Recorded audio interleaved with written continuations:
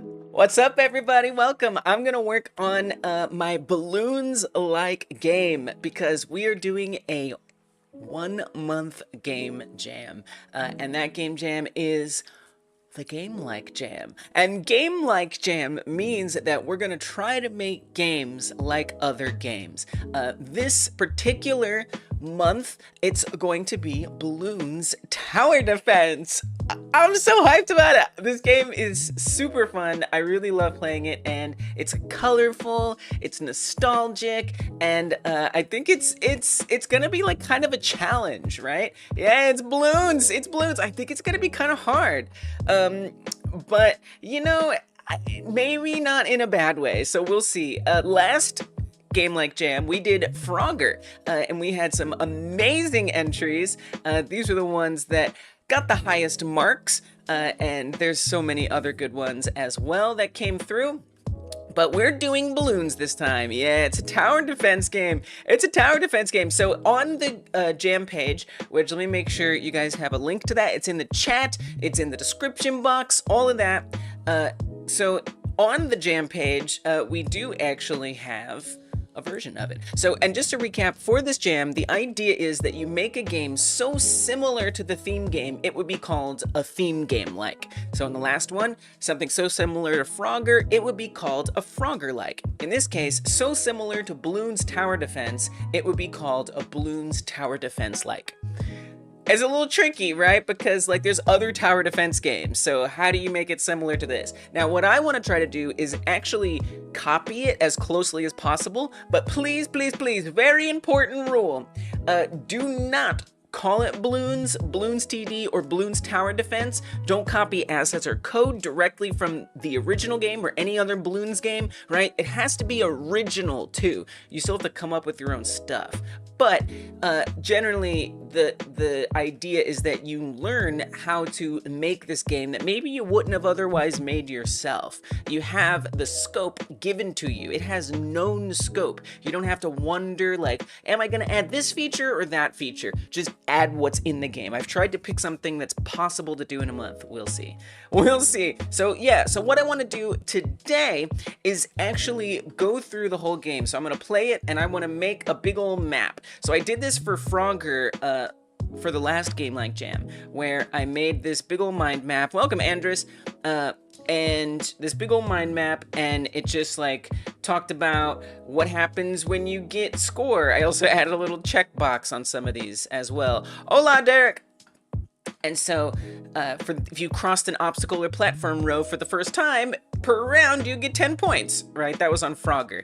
I mapped out every row in Frogger, all that kind of stuff. So I want to do the same thing for Balloons Tower Defense. That's what this stream is going to be. Also, if you have questions about the jam, you're not sure you understand what it is about, what's going to be expected of you, things like that, just whatever, just let me know. I'm here. Also, if you have like stuff that you're working on that you want to share already on the Blue, I see we have some posts on the Discord. It might inspire you. We should look at that too. So yeah, all right. So yeah, I'm gonna start making it, and I'm gonna base that on playing the game. So I say we just like play the game and see what it is. By the way, this jam has no affiliation, all right, or endorsement from, or association with Ninja Kiwi, Modern Times Group, or the Balloons franchise. Just a game dev with other game devs trying to learn some new skills by making games that maybe, again, we wouldn't have otherwise made. All right, so let's play some balloons. Again, this is embedded right on the jam page. Let's go full screen as much as it'll let me. Let's play this. Nicholas Barr, thank you for becoming a member. Oh, I don't think you know what you've done. Do you know what you have done? Thank you, for one. You're supporting the channel. Also, the next time I work on this is going to be on Monday. Every Monday, I do member streams, exclusive live streams just for members of the channel. Every single Monday, unless I'm sick or something. And you also get emotes and other perks and stuff like that. So we gonna sing you a song. Oh, that says Dono song. You did in a way you did Dono. But technically this was a member. So we're gonna give you a member song. You know, I just think that would be more fair if we said it what it is. Member song. All right. Yep, I'm doing it. I'm singing the song, all right? Oh, Nicholas Barth, you've won my heart with your membership. Oh, Nicholas Barth, you've won my heart. Thank you for being a member today. There you go. It's your favorite song. Thank you. Thank you. Welcome for me hosting the jam. I love doing it. We're doing this every month, so hexannually. That's what the word I'm choosing to use. Hexannually, every other month. So January, March, May, July, September, and November. This is the second one ever, and I'm so excited to do more. All right, here we go. Let's play some balloons. Let's do it. And you get the emotes. Oh, and you get access to the emoji wall, so you can post emotes on screen. Stuff like that. Okay. Let's do this. So now there's some, okay, already I'm seeing a lot of things here that I need to write down. Yeah, so, well, and so real quick, hexannually, right? So bi-monthly is like what generally is agreed on as the word for every other month. But it's confusing. Okay, could I just go on this rant for a second? Bi-monthly definition. Okay, look at this freaking definition right now. Okay. Which is it? It's both. It's both occurring every 2 months and occurring twice a month. And occurring twice a month already has a word semi-monthly, but it also means bi-monthly. It bothers me. It bothers me and it's confusing. However, if I search hexannually, okay, there's only a small handful of results. And guess what? Every single result, I looked at all of them, unless there's new ones that I missed. All of these results refer to it in every 2 month context. It's hard to say. In every 2 month context, hexannually is referred. So I'm going to use hexannually in the tradition of the Google results that say that we all use it that way. So that's what I'm doing. You're also bi-monthly, but you identify more as pan-monthly. I love it. Same. All right. So anyway, balloons. Let's get this game played. Yes. I should probably move the chat. It's actually blocking an important part of the game here. Where am I gonna put it? Let's make this full screen so we can see. Oh, there we go. Nice. It's perfect. Okay, welcome, Pawn. So, I mean, I'm gonna restart it because I don't know how. I think I have to hit the refresh page because there was some stuff that already happened here, right? There's these little messages at the bottom. So you don't have to make all this. If you want, you can, but like, you don't have to, you don't have to have all these external links. I don't know if I really recommend putting external links in your game, but yeah. So these are just like promos. It's some old like Flash 2000s Flash type of like behavior to just have some self promo just all over the place, which is actually very smart. And you may notice Bloons is quite a popular franchise, so they did something right. But we're just gonna do new game now. Down here, welcome to Bloons Tower Defense. Stop the balloons escaping by building towers next to the maze. Okay, already I'm seeing ways I'd like to improve it. I did not have enough time to read that, but that seems like an important thing. So I am going to write down, we're going to write down that. So I'm just going to drag in something here. We're going to call this, I know I'm almost out of space. We're going to call this Balloons Tower Defense, just as like the central point here. And then let's drag some stuff out. So what's an important thing? Let's call this UI, right? That's what this would be. UI. Probably gonna need to delete something to have enough space. By the way, if you guys want to help me get more space on Milanote, I like Milanote. It just like has like a nice. This is not an ad, by the way. I'm just trying to get more space. They have a nice like visual kind of on a sloppy way to add things, and I love it. I love it. I can just like make a mess of everything and just put stuff wherever I want, and it's really, really convenient and nice. But I'm on the free plan, and there's only so many things I can create on it. So if you guys want to check out Milanote and you want to help me get some more free space, you can join up on Milanote, and it'll help me. All right. Not sponsored, just literally refer a friend, get more space. That's all it is. By the way, as a balloons like, I assume it'd be something like including the balloons splitting into other balloons system. Yeah, totally. Yes. Yes. 100%. Or does balloons like also encompass the tower defense concept? Yeah, I mean, it's both. It's both. And again, you know, here's the thing, like you have to kind of decide that for yourself, right? So remember, the whole idea is submit a game so similar it would be considered a balloons tower defense like. So what does that mean to you? And not only you, but here are the judging criteria. Which game is going to, if this matters to you, which game is the best, most like the original? So of all of them that are most like the original, which ones are the best?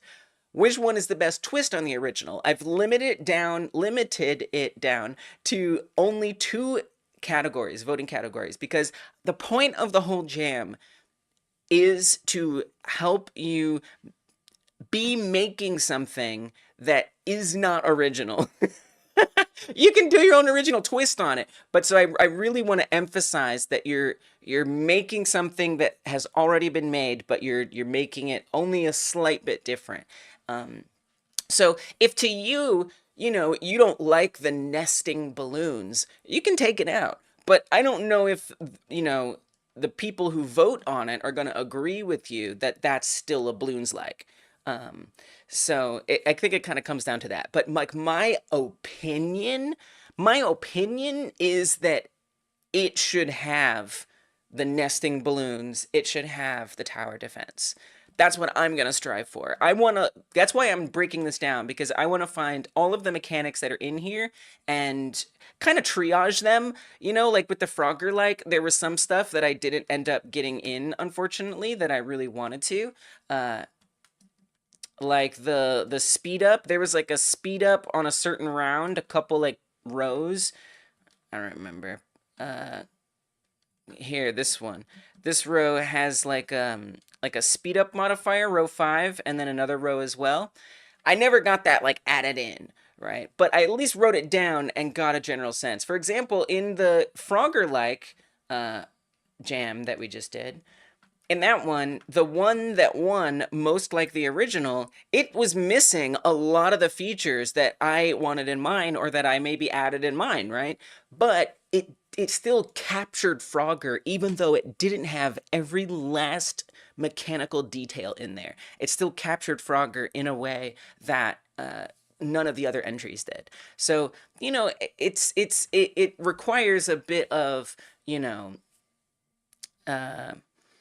feeling it out. Like, does this feel like Frogger? Does this feel like balloons? You know, it's tough. But then you can also go like the route that Ballor did in the last Frogger. Like, again, I do recommend you guys go to this page. There's a link right on the jam page to go back to the last one.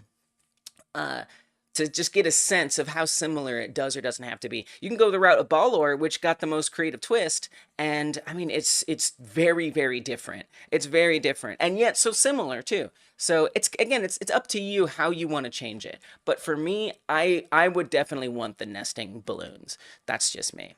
I'm definitely not going to make them balloons, though, personally. You love making TD games? Nice, perfect. I've never made a tower defense game or a game like it, so this is going to be a first for me, which is part of also why I like doing this jam, like, because I'm going to learn some things that I'm not used to, and hopefully you guys will, too. Except for Pon. I haven't made a tower defense before, but I'm still going to make one. It's going to be interesting. Let's go! Right, and like, you don't have to become a fan of making tower defenses. But, like, what I learned making the Frogger, like, was that there are mechanics that I have never tried to make before. I mean, it's not a very complicated one, but in Frogger, there's, like, platforms that wrap around, right? So and they don't seem like they do, but studying the game, I found that they do in fact. So like the logs at the top that you jump on as the frog, once they go off the screen, they come back through the other side, and it just like loops around like that. And that was something I've never tried to make. And now it's something that I just know how to do. I know how to make a wraparound mechanic in games, and that was super cool to learn. So like these logs right here, when the frog dies, look, it comes out dead on the other side. And so that was like a cool thing. And again, I'm probably not gonna make a game like Frogger ever again, but I picked up some skills that I wouldn't have learned otherwise. And that wasn't the only one, right? Just getting the experience of making a high score, of having finish lines and having rounds and building a system for round 1, round 2, round 3, and all that stuff. A timer that counts down and that affects your score. All of that stuff, it was little things. And because I learned all those little things, now when I go to make other stuff, I have those in my toolbox. So to me, that's what comes out of this as something quite valuable. Tower defense, awesome, sounds fun. I know, right? I think it's gonna be really fun. I do. I'm extremely excited. Have I looked at concepts? What do those words mean? I wrote, so right now, today, what my plan is for the stream is to answer questions from you guys about the jam, and questions or comments, and to break down the game itself, make a whole like design map, and yeah, figure out where I'm going to proceed after that. So if that's what you mean, we're gonna do it. I use Milanote too. Nice. You had to get premium. I know. I'm probably gonna have to eventually. I can't afford it right now, but maybe someday. It's that we're talking balloons like and not tower defense. So I assume since the twist/hook of balloons is the splitting system, maybe that was the main part. Yeah, that's fair. Yeah, I mean, again, it's up to you. It's up to you. You can still make it how you want. You don't have to make it exactly like balloons. I'm going to try to make mine as close to this as possible with minor changes. That's my personal goal. But you can say, I don't like the splitting, and I'm going to get rid of it. But also, if you think to yourself, even though I don't like it, it's essential to balloons, and therefore I'm going to make it so it's a balloons-like, then that's good, and you should do that. Plus, it seems like an interesting mechanic to learn how to make.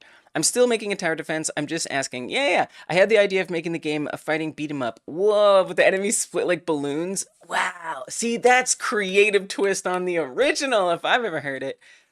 Since you're on the Frogger-like page, I really like Ballor. It could be developed to a Steam release. I agree. And we told them that it could be. Yeah, 100%. Ballor is outstanding. It by and large won the last Game Jam. Although there are multiple categories, it still was. I mean, it got most creative twist, best artistry, sound design, completeness. I got rid of those categories. I mean, if you just look, like this one took them all anyway. But yeah, really, guys, I do recommend you play all 3 of these previous winning entries. The first Game Jam I was a part of as a composer mostly, we made a game that was part tower defense, so I feel like I'm about to return to my very recent roots. Let's go! I'm so glad, because on some level I was worried, that the game would be too hard, so hopefully it's not. And there's Edgeworth, who made Ballor. Welcome back, Edgeworth. You don't know if you're going to join this one, but it's going to be exciting to see everyone else's games. Fair. You never played Bloons, TD. I had not played it much. I like came across it, but I never really played it that much as a kid.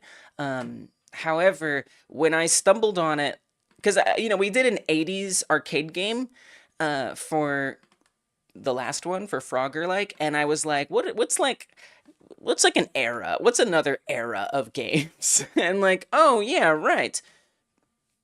2000s Flash. And so I just started looking at 2000s Flash games and playing them. And then when I found this one and just the simplicity of it, and yet it had at once simplicity and complexity. And that drew me to it the most. And obviously, it's very recognizable, right? It's something that maybe people will have actually played before or heard of before. But I do want to consider doing obscure games too sometimes. Yeah, tell me about it, Pawn. I'm interested. Hey, welcome, Josh. You are right on time. Yeah. See if anyone needs it. Well, that's the other thing. And then Edgeworth too. Like, so we've got a Game Like Jam's Teams uh, forum or channel on the Discord. So people have been linking up there, posting that they're a narrative designer, developer, programmer. Looking for a Look at that. Looking for a programmer. All right. Like, team up, work together. This is a month-long jam. It's really well suited to that, I would think. So yeah, and I make your own post on there too. It's a lot since I participated the last time. Didn't know you started a new thing. Yeah, it's the Game Like Jam. So the Game Like Jam is about making a game like another game. So originally this was going to be called the Copycat Jam, but I realized it wasn't good to encourage people to plagiarize, games. So we call it the Game Like Jam, making a game like it. Sort of like roguelikes, Souls-likes, in this case, Balloons-likes. And the concept is that you don't have to worry about what the game is going to be because we're presenting the game. Here's the game, known scope. It's my gift to you. That you don't have to be like, what am I going to make?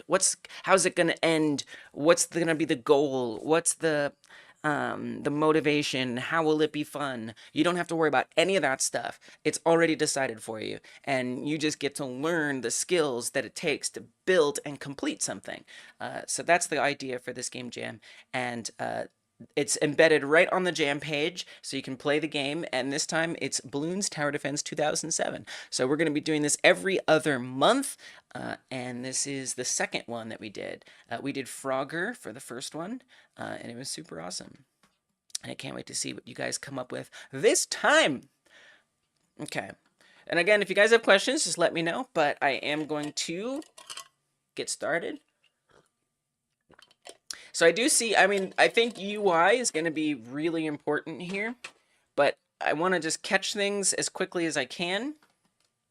So we're going to just start out with the UI. Yes, there's like a new game and stuff. I'm not going to worry about that too much. Like, yes, a main menu. I think that's kind of self-explanatory. So we're just going to start with the messages, the tutorial messages. Now, I don't know to what extent I want to put some of that on there. I kind of am opposed to tutorializing personally, but tutorial / fun messages. It's gonna start with that. We'll just pop that on there because it's not just tutorializing. They also put some like fun stuff on there too. Josh already has an idea, and Josh got the most like the original. Josh made Pico Froge, which is also a super good one. Very similar to Frogger. I don't know. I can't wait to see what it is, Josh. I don't know if he posted for the game but it doesn't hurt in asking. Really? That's interesting. Oh, they're just looking for it for the jam. Oh, maybe you meant something else. Okay. Anyway, that's for the jam. You're gonna go totally original idea and take the name literally. Defending a tower from balloons in FPS fashion. Whoa! Oh wow! Interesting. Whoa!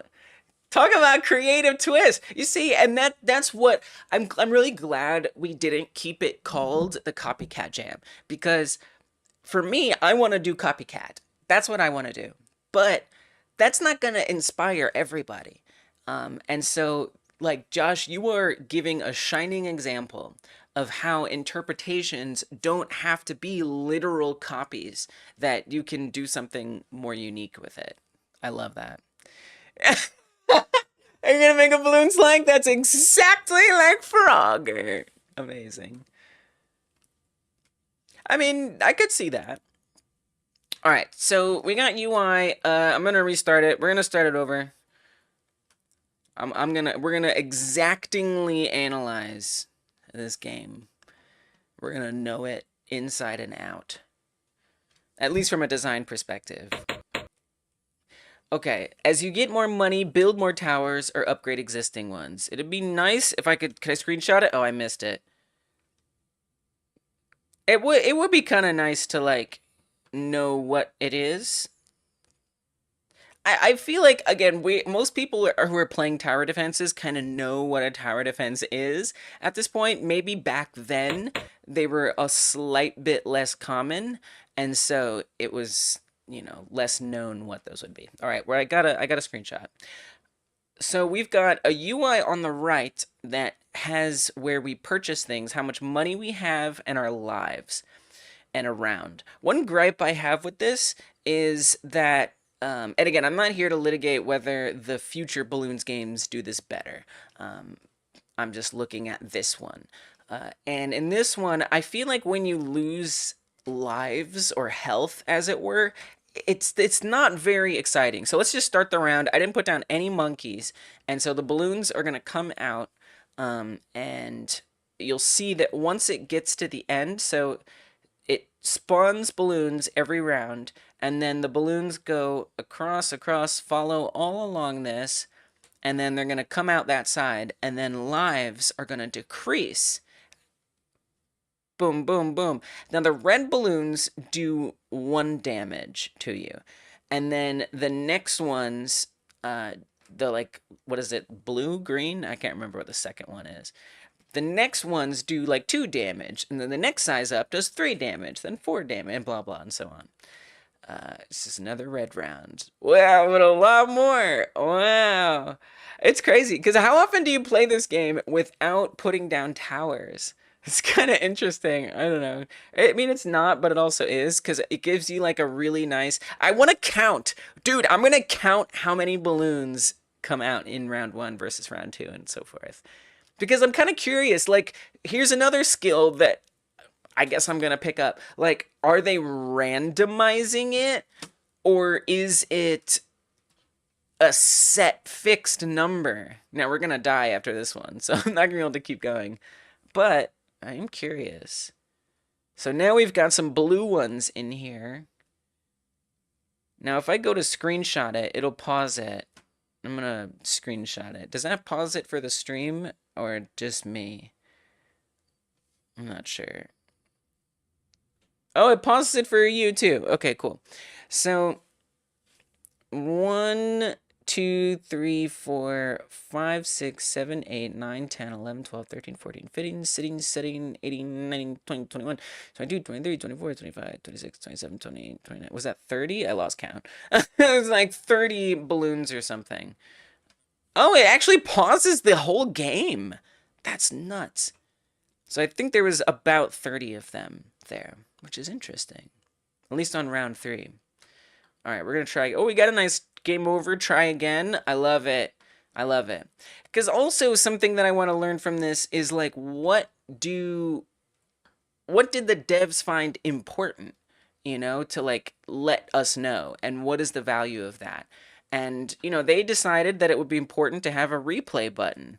And maybe I decide, actually, it doesn't make sense. But sometimes I think I learn from that too, like the choices the developers made. And like, yeah, I want to make sure I give players an opportunity to keep playing if they want, especially if they just died and it was frustrating or something. So let's say, I'm just going to kind of put it in here as a mess. On death, replay, and then I think that was it. I think it was just try again, play more games. On death, game over, and then try again, and try again. Okay. And also says play more games. I'm not that interested. I mean, maybe there's something to it. Like, maybe I will. I don't know, like link to the itch.io page or something. It feels bad. I don't like it. Maybe it was like more like understandable and charming back then, but I think these days we would call that like ads, and it might be kind of annoying. All right, try again. This time I'm going to count how many balloons on first round. Balloon, balloon, balloon, balloon, balloon, balloon. Okay. 1, 2, 3, 4, 5, 6, 7, 8, 9, 10, 11, 12. Okay, so now I don't know if it's always going to be 12 on the first round, But that's what I'm going to find out. I want to analyze this. I want to understand what they've done. Okay, so this was all UI stuff. But now let's look at, I guess, so there's a couple different components. There's the things that you can spawn as the player. And then there's although I guess you can spawn the balloons by pressing start round, which is kind of interesting. Huh.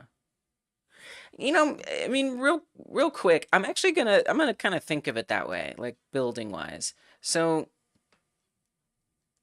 there's the tutorial / fun messages at the bottom. Let me just break down this UI a little bit. I gotta get my mind all over the place. This is why I like Milanote, because I can just like make a mess of it and rearrange things easily. So I'm gonna say what? Gameplay menus. Let's call it that. Something. And this will be, whoops, what the on death thing comes from. All right, but then we have this, which is that thing at the bottom. That's important. But even more important is and I'm gonna make this, let's make this look a little fancier. Where is yeah, give me this one. So this is gonna be, I don't know, toolbar, use bar. What do I call this over here? Something. I'm just gonna call it toolbar for now. I don't really like that, but it'll have to do. Maybe we'll say side toolbar. Okay, then in here, actually, why don't I make this? Let's bring this bigger. Maybe I will put a note in here, actually. And then we can put multiple notes in here. Yes, we can. Beautiful. I love it. Oh, and we can draw things off of this. Gosh, I love Milanote. Okay, so I want to say that there's a start round button down here. And this is very important because this leads to spawning the balloons. So there's kind of like, there's a UI and then there's like a gameplay area, right? Or I'm going to call it the board. Game board, let's say. And the game board has stuff that come from, like, are on it. So there is a path. And there is, well, I mean, that's kind of it for now. So we'll just say the path for now. Well, actually, no. Let's say that there's actually a couple things. There's the spawn point, or balloon spawn point, right? And then there's also the player damage point, which actually are kind of connected to the path. Uh-oh. My workspace is full. No more notes. All right, this is what I have to do. I have to get rid of my Frogger-like map. It's the only way. It's the only way I'm going to have space. So it's going to have to be deleted. I did export it, though. So I'll download it as a PNG. Just make sure I have a version of it. Goodbye, Frogger-like. I can't afford you. And so you must be deleted. You'll be missed. Okay, look at all that space now. Free plan life. Okay, so path. Now, I kind of would like to indicate that the path starts with the balloon spawn point. So that's what I'm gonna do. There's the balloon spawn point. There's towers that we can put them off of the path. They're not really on the path. So and if you think about it, you actually can't put towers on paths. You can only put them in the grass. So the game board actually has a couple components. It has the path, it has the grass, and obviously the spawn point, and then the player damage point. Okay. Understood. So let me make that more clear. Path goes to the balloon spawn point, starts with the balloon spawn point, which ends at the player damage point. And then outside of the path, there is the grass. So there's also some properties that go along with it. Maybe I'll go back to this like nice little column thing and set that up. Andrew said, I don't know if I should keep my game mostly a secret or show stuff along the way. I mean, that is like a careful balance that you have to keep, right? Because, but it's tough too. But I mean, look, let me put it this way. I think actually sharing your progress is probably beneficial to you because couple things. Number one, it's very unlikely that people are going to make the same thing as you anyway. So I think worrying about copying is not necessarily reasonable.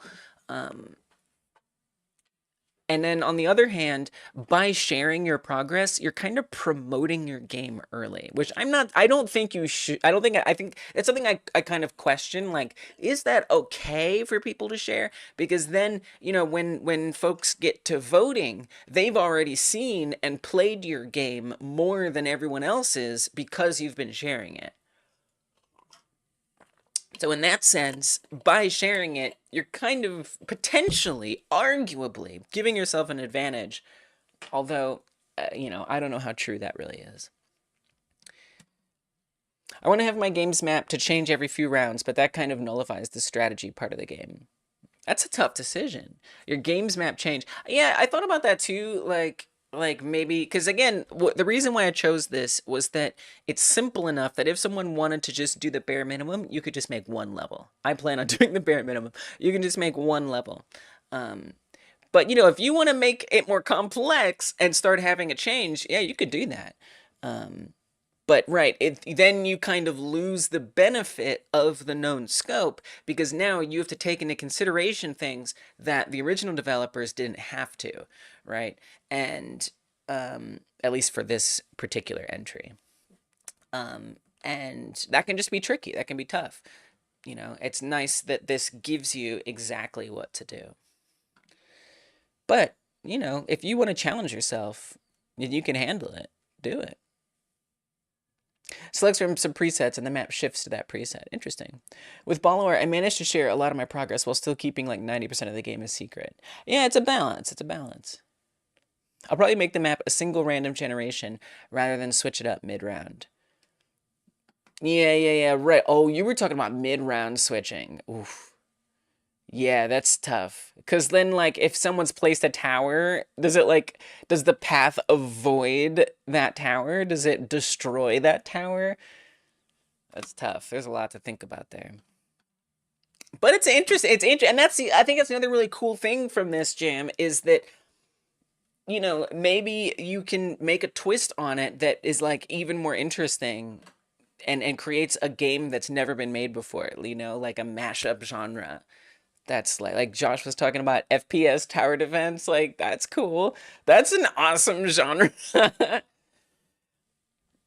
Go the showing path, but I'll keep some stuff a secret. Yeah.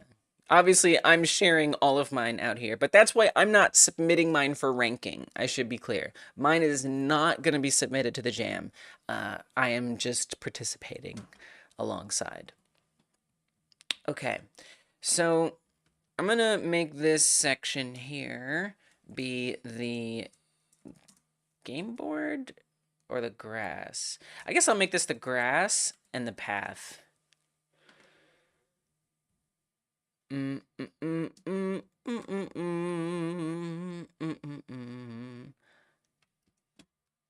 So the grass has the property of allowing towers to be built on it. I really didn't need to make that. Towers can be built on it. Well, let's make one for the path. I kind of would prefer this. Towers cannot be built on it. And then I'm going to connect this over here. And we'll kind of say this is the path. Maybe we could even, you know, maybe I'll add like an extra card in here now that I think about it. Path itself starts with a balloon spawn point, ends with a player damage point. Cool. Oh man, I'm having trouble clicking that one. Let me click it. There we go. No, I couldn't click it. Okay, great. More fast-paced combat-focused balloons. Nice. That's interesting. That sounds fun. I'd play that. Welcome, Nickba. I think maybe submitting to the jam is good, so it's easier to find and play post-jam. Oh, for my own entry? Yeah, I agree. I completely agree. So, like, for my own, for the Game Like Jam, basically, there's a community post on here for extra entries that weren't submissions. You can see not many views, to your point. And that's where I put mine, my Frogger-like. And then there were some other ones that didn't make it into the submissions for one reason or another. And so I included those in here as well. So like a place for us misfits. So, you know, I think of it as a show of solidarity. Like, hey, hey, you know what? You're not the only one who's isn't visible. But at the same time, you're right. And I'm honestly okay with that. I'm here for the learning first and foremost. And if it's a game that I really want a lot of attention drawn to it, I can promote it otherwise. But my main issue with putting it in there is, like, for right now, the only thing you win is recognition. What I would love is, what if someday there could be actual prizes? Like, what if we could get sponsors, you know, and you could get like a standing desk, I don't know, or something if you win. I don't know, something like that.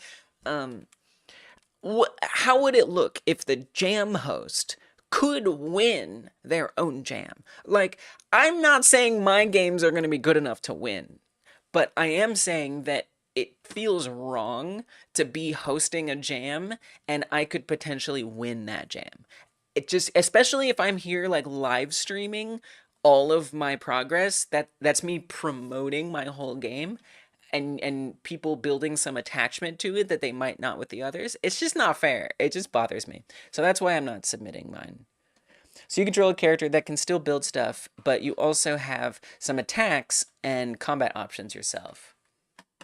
Very interesting. It's really cool to hear what you guys are already thinking of. Like, I just announced this last night, and y'all are like, let's go, let's make stuff. Andres, it sounds like a banger. The episode of The Office where Dwight tricks Jim into giving himself a raise. That's funny. Now I want to watch that episode. I don't want to be tricked into giving myself a prize. I don't want to do it. I can't be Jim. Okay. So player damage point, path, and then grass. I was on grass. Towers can be built on it. All right, and that's the game board. I mean, I love this like columns thing. I kind of want to do another one of those. It's just it's nice to have like different ways to like visualize this. And obviously I encourage you guys to do the same thing, but you know, you're also welcome to use this. Oh, I can't put columns in here. Oh dear. I guess I should make this shareable, so if you guys wanted to reference it, you could. Okay. Well, okay, so it's not perfect. That's okay. I don't need everything, I guess. We're jam ratting. We're total jam rats up in here, dungeon. Okay, so there's the side toolbar. This is where I was. Starts around. And the reason why I wanted to build all that, something that I like to do also, is to just like throw a note all the way to the side, just so that way I get more space. Because I'm gonna need some more space to move around. Okay, nice. I'm not a big fan of strategy games, so I figured I want to put some action in. Fair, totally fair. Yeah, I mean, I feel similarly. Like, this isn't like a game that I would normally go to play. But yeah, I love that that can actually help you bring like something more interesting to it. So what I want is to actually select the whole game board tree.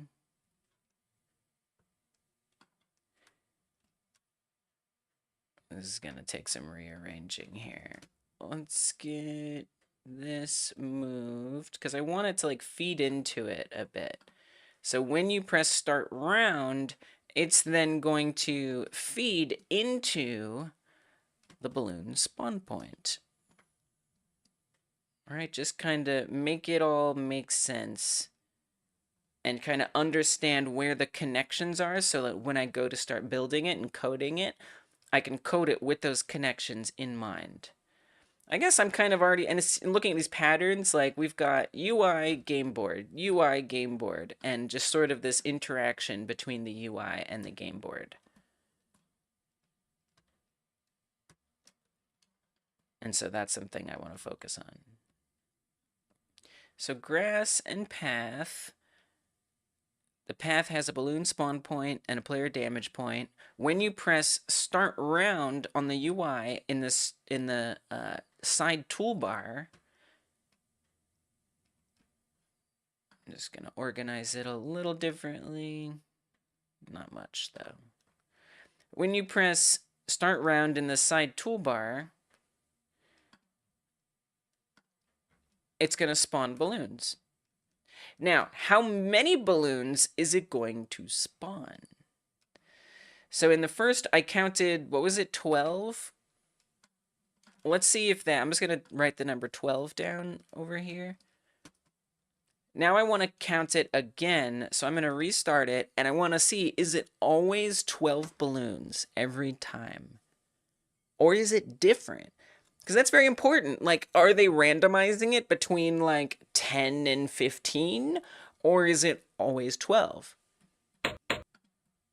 Further, when we get to, like, blue balloons and green and black, is it, like, random, like, between 1 and 5 blue balloons, or is it always 2 balloons in a particular round? Now, there's a lot of rounds, so I can't remember. I feel like there's like 30. Okay, we need to pull up a resource here. We could also just play it, but balloons, tower defense, rounds. Balloons wiki. I don't know about fandom. Maybe we could skip fandom here. I don't think we're gonna get around fandom. All right. But does it have the first one, or does it just have the newer ones? That's BTD6. No. Please stop this.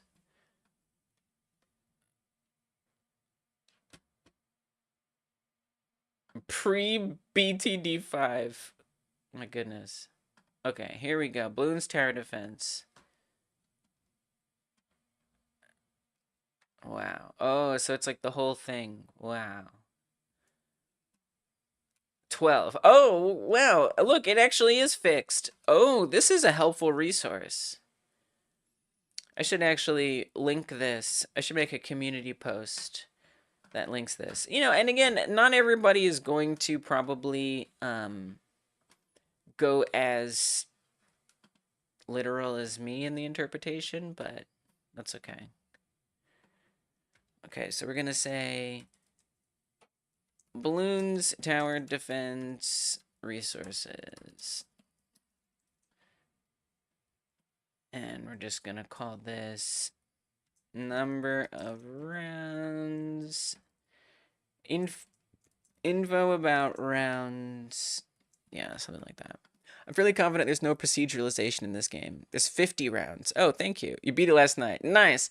The pop-ups on the bottom tell you what the round is going to be sometimes. That's right. They do. That's right. Yeah, dude, the first time I beat it, because I've been playing it this past month, preparing for this, it felt so good. I was like, yes, I am the champion of balloons. And it felt so good. It would be interesting. It would be interesting. But you, yeah, fairly confident. Yeah, I suspected, but I wasn't fairly confident. But you're fairly confident. That makes me think it's probably true. It would be interesting. It would be interesting, right? If you could like set it up, right? And these are little ways that you can tweak the original too. Because I guarantee you, not everybody, if anybody, is going to go into as much detail as I am to mimic what it is, right? But I think by studying what it is, it helps us make better decisions about how to change it. So, for example, maybe you do everything else the same, but instead of having a fixed number, you actually say that it's procedural. So it's who knows how many you're going to get. I don't know. That's something, again, I think that increases the scope a little bit potentially because now you have to balance for that. But, you know, if that's something you're skilled at and something you're interested in, it's a perfect place to iterate. You got Balloons Tower Defense 6 last night? It lost all your endgame save data, so you uninstalled it right away. Oh no, I'm so sorry. I'm so sorry for that. Does this game use the same path every time? It does, yeah. It's one level, it's one path. That's why I chose it. Because you don't have to worry about making more levels. Literally, it's just this. What you see is what you get. No more. I think it's achievable in a month. I do. Okay, so Dungeon Martian has not only has Dungeon Martian confirmed that it's fixed, but this here I'll put a link in the chat. This this wiki page has also confirmed round 1 has 12. Now what's a little confusing to me. No, I guess not. I guess that's what I counted. I thought I counted, maybe some were on top of each other. When I was counting them, maybe some were on top of each other. Because I thought there were 30 in round 3. But it says 34. Wow. I mean, it is totally fixed. That's crazy. Because, so this, I was kind of hoping it was proceduralized. Because, like, 50 rounds is kind of a lot. So that means, wow. I'm going to say this is an invaluable resource because, wow, that is a lot of numbers that basically we have to, at least I'm going to, program them all in. The red balloon equivalent. Now that's just the red balloon equivalent, right? So when it says red balloon equivalent, this is like a balloons term, meaning that if there's 24 red and 5 blue, each of those blue balloons count for 2 points, or $2, as it were. 2 money. And so it's 5 times 10 plus 24. The red balloon equivalent is 34. Even though there's only 24 red, those 5 break down into 10 reds. So the red balloon equivalent is 34. So, you know, we'd want to clarify all of these. I don't remember there being 5 blue, man. Is this correct? I'm doubting this a little bit. It'd be easy to fill out an array. Yeah, I mean, you just say, I hear you. I think it could, yeah. I think it's just, it's a bit dull to fill it out, but you're right. You just have to make sure you set up your system correctly. Yeah, you're right. It's correct. All right, let's confirm it with our eyes. Seeing is believing. And 4.4 comes out next week. Are you going to update to it? It comes out next week? That's news to me. Godot 4.4 release date. I didn't know it was announced that it's gonna... Because these are the kind of things I saw around this. But you're telling me there's like an actual date now? Practically ready. Like, okay.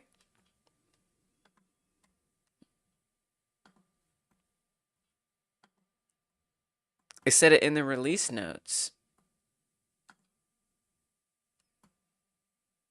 Let's see. I'm going to be making my game in Godot. That's why I'm so like, I have to be interested in this. I must. Where did they say it? We're almost ready. Is that what next week is? Are you sure that's what next week is?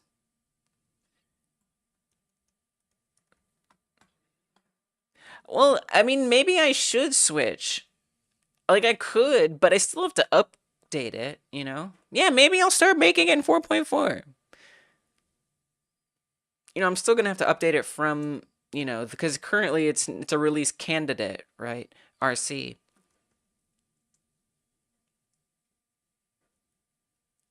But screenshot the sections. All right. So, you know, I'm still going to have to update it, but it won't be as rough as going from 4.3. Yeah, maybe I will. Maybe I will. Okay, so we're counting balloons. New game, start round. It's probably going to be 12, but I want to see it. Oops, a little early. 1, 2, 3, 4, 5, 6, 7, 8, 9, 10, 11, 12. All right. So now, the other thing I want to think about, since this is almost all confirmed here, the theme, it's Balloons Tower Defense. Balloons Tower Defense is the theme this time. The original, the first tower defense installation of balloons.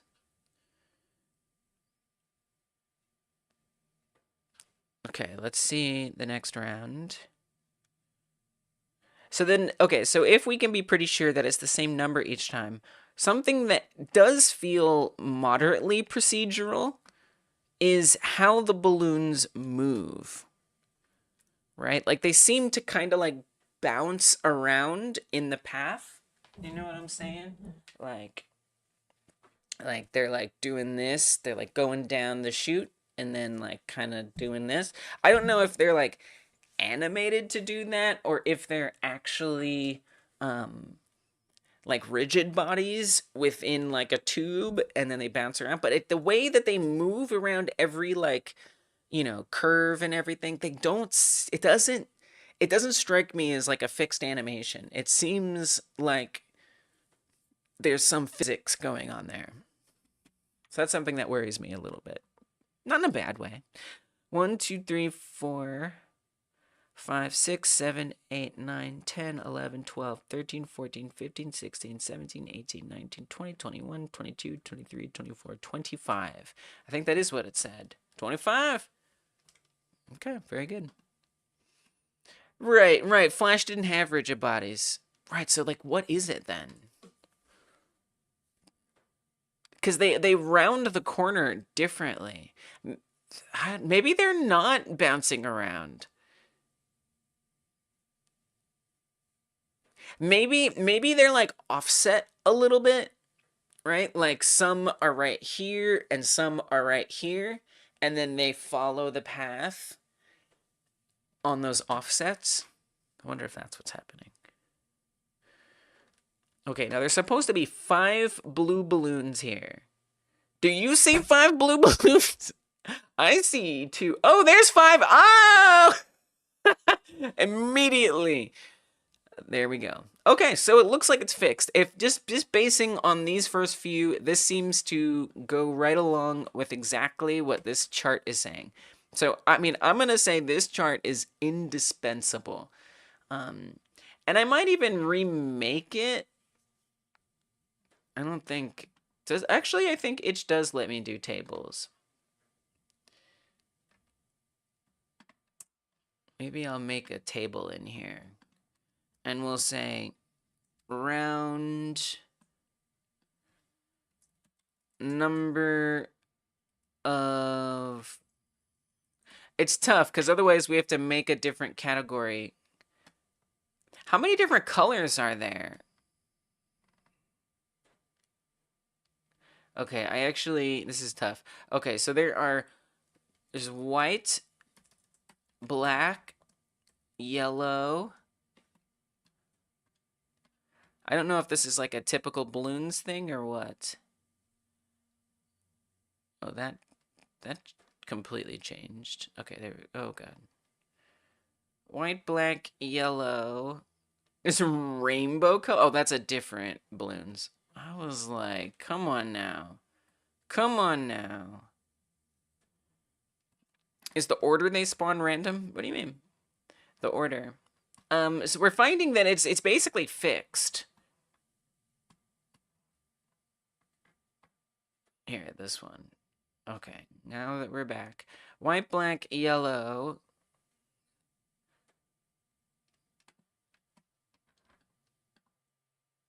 Okay, white, black, yellow, white, black, yellow. Green,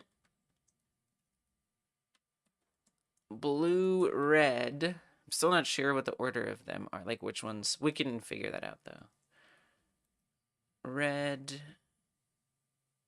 yellow, green, blue. I think that's it. I think it's all of them. Okay. That's it. White, black, yellow, green, blue, red. I don't think I can like add rows on here or columns. Oh, I see. If we come, I don't know if I can do that.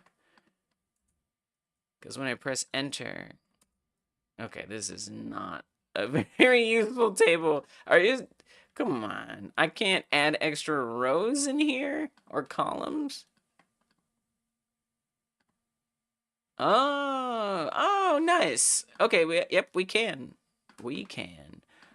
Let's remove this row. I'm trying to add this in as like a resource for everybody. I'm not sure anyone's, in my experience so far with the last jam, it didn't seem like y'all were as interested in these details as I was. 2, 3, 4, 5, 1, 2, 3, 4, 5, 6, but I'll still share it. So round 1, 2, 3, 4, and then 2 more. 5. It also helps me to do it. Okay, so we've got red, then comes blue. I think I'm gonna guess yellow is next, but I could be wrong. Then green, and then I think it goes black, then white. I could be wrong about that. Seems like maybe 2 to 3 splines they attach to. Oh, that's interesting, Sean. Oh. Wow. So not like what I was thinking, that it's one spline and they have like the balloons are offset. So some spawn a little over here, some spawn a little over here, some spawn a little over there. You're saying that there's like a curve that goes here, a curve that's there, and a curve that's here. And then they all, like, some follow this one, some follow that one, and some follow the other one. That is interesting. And obviously, you could solve that in different ways. Like, you could do my idea of the offset, or you could do what Sean is saying. Wow. Interesting. That's very cool. And then it looks like their rotation is slightly different. If anything is offset, if it's what you're saying, it seems like sometimes, you know, they're angled this way, the balloon is angled that way, even if they're on the same spline, as it were. Wow, that actually makes more sense, though, what Sean is saying. Because the way they kind of like curve around in a way that wouldn't make sense if it was just an offset. I think you're right. And so then I have to wonder, is it the same one every single time? Like there, it started, you can see the balloon started a little like lower, the first one, and then the next couple were higher. So is that the same this time? No, this time it was a little higher.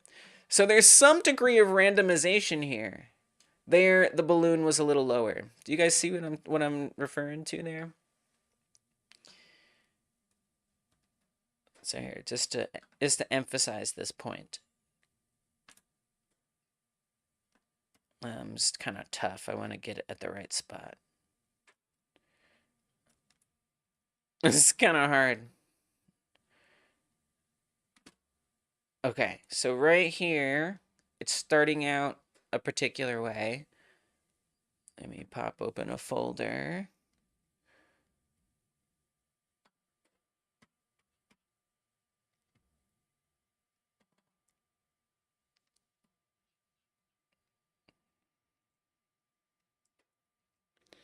So that first round that I just screenshotted, it looks like this. This one down here, that one up there, this one kind of lower. Now if I restart it and run it again, it's a little different. It's a little different.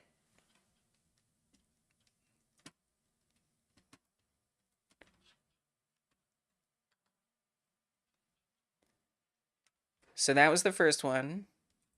This was the second one.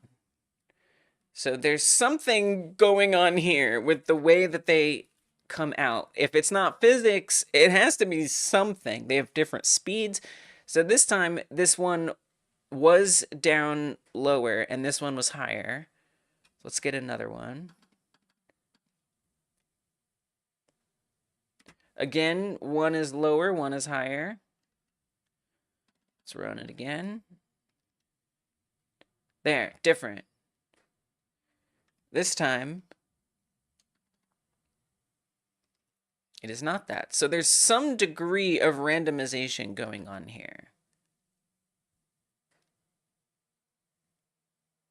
It's not the number of balloons, it's not which color they are, and it may not even be the paths that they're on. But it certainly is something.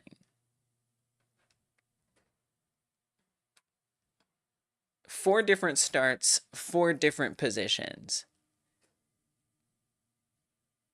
Quite similar. Actually, these two are very similar in the middle. Incredibly, like, identical. Is that the same image? Dude, I just opened the same image. There's no way. Come on. I just don't even believe that.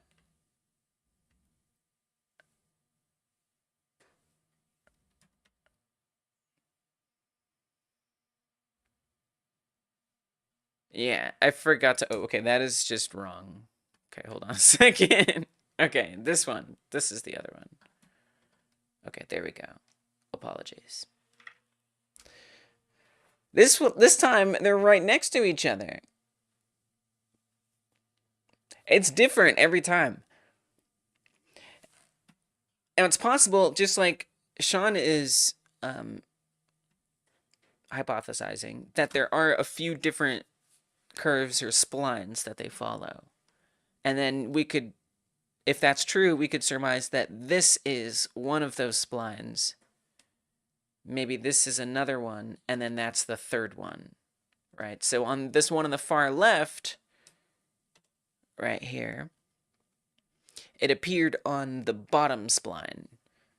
This one appeared on the top one, and then maybe that one appeared on the middle one. Maybe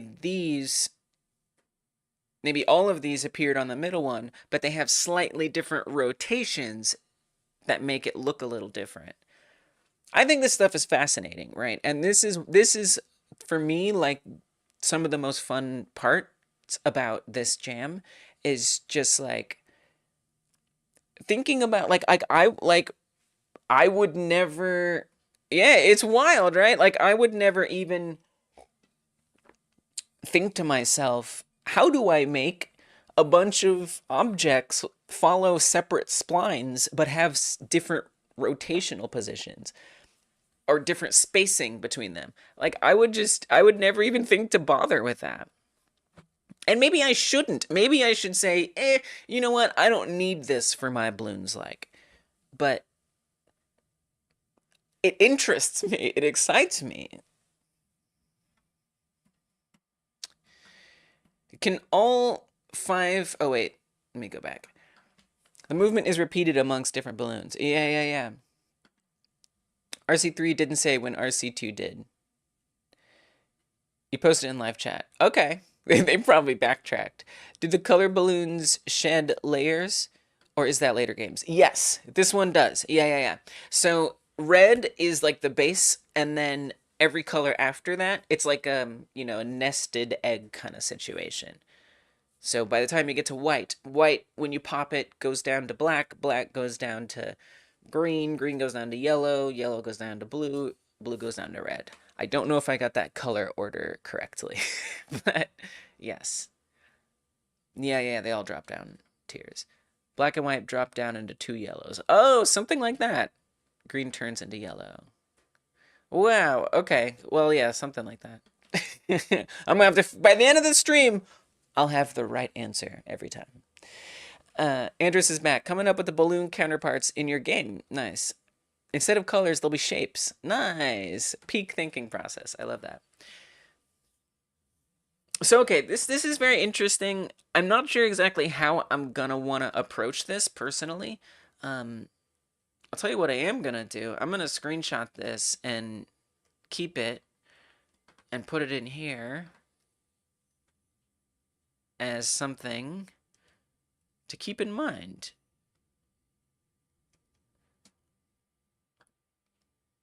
So the balloon spawns. This is going to be a huge point of focus. So let me make a little section here.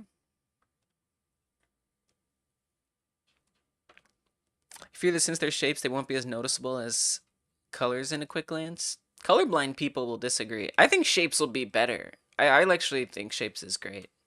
It depends. I actually see what you're saying. Yeah. I do know what you mean. But at the same time, is it that important? Like, you don't really need to glance quickly, at least in balloons. Like, you just have to make sure you're prepared for anything and have the right towers down. Path plus path follows would probably be the best one-to-one. What does that mean?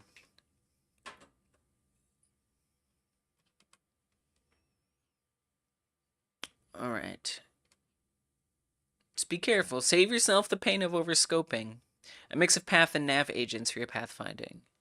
Right, and so that's the thing. Like, we don't have to imitate exactly the way that Ninja Kiwi did it in Bloons Tower Defense. For sure. Like, come up with whatever you gotta come up with. For sure. Balloon spawn point. Positional randomness. Let's add a note in here.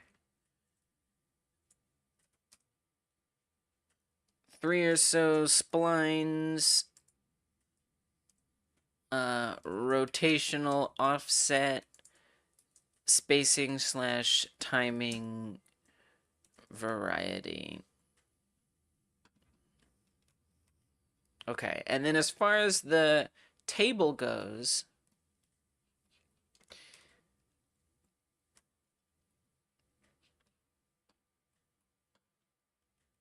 is there, let me, Bloons Tower Defense, balloon colors.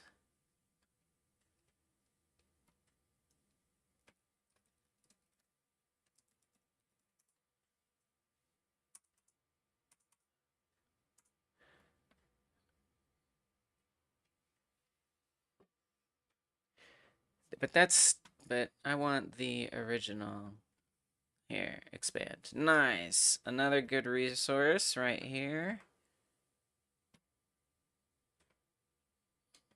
Okay, so the red balloon has 1 red balloon equivalent. Blue has 2 red balloon equivalent. Nice. It tells you the debut, round 3. Oh, and it tells you the speed as well. I love that. That is so helpful. Parent of 2 times yellow balloon, 2 times yellow balloon, just like Dungeon said. It tells you when they... I mean, I would want to make this exact, personally. I'm not going to make mine balloons. They're going to be something else. I don't really know what yet.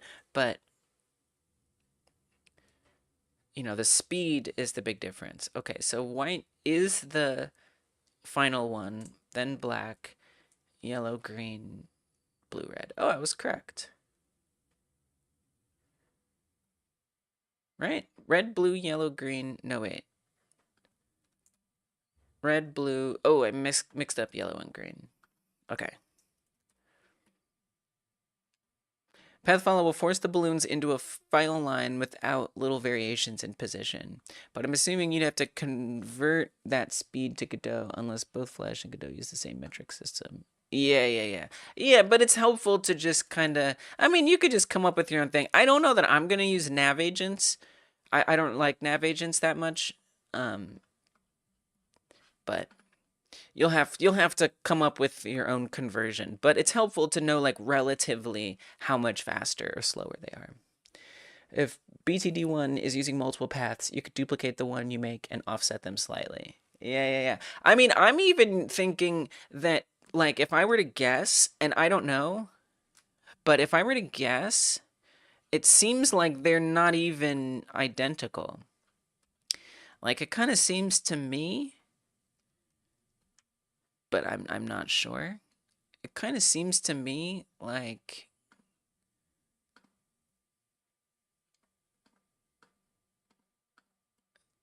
Let's say there's one that they kind of like do their own thing. Like, literally, what if they came in and like drew a line like this? Like, I could be wrong. And then let's say there's another one. This one's yellow. And then maybe this one even crosses over the other one. This is kind of what it looks like to me, that they're just like doing their own thing and they have like their own special paths. I don't know that that's true, but it's what it kind of looks like, because they don't seem to follow much rhyme or reason. Okay, then we'll do a blue one. It's pretty hard to see. Light blue? That's better. And then maybe this kind of fills in the other gaps. This is sort of what I see. So 3 different splines. Thanks to Sean for noticing that. I don't think I would have thought of that if Sean hadn't mentioned it. So maybe like this. Like, there are 3 different paths that do their own thing, and they follow along with that. I know, I noticed that. I remember that note. So Dungeon is talking about, like, when you are playing the game, so if you put, like, towers down and you press start, by default, you're already selecting one of the towers. And once you start adding a bunch of stuff in there and there's a bunch of balloons, it pops up this message that says, performance can be improved. And you will notice lag spikes in this. Performance is improved if you click off during the round. So instead of selecting it, if you click over here, which I think is so funny, that's so Flash era to just have like a message from the developer like that. That's just like, yeah, there's some jank, deal with it. So yeah, there's definitely something about that, right? That like kind of gives like an interesting clue to like what's going on under the hood, for sure. I would hope that that is not the case for my version. Having multiple path nodes sounds a bit untidy. It sure does. But this is the Flash era. They have literal messages built into the game to warn you about the bad performance. You know? Yeah, exactly. But I love that. I love that about it. Duplicating the path and handpicking the offsets is odd. Indeed. I agree. But I'm still interested in studying what it is and imitating it to the best of my ability. I'll make the game lag so much it's unplayable when selecting a tower to make it a balloon. Like, yeah, just and manufacture the lag. Message that tells you don't have enough money isn't capitalized. Okay. I love that charm. The untidiness gives it that 2007 charm. Yeah, it does. What's the strategy in playing a balloons game? I mean, look, just from like my experience, like, having like some good towers right up as soon as possible, I find pretty important. And then also making sure you have like the towers covering as much path as possible. So that way, it's purposely add bugs. So that way it can reach stuff on multiple spots. And then just like, focusing on these little corners and making sure you have the map covered well. Just like covering as much as possible feels like the best strategy. Covering as much space as possible with as few towers as necessary. I actually beat it without there's like a bomb tower and an ice tower. I've never used either of those. I found them to be pretty unnecessary. They're like fun and cool, but I was just like, this is a waste of money. I would rather just spawn all these other ones. And I did, and it was fine. I never needed the ice and the bomb ones.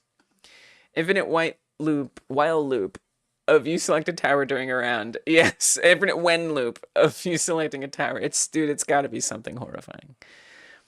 I like some of the quality of lights that the later games added that let you choose the priority selection your towers aim at. I don't know. I've never played a later Bloons game, so I wouldn't know.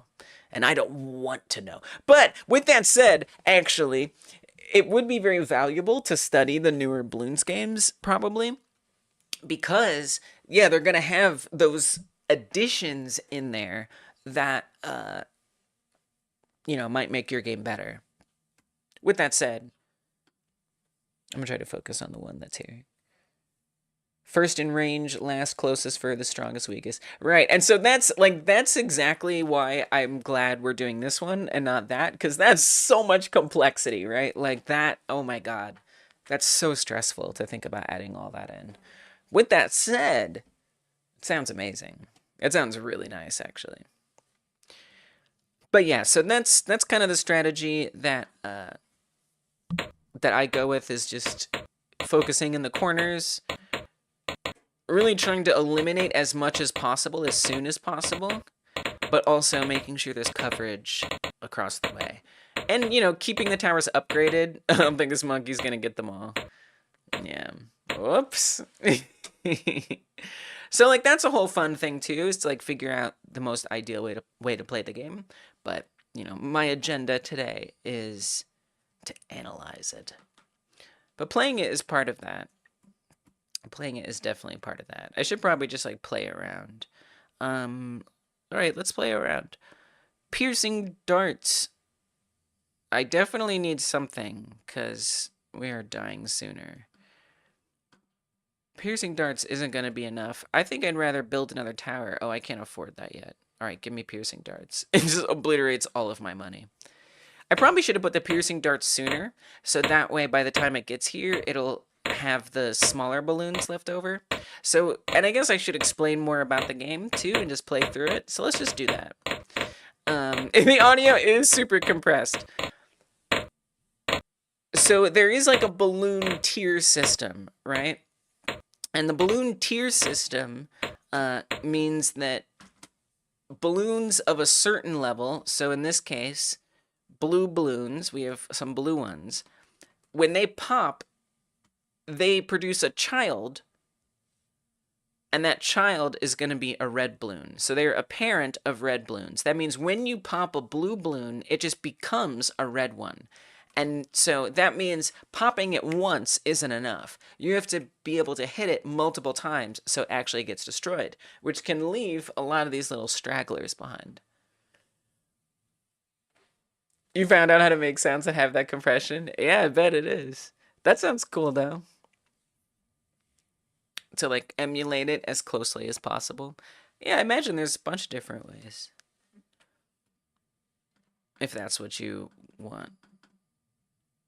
And I think, honestly, like, I think that's fair. Like, you know, the PicoFroge game that won the most like the original in our Frogger like, I think it did a fantastic job at emulating.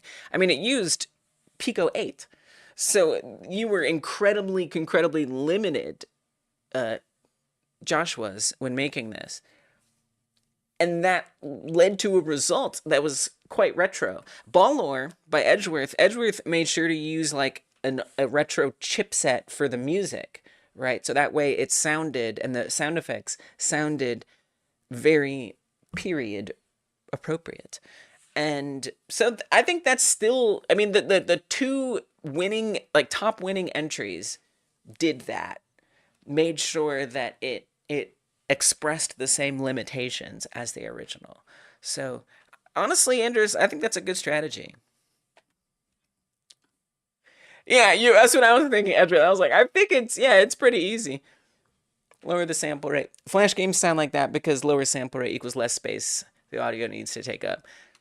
Edgeworth has some good attention to detail. Again, Edgeworth made Ballor, and just such good attention to retro detail.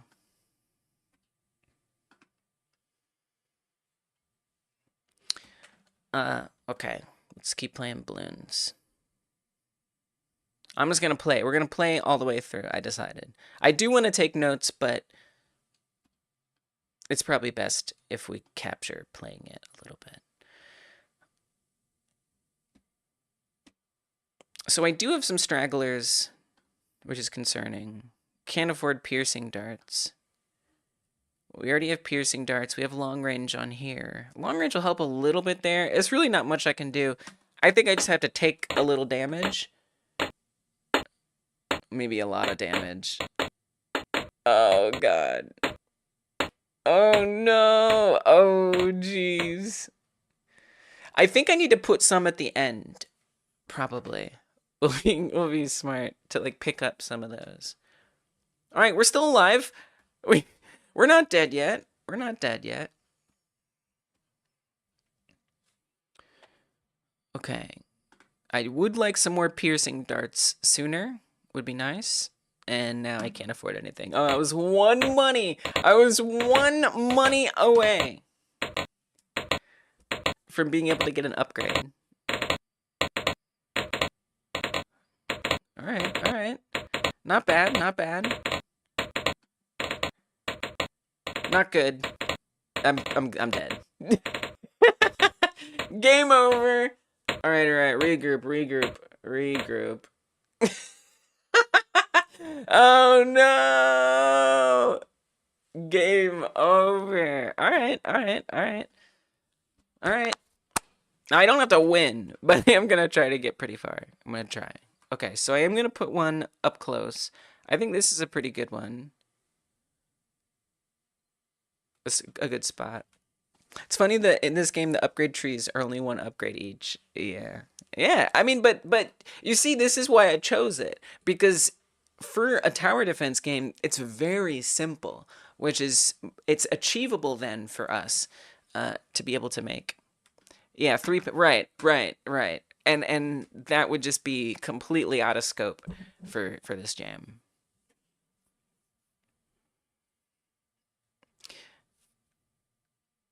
I would like another tower. I'm gonna put it here. This covers a pretty good amount of range. And then let's increase that range. Okay. So we'll knock out as many as we can early, and then hopefully pick up some extra ones. Oh, we missed one. That's good to know. You know, I wish there was some bonuses, but I think we should add attack tower soon, because these also do a really good job of thinning out the thicker balloons, if you will. Is this sort of part of balloons like with upgrade trees? Yeah. Totally. Yeah. Upgrades, definitely. Yeah. Totally. Yes. Absolutely. Agreed.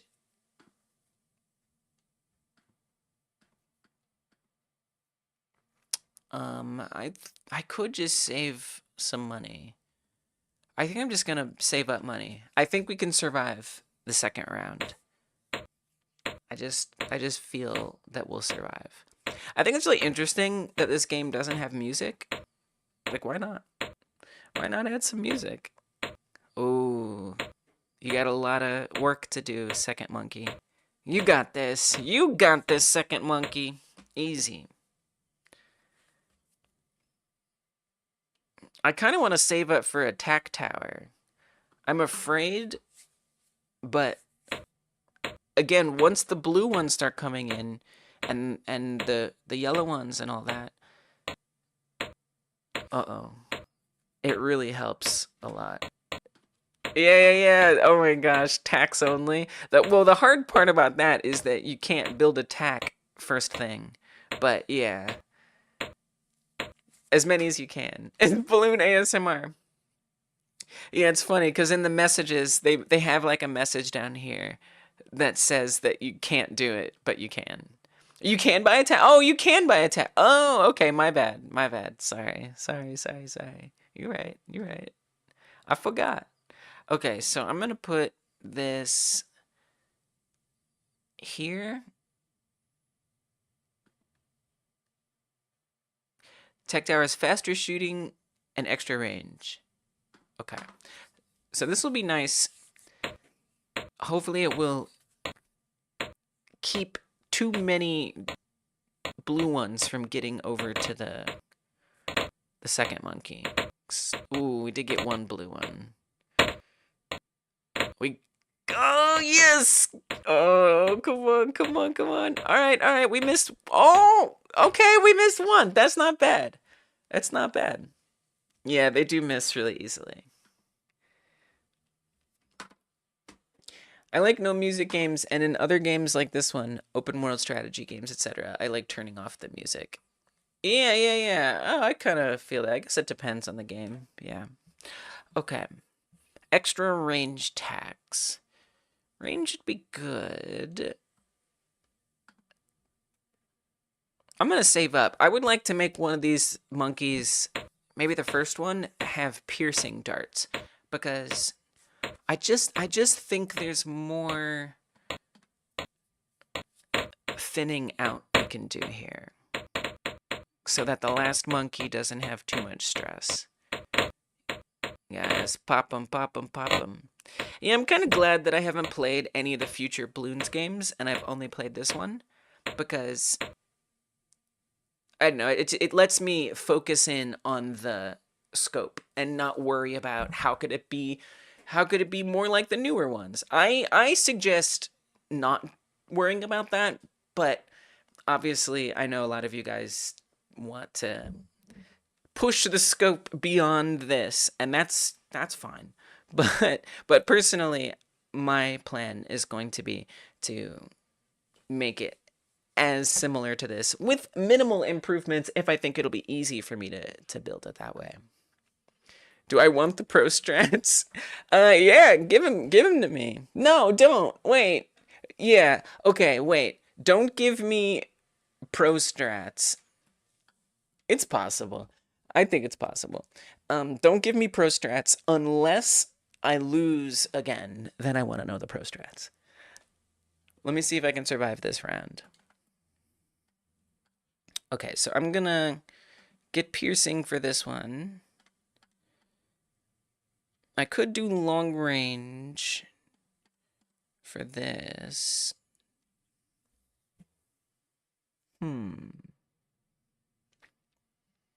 I'm gonna not. I'm gonna save up. I kind of would like another tack tower.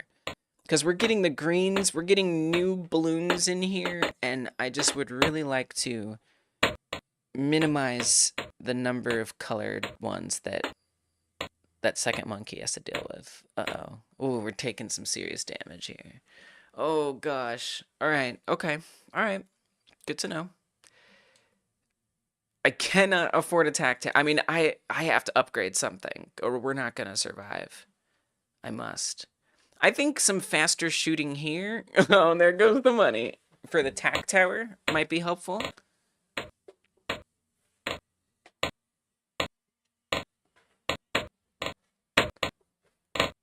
Nice. No blues getting through. No blues getting through. That's what I want to see. Okay, one blue got through. Two blues got through. Not bad. Only a few blues got in there. And we only missed one. Okay, this is good. Out of the balloon games, you think BTD5, the OG balloons, and the PvP one? Okay.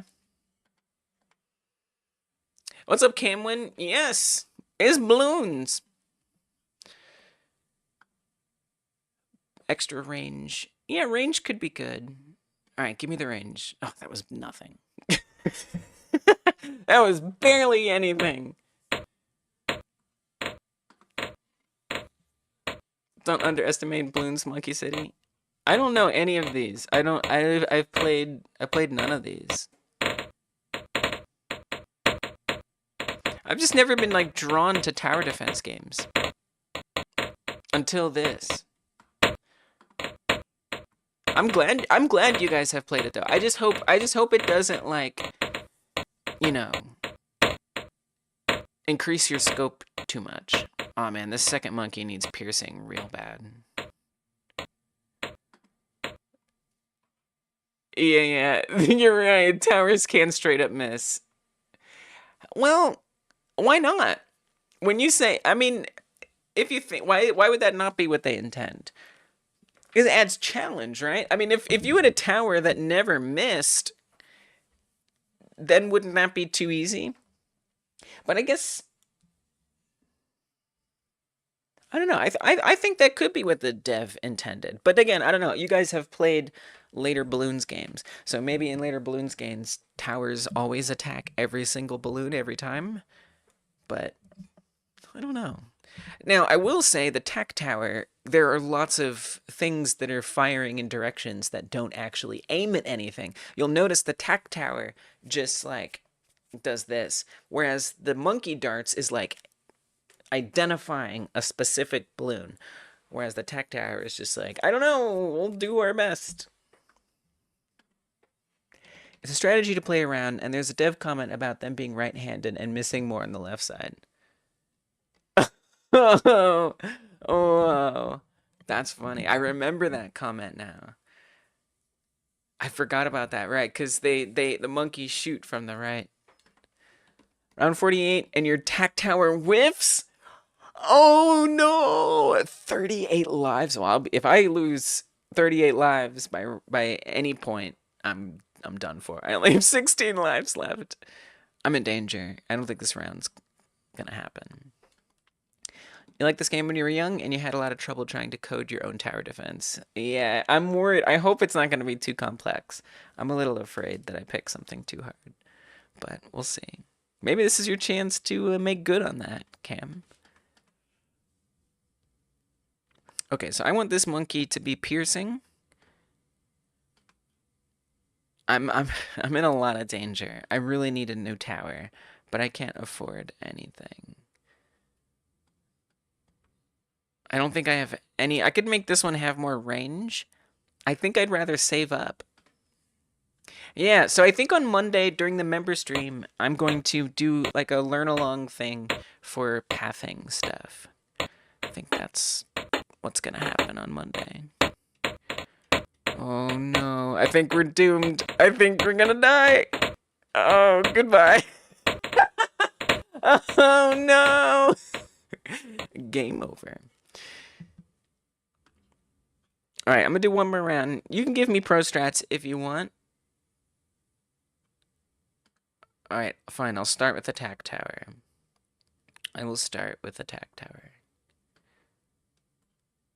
Hesitantly. I feel that the hardest things to make in a tower defense are the enemy pathfinding and upgrades. Okay. All right. Yeah, let's see.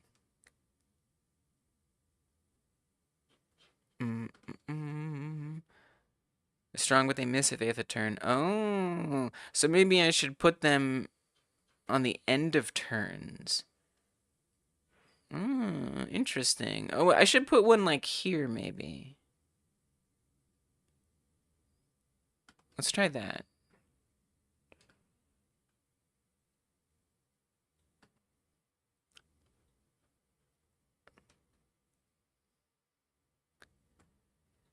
Sharp upgrade is their best upgrade. Dude, it is such a good upgrade. It is such a good upgrade. The piercing darts, yeah. Nice. Okay. This is a good setup for now. I think long range is a good one. Pro strat ignored. I guess I didn't ignore it.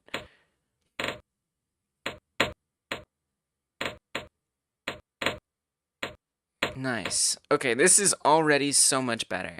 Like putting this right here, like you're right, keeping that monkey from having to turn and chase them down is so much better. Like it can just boop, boop, boop, boop and hit them. And then there's still a chance that this can pick up some at the end, which is nice. Oh, that makes sense, Dungeon. Just taking more at the end of roads, taking more out. That makes a lot of sense. Solid advice.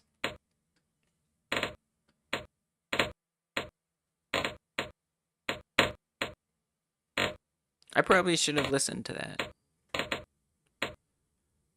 Okay, we missed it, but the monkey will get it when it comes around. So that's good. That's good. That's okay. No problem.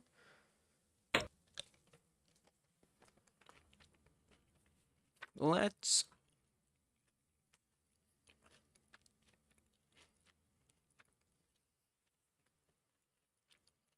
I kind of want to add another tower.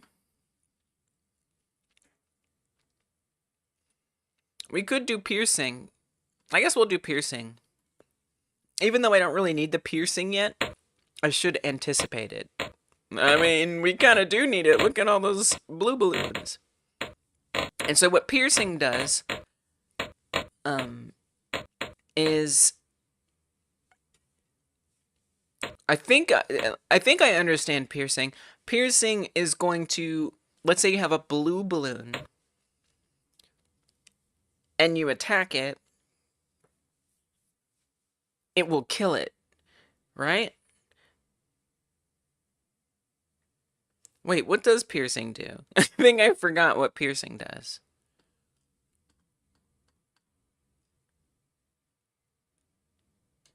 I kind of want to save up for another tower.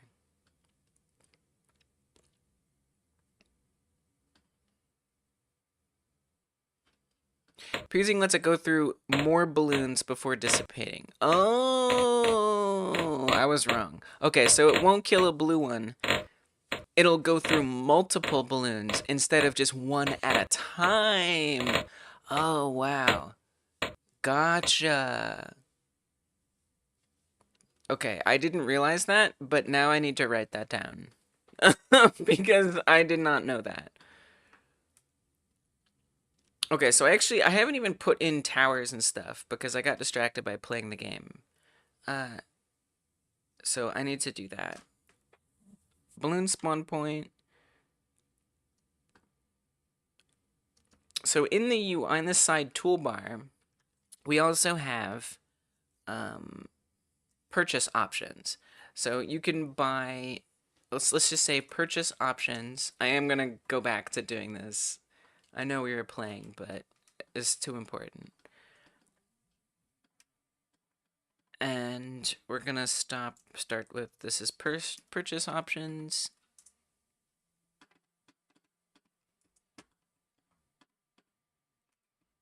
Let's point to that. And I'm gonna say, what is it called? dart tower.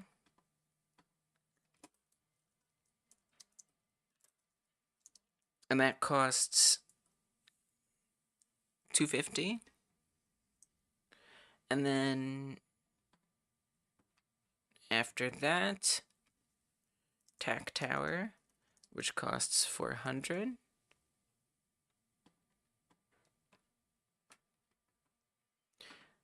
After that, I don't remember. Is it the ice one? Yes. Ice tower, which costs $850.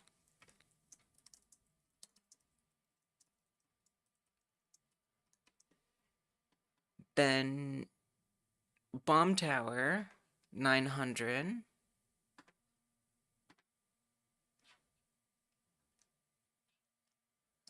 Let me get out the way a little bit. Bomb tower, $900. Next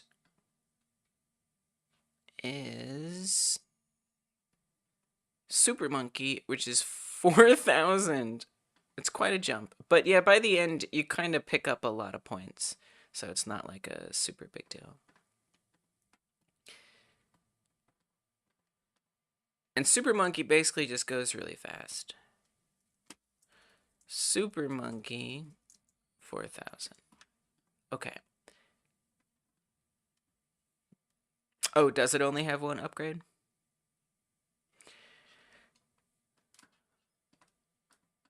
Right, I remember now. Okay, so there's Dart Tower. We'll break that off into its own thing so we can get to this piercing note. Dart Tower. And that breaks down into, well, I guess we'll say it, let's see what it describes it as. Shoots a single dart. Can upgrade to piercing darts. Okay, shoots a single dart. Let's say that. It's a little more, though, than just shoots. Shoots one dart, tracks and follows balloons. Or we'll say targets. Then I'm going to add in the upgrades. Upgrade 1 is piercing.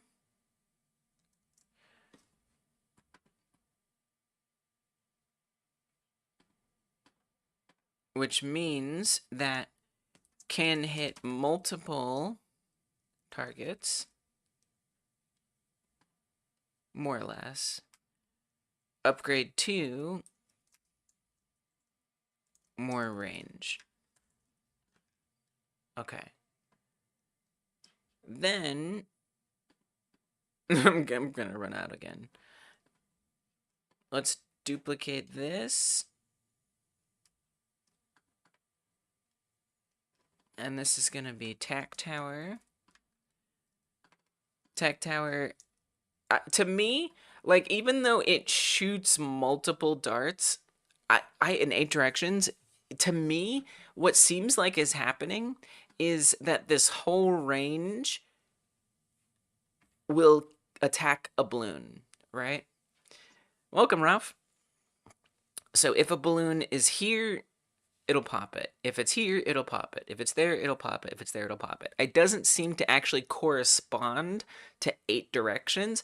I could be wrong about that, but like I tried to really observe it, and it seemed like balloons would pop even if they weren't in the direct line of a dart. So like if I were making this, I would probably just say the entire area will pop it. However, it's like on an interval. And so it's not going to hit just because it could go anywhere in that circle. It doesn't mean it's going to hit it because it's only hitting it a certain amount of time during a certain time frame. So we're going to say damages, hits, whoops, okay. Hits targets in an area. Hits targets in an area at an interval. And then the upgrades are faster shooting and extra range. So to me, that's shortening the interval, and then more range.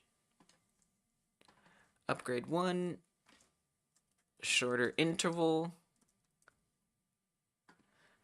It'll say faster, what does it say? Faster shooting? Faster shooting, shorter interval, and then more range. All right. Can leave it at that for now.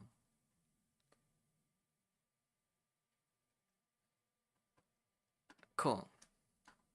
Back to it then. I have 389 money. I want to buy another dart tower. So based on what Dungeon said, I want to put it at the end of a corner. I kind of like this. I mean, but that could make it turn, and we want to avoid it turning, potentially. So if it's here, it's probably not going to have to do 2 at a time, right? It's pretty much going to have either this side or this side. Like, it's definitely possible that the balloons will stretch all the way across, but less so than if I put it here, it's going to be forced to constantly turn. That was a huge strategy that you gave me, Dungeon. That really improves everything so much. Okay.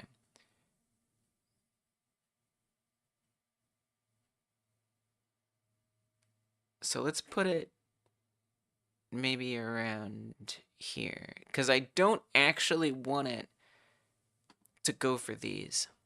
Are you going to put a full new balloons like, or are you just going to recreate BTD1?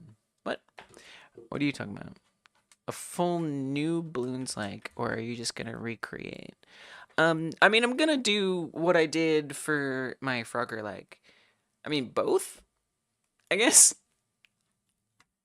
So my Frogger like is over here on the community tab of the Frogger. I'll put a link in the chat if you would like to play it. But basically, this is my Frogger like. I'm going to try to imitate it as closely as I can. That's it. That's my guiding principle. Imitate it as closely as I can within a month. So whatever that means. Is a play-along game going to be 3D? I don't know if mine's going to be 3D or not. Is that what you're asking? I'm not sure. I haven't decided. Alright, so this is my Frogger like. It obviously looks quite different, but I tried to implement as much as possible. I did some extra things, like I have like that plus 10 score at the top, which tells you how many points you got. But I tried to keep as much of it as true to the original as possible. I didn't get in like enemies and things like that. Or not enemies, sorry, bonuses. I did get some bonuses. When I say enemies, I mean like there's a snake that appears. I didn't add that. Only because I didn't get to it. I didn't have time. So my balloons like will probably eliminate things that I just don't have time to implement, basically. But yeah, so I got like the time at the bottom is just like Frogger. You know, I have it say level 1 at the bottom, level 2, level 3, where Frogger doesn't do that. They add like little tadpole icons, and I find that kind of hard to read, so I just made it a little more clear. So, you know, I make little tiny improvements, and then other than that, just try to imitate it as closely as I can. You know, obviously some of the art is different. We have a syncing one. Some of the arrangement of things is a little different. You have a cool idea that's good in all categories? Won't show it. Nice. That's awesome. Yeah, you can keep it to yourself if you want. No problem. So yeah, whatever this is to Frogger is what my balloons like will be to balloons, basically. I lost. And it's hard, just like Frogger.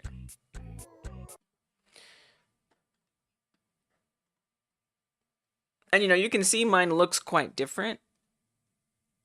But again, for me, it's just about trying to copy it as closely as I can. The gameplay. I want the game to feel the same. Okay, so we placed this monkey. We do have a little money. Dungeon said not to buy range, so I won't.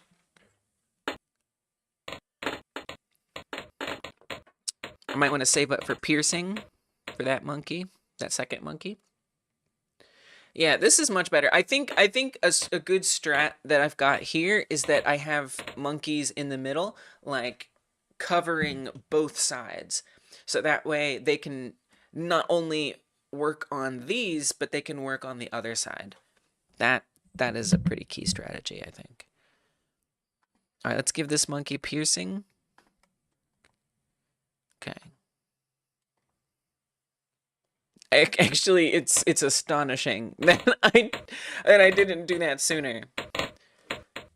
What a mistake that was. Okay. You gotta make mistakes to learn.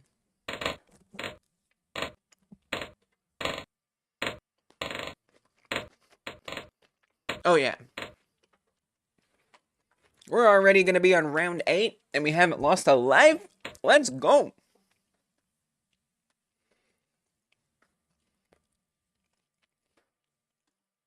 Whoa, that said, the piercing allows you to get 2 balloons each. That's very specific, if true. That's very specific. So it's not just that it's multiple targets. Shoots 2 darts at once. Is what it seems like, based on that description. Okay, we got piercing on both of these. I'm going to get faster shooting for my tacks, just to keep thinning it out as soon as possible.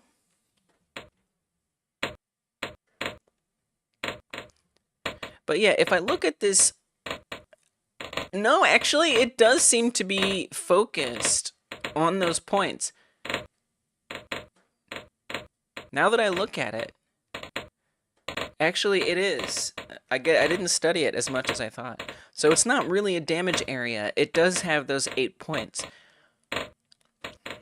And I'm guessing that it can only take out 8 balloons maximum. So that dart will get absorbed. So that's kind of an interesting thing in general. Like a nice note. I don't really know where I'd put that. In terms of like connecting it to anything.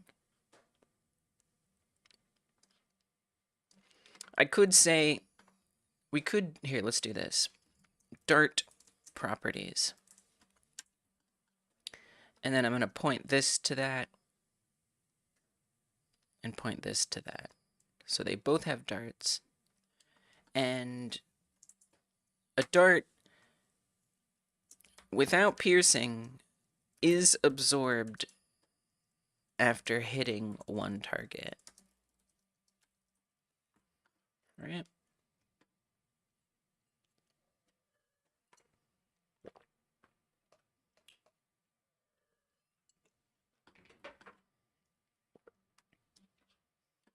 Piercing is like lives for the projectiles? Yeah, maybe. Maybe that is what it is.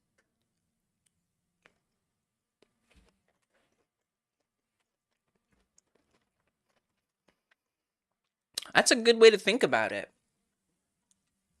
Especially if you want to like set up the darts like similar to the balloons or something. You know, have like a component that is hit points for towers. Well, towers don't have hit points. Hit points for balloons and hit points for darts. Totally.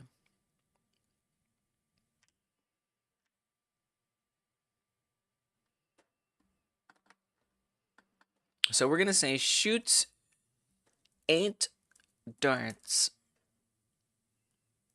in different directions at an interval. Shorter interval, more range. Okay. A little bit of time, we're getting there.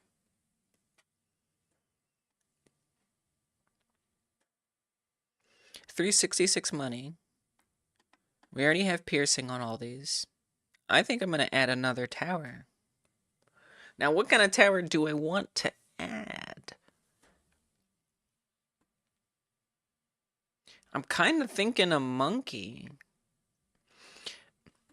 But thinking about, the ends of curves, it's like, where do I want to put it? I guess I could do it here. This is a little crazy, but, then it can just, like, focus. It doesn't have to turn all that much. It can focus on these. Again, trying to get them down as soon as possible before they get too far on the board or the path. Oh, it didn't catch that much. Oh, we might lose our first life. Oh, barely clutched that one. Clinched? Barely clinched it.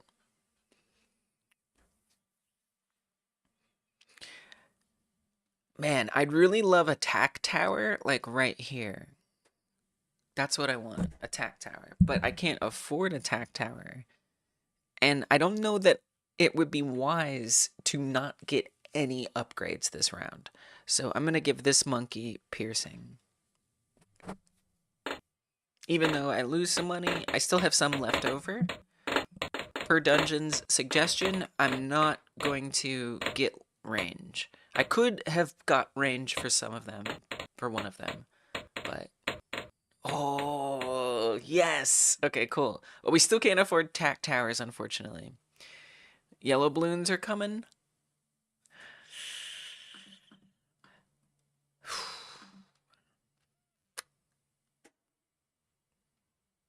I'm going to add extra range for this one. I don't know that I really needed to do that, but I feel too nervous not buying something.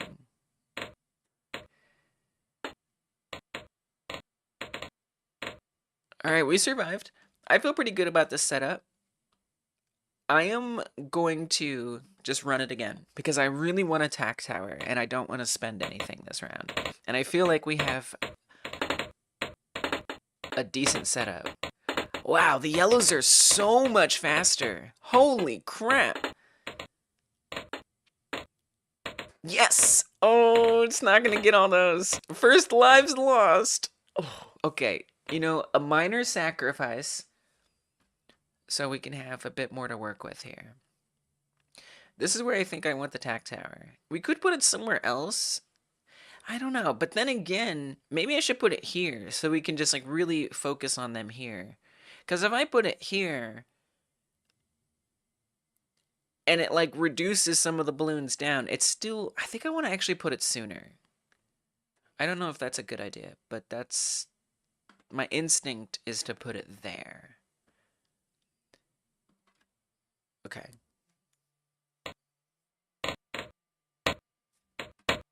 Hopefully that helps. And then it's interesting, that interval on the tack tower, yeah, early is better. The interval on the tack tower only starts firing once there's balloons. So you can see this one, well, it's firing now, but it wasn't firing until balloons were in range. It's just like an interesting thing. Like, it's not constantly shooting. It only shoots if it detects something. So I'm going to put that in there as well.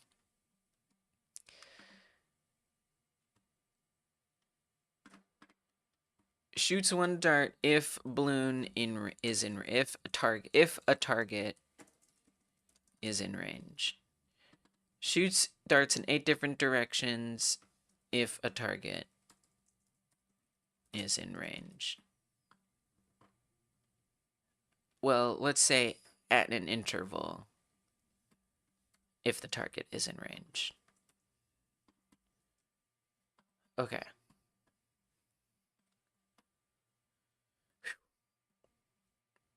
Super Monkey is no joke. Yeah, it is pretty good. Okay, we got 522. That's so much.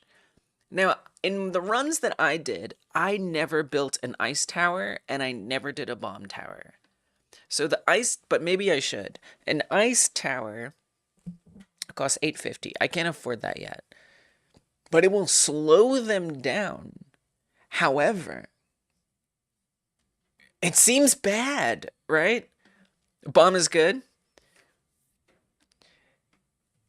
It'll slow them down. However, it makes the balloons immune to darts and tacks. Oh, it's saying tacks are different from darts. Okay. Well, it makes it immune, so I can't shoot it anymore. Between those monkeys? Oh, interesting. Bombs, however, can attack frozen ones. Can upgrade to increased freeze time and larger freeze radius. It sounds like...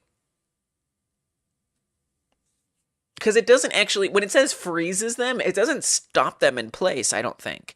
It just slows them down. So if they're immune but slowed down, they're going to get far ahead, and I don't really want that. Yeah, that's what I was thinking, Rorik. Bombs first. Oh, so they do stop? Okay. That's less bad. If they fully stop, that's less bad. But it's also less useful. I think bombs first make the most sense. Now, I don't know if I'm going to survive that long, but I'd like to try to save up for a bomb tower. That's a really good suggestion. Let's put the bomb in between the monkeys. I could see a strategy all around ice and bombs, but they're so expensive that it doesn't work in this game. Yeah, I mean, look, when I was playing by myself, I managed to get a bunch of super monkeys by the end. But that was just it. By the time I could afford to buy a bunch of stuff, I just bought super monkeys. Like I didn't feel like bothering with the ice and bombs. Where do they appear in the shop? Got me and you already made the mistake. Wow. Interesting. I mean, you know, I guess from a development standpoint, there's something debatable there. Do you want to mislead the player a little bit? Or do you want to give them the clearest route? I mean, I think the order is, based on the price. So the ice tower costs just 50 money less than the bomb tower. So, if you were going to switch that order, would you want to switch the cost as well? So it makes that kind of logical sense a little bit. All right, let's do a bomb. Oh, I can't afford it. Never mind. I'm just going to start the round. I want to save up for a bomb tower. Oh, I might regret that. I think we have a pretty good setup right now. Uh-oh. And... Oh, no. Okay. We can do it. Yes. Oh, okay. Good. But can I get enough? Can I survive another round? I like there's just a dev speech bubble yelling at you the entire time. Yo, this level, I'm sending out some real big balloons at you. Yeah, I know, right? I know. It's so integral to the charm. And I keep missing the messages because they happen so fast. But I do think there is something important about that from a standpoint of creativity and charm. Yeah, it is a good feature. All right, I'm gonna take the risk. I'm just gonna do it. Did I get faster for this one? Oh, I didn't. I probably should get faster for the second tack tower, but we seem to be okay. Oh yeah, you did add something like that in Rustin. Totally. I mean, look, that's why I said you would like this one, Dungeon, because I only realized after I picked it how similar it is to your Frogger leg, which is hilarious because it's like you already made a balloons leg for your Frogger leg.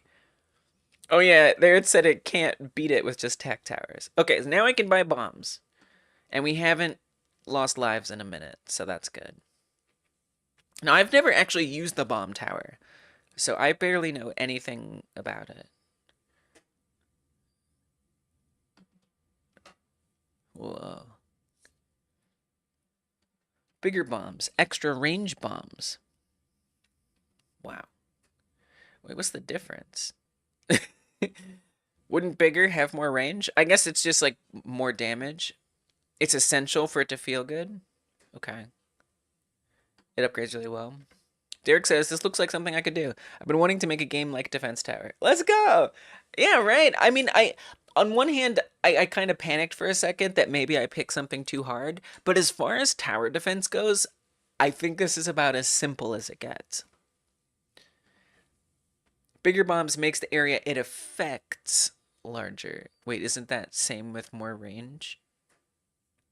Okay, let's run it. I've never seen the bombs before. It's so 2000s. Oh my gosh. That is the Flash era-iest thing I've ever seen. Wow, I mean, we're not even getting past the middle. Okay, we did get a little bit past, but barely. Okay, the bomb tower is awesome. Explosion size versus the travel distance. Oh, thank you. I see. That helps. No yellow balloons in the next one? Thank you. I guess I should move the chat away from the message. It's like some stock image. Oh, it's amazing. Like built into the engine. Amazing. All right, so let's add some info about the new tower type. Okay, I'm just trying to drag all of these up. Thank you, Milanote. Yep, you're right. I'm probably gonna run out. But I don't have $10 to give you. With that said, if you guys use my referral link and join up, for free, by the way, you don't have to pay anything. If you just try Milanote, I will get more space and I can finish this. It's so weird, but that's true.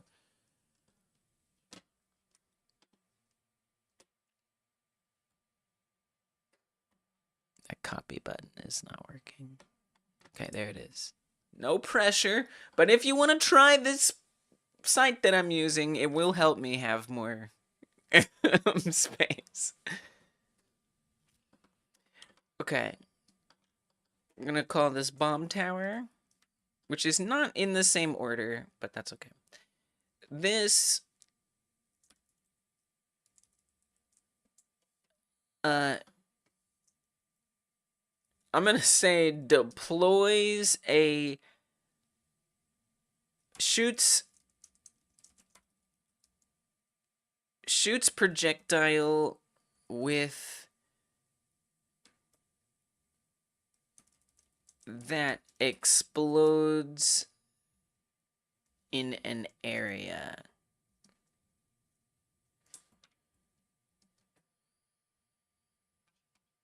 Animated explosion GIF from Google. Yes, it probably is. It does have an interval. They all have intervals, to be fair. But this interval is different. Because this is like, I don't know, it just is different. Because it's modifiable on the tac tower.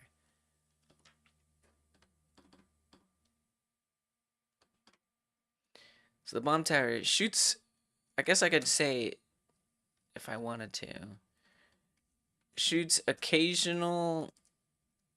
one occasional dart. Shoots one occasional projectile that explodes in an area. If a target is in range.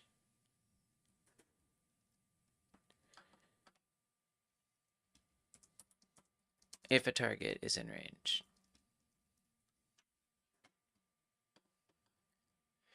Upgrade 1 is going to have, so bigger bombs, explosion area increased. Upgrade 2, more further, we'll say further projectile range. And then I'll just try to keep that consistent on all of these. Further projectile range. Further projectile range.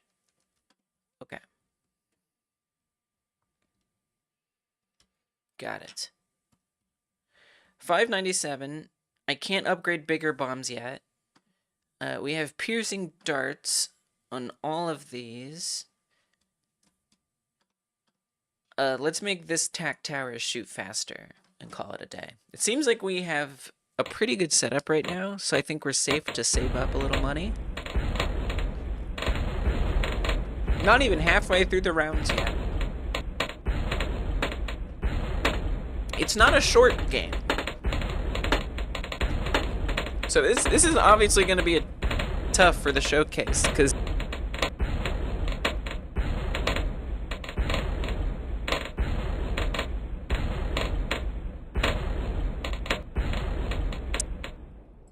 I'm not going to be able to finish anyone's game pretty much in the showcase, because it's going to take more than 10 minutes, but that's okay.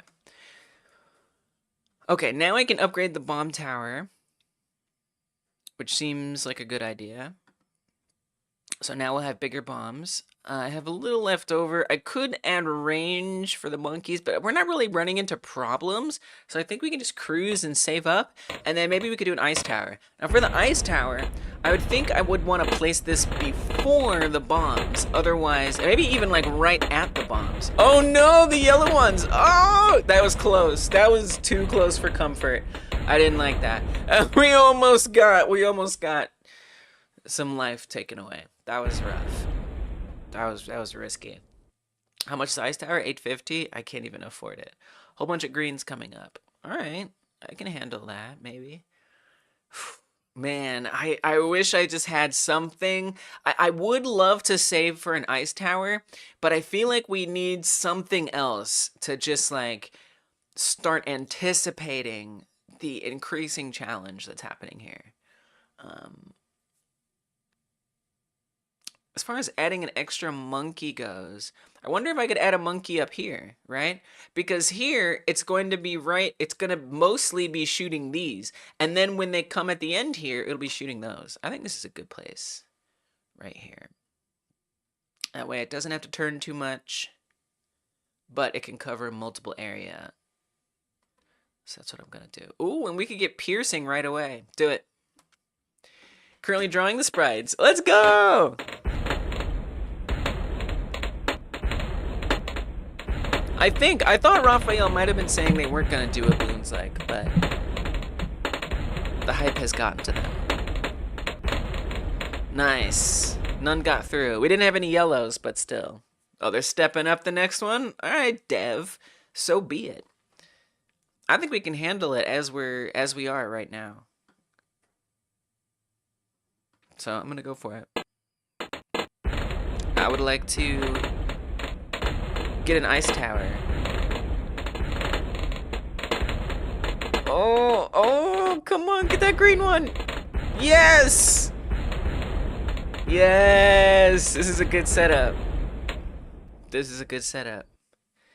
Place your towers so they can be shooting at something for a long time. Corners are good. Yeah. Ice tower. We need one more round to afford an ice tower. I'm gonna do it. Go for it. Oh, that's a lot of yellows. Oh, they didn't even get through. Yes. Okay, bomb tower is awesome. I have been sleeping on the bomb tower. Welcome, Andy. Glad you made it in. I mean, if it's an event, you only have a certain amount of time. I'm gonna be here for a hot minute, so you're right on time. Ready for 45 straight yellows. Dang. Well, we have enough money. I'm going to buy an ice tower. Now, I think I want the ice tower near this. If it's going to freeze them solid, then I would want them in range of the bomb tower. There's some interesting controls, by the way. I should start doing this. So when I click on a tower, it moves it to my cursor, and you know, if I move my cursor around, it follows. Now, if I press the escape key, it's gone. So it's no longer there. If I click on this, I don't think there's any other way. I can switch them if I click the other ones. As far as I can tell, the only backspace doesn't do it. I think I have to press escape in order to not be selecting that one anymore. So that's actually kind of interesting, and I'm going to write that down. Welcome back, Andres. So I haven't talked about controls at all. We do have UI, we have game board. Let's do some controls here. I'm not going to try to link that up to everything, although that would be nice. It's, I don't know, it's just, maybe it's a little chaotic. I mean, we'll see. Okay, so we're going to say controls. I can probably just, well, you know, I really like when I can group them up a bit. So let's actually do it like this. Controls. My team swooped everyone during this first session. I hope we can keep it up during the next. What does that mean? Are you talking about your Roblox event? Nice. Congrats. Okay. Controls.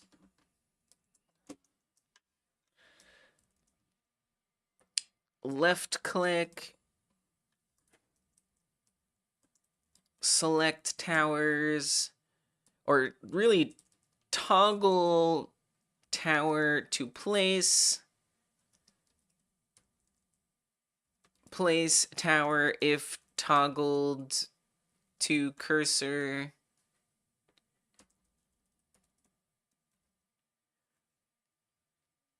What else? You know what I kind of like? I kind of like a table here. Even though a table doesn't make the most sense, it will at least look a little more organized. Are you going to check everyone's Discord threads for the jam later on, or is that just happening on the Fridays for the secret stream? I can do it whenever. So I did put some instructions on there for you guys. And maybe this is you following those instructions. So the instructions are create a post, tag it GLJ number 2, update it with images, video, text, and or your in progress itch page. Optional, stop by the live stream. Now it says on Wednesdays, but this is a special one since it's the first. So that's a little unclear. But essentially it is stop by the live stream. Then send a message in chat saying you've got progress to share. At which time I'll come through and I'll check it out. That's how we're going to do it. So now is good. Fridays, I mean, you know, it's up to you. Some people want to only share it in that private community creation stream, but we can do it here too if you like. And then, you know, I might also like check it out, like if it's relevant, you know, to be like, look at what somebody so-and-so is working on. Okay, so we've got left click, toggles, chosen tower, on cursor. It's kind of a weird way to word it. It also will place chosen tower at cursor position. Also used for, let's stretch that out a bit.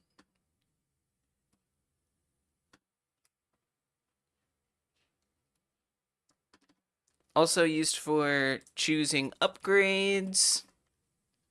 What else do you do? Oh, modifying towers. Kind of be before. Modifying towers / viewing their range.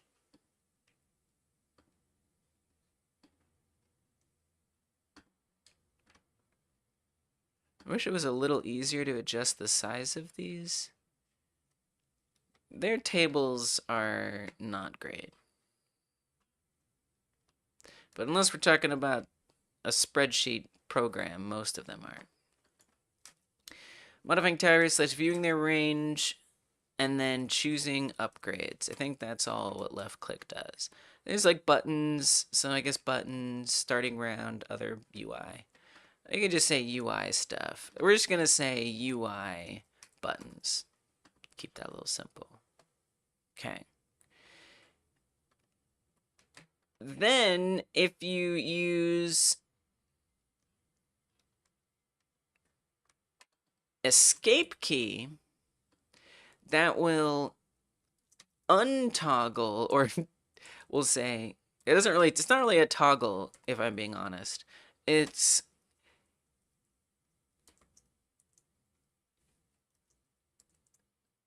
setting chosen tower on the cursor. It's kind of hard to word that. Unsetting chosen tower from the cursor. That's what we're gonna say. Okay, so those are some controls. It says escape, is what that says. All right, where are we at here? Build towers, tech tower, ice tower. Ice tower, right. Oh, that's when I found out we can press escape. Okay, got it. So it seems like the ice tower can only be destroyed by bombs.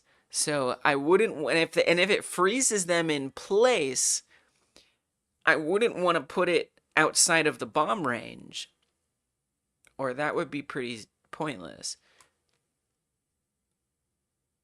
I could put it early. I could put it late too. Like if there's some that like, you know, some balloons that escape and are in danger, we could try freezing them right in here. The thing I kind of like about that is we can cover like a bigger range here.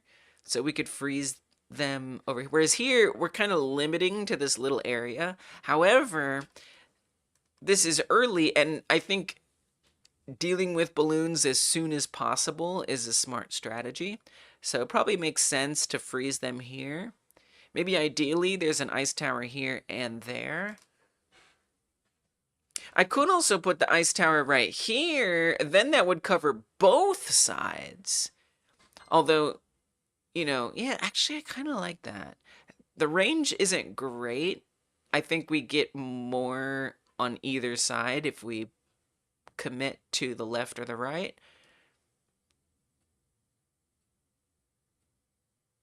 But let's try it. I'm going to actually put this right here. I think that's what I'm going with. Okay, now we have some options. Long freeze, yes, unsetting. Long freeze time. So it extends how long they're frozen. Wide freeze radius, so I'm assuming that just increases the range, basically. Okay, so let's make the ice tower section over here. I'm not playing, I'm mapping out the whole game. That's how this goes. Okay, that was bomb tower. Let's push this up so we have some space. Pull this in. Oh my. Ice tower right there. Okay. So for this one, I don't know what it does yet. I'm not sure. I kind of get, like, conceptually the idea, but I'm not exactly sure how to describe it yet, so I don't know. For the upgrade 1, longer freeze time. It's pretty self-explanatory, so I won't bother. Upgrade 2, more range. I don't really understand, like, if it does projectiles or what. So let's find out. All right, run it. We do have 400 left over. Oh! Nice! Nice. That's pretty good. Oh, wow. How does it work? Because it doesn't freeze all of them. I know, right? Isn't it so, like, perfect? Like, even with its bad, like, alpha transparency. I mean, it doesn't freeze every single balloon that goes into there. It's only freezing some of them. So I'm not exactly sure how that's working. We have a little bit. We can get a longer freeze time. I don't think we need a longer freeze time. But maybe. I love using the stock explosion in my games.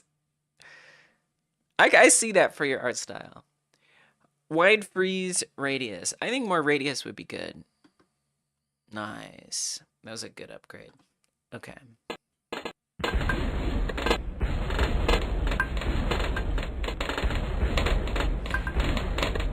My guess is that it has an interval.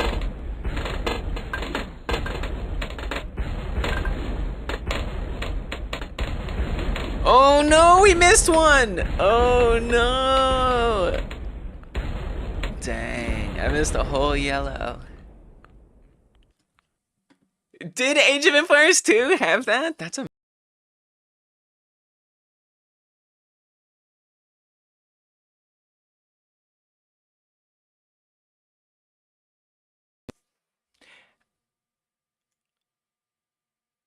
Man, I don't know. I'm gonna guess that it's firing sort of like the tac tower. Just like and then it freezes anything within that range at that interval. I don't know that that's true, but it's my guess. I could be wrong, but that's how mine will work anyway, at least until I figure out what's more correct. Yeah, right? It's nice. It's nice. I mean, I think that that's characteristic of 2000s Flash games is the dev like almost reaching through and communicating with the player.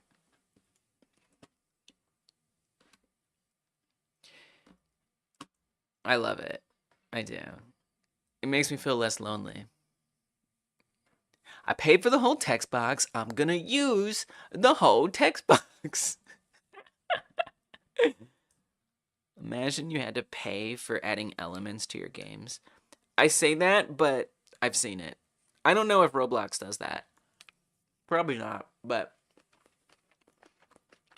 I've 100% seen that in like easy build game engines that actually do monetize being able to add features into your games. It's horrible. I streamed one of those engines one time and I regretted it. Okay, so the ice tower freezes targets in range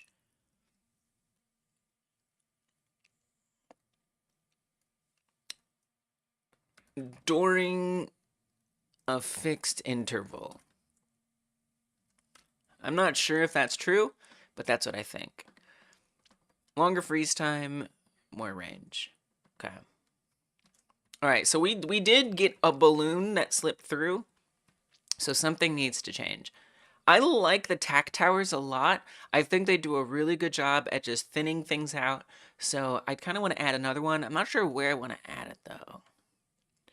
We could even add 2 tac towers if I'm feeling real crazy. We could even freeze more, too. That'd be interesting. Again, I kind of want to prevent balloons from ever getting very far, but the reality is sometimes balloons are gonna get very far. And so maybe it's good to just prepare for that and try to get them down. We could go here. I'm worried that the tac tower isn't going to cover much of this range, because even with a range boost, it's not really going to hit that whole area. I could add it here. But again, we want to really use the full 8 directions. And here we're kind of limited a little bit. We're only doing top and bottom, but we're not doing either the left or the right. Here we're getting top, bottom, right, which is just some extra. This feels like one of the most advantageous spots, but it's going to be immune to anything frozen, which is not great. We could put it in here as like a little last minute. I guess I'm worried that this isn't going to cover much space. Because you can see it's just barely on the path here. I know I'm super indecisive right now. All right, I'm just going to commit to it. Let's do it here. It makes me nervous and concerned, but I'm going to do it.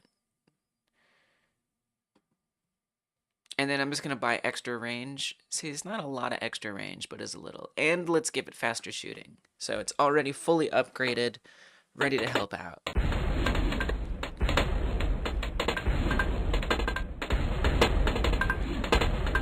It looks like a 5-year-old drew a sidewalk with a crayon. It does. Yes, it does. But yeah, right, there's a lot of strategy, right? It's lending itself to how you can place them so it's helpful. American teenage girls say that shopping is their favorite activity. Wow. What was that, 77% or something? Okay. Let's see. I don't have a lot to spend. I think all of our monkeys are piercers. I almost want to add another dart tower.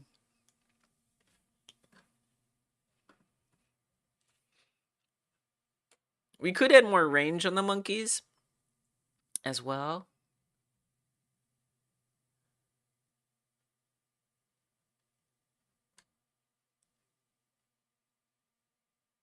I'm going to put a monkey right here.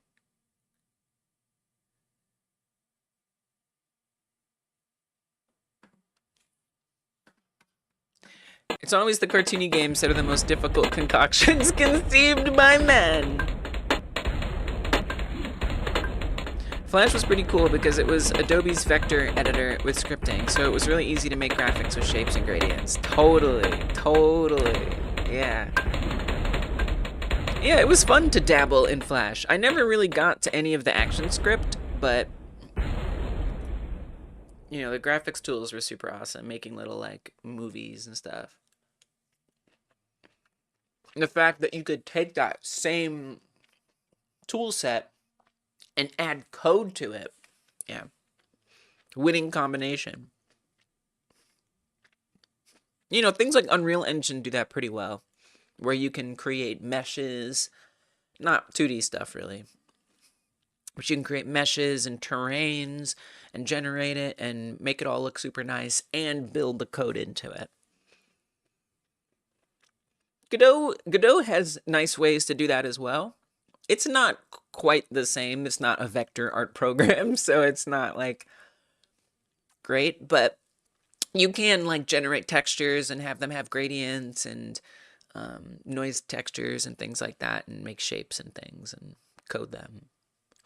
Super Monkey is overpowered save for it. Yeah, it is. It is. I know. When I got Super Monkey, I just like spammed them and it was amazing.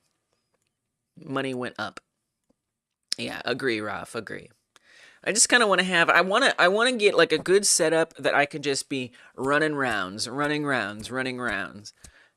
building up that money for sure. Godot was the closest we have come to a Flash competitor. Yeah, I know.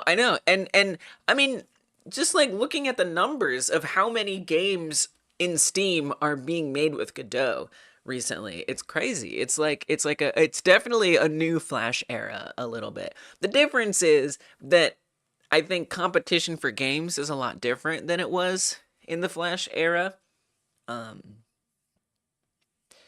And I think what's harder now than was then is finding people to play your games. There's so many options, you know, mobile games that are like more convenient than going onto the computer and playing on a desktop. You know, the app stores and things like that, which have some limitations now for how easily you can put your game on there. You know, there's itch.io, but like, how popular is playing on itch.io than like Steam, right? And on Steam, you're competing with AAA developers in this exact same storefront. Whereas Flash games, you know, it was like, oh, look at this website, Addicting Games, you know, Newgrounds and all that stuff. There weren't AAA games in there. It was all games of a similar ilk. And so when you're on Steam, you're getting promoted. Yeah, it's used by devs more than gamers. So true. When you were on like addicting games websites, again, it was just limited to that. But with Steam, you know, there's ads right there when you boot up Steam, like, play this AAA game. It's like, okay, well, good luck anyone finding my little indie game, which is possible. Again, people can find those games, and they do.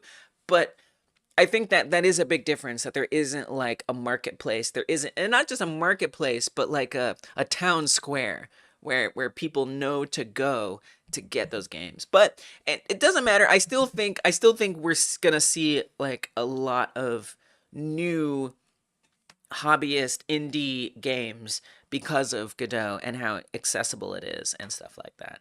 Yeah, it is draw functions. True. It's just, I do think the context is different, though. It's not like the internet is new and exciting and word of mouth is spreading about addictinggames.com or cool math games.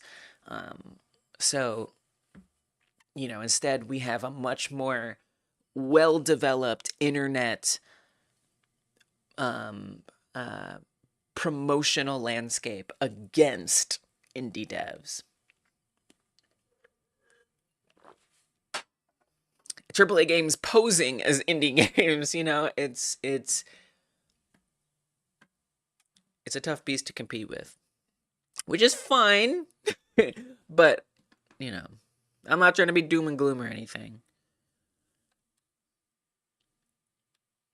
I have an archived version of Flash, but I haven't learned ActionScript. Whoa, it's hardcore. It's a great program for drawing despite its age. Yeah, right? I know, things change in advance when they don't always need to. But that's capitalism for you. I use itch, but I'm slowly transitioning to using Newgrounds to publish my games, at least the more polished ones. Nice. That's a good idea. Yeah, Newgrounds is still kicking. Still looks like the same site it always was. That's a good idea. Children don't have unsupervised computer access anymore. They have unsupervised tablet access. So true. So true. Right, and that's what I'm saying, like, about the app stores. Like Google App Store, Google Play Store, within the last couple years, they changed it so you have to, if you don't have like a business, so like if you have an LLC or something, you can bypass this. But if you don't, your app has to have 20 play testers, and you have to like prove it somehow that 20 testers used your app, and then it gets approved to go in the App Store. So it's just like little barriers like that, you know, to keep, you know, like you're saying, like getting to the games on tablets and stuff, that weren't always there. But yeah, unsupervised computer access, it's very different now. And I think it's just different modality. And the best way to get exposure for your games is friggin' Twitch streamers, YouTubers, you know, people who have a sizable audience that is the demographic that would play your game, and getting them to play it, and then the audience wanting to play it, which in a way kind of sucks because the game has to also be streamable or YouTubeable.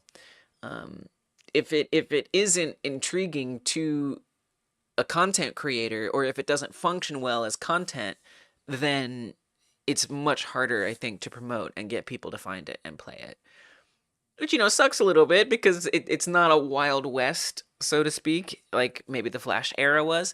There's a bit more of a narrower, not narrow, you know, creativity can thrive with limitations. So you can still be creative, but,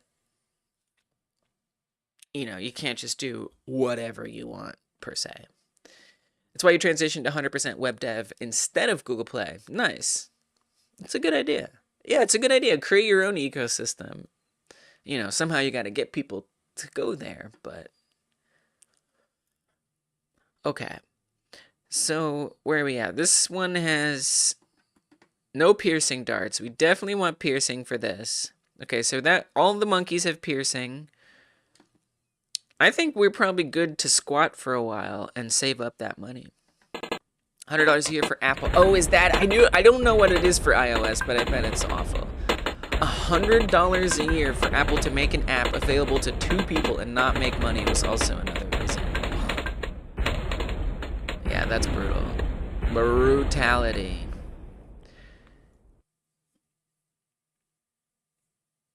Black balloons contain 2 yellow ones inside of them. Okay, I'm just gonna keep running it.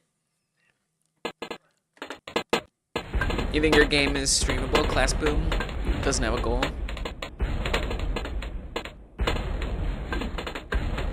Yeah, I think it's streamable. Oh, we're getting cooked. That was a lot there. It's hard to say, you know, it's I think that's a really tough thing to figure out if your game is streamable.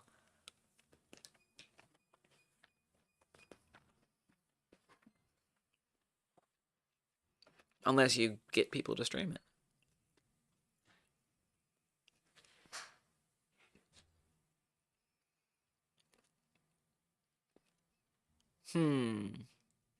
I need to do something. Something is not working. Saving money is good, but we got way too many coming through. I mean, this ice tower is really not helping that much. I almost kind of want more bombs.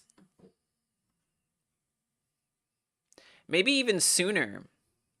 Now, we don't want to force the bombs to move around too much. Maybe early on, we just like really lay down the bombs. I'm gonna try that.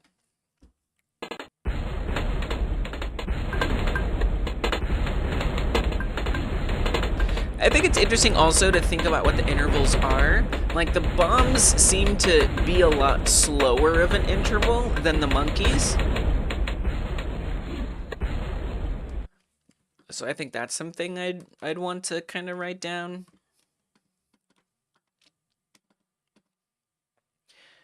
And it's just kind of a guesstimate.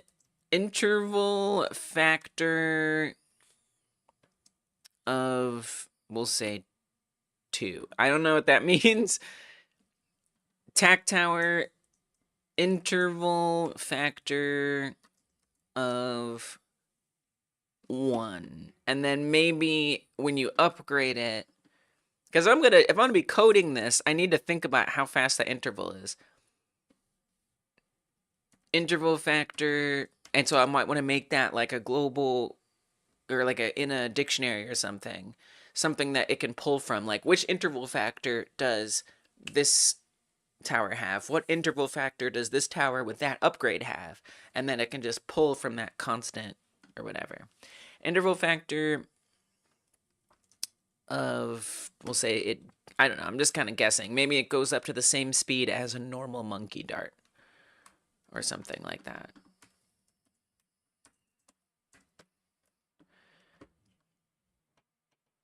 The ice tower, it seems, I don't know what the interval is. If I were to guess interval factor, we can maybe just say 1. But the bomb tower, I would even maybe say it's slower. So I'm actually going to increase this to 3. Again, what does the factor mean here? I don't know. But just more trying to capture like a relative speed sort of thing. And then I'll say that this has an interval factor of 1. So it's like the slowest. Just from what I'm like observing by looking at it, it seems like it has the slowest interval. Okay, so that setup was pretty good. Let's get bigger bombs so we can do better with that bomb tower.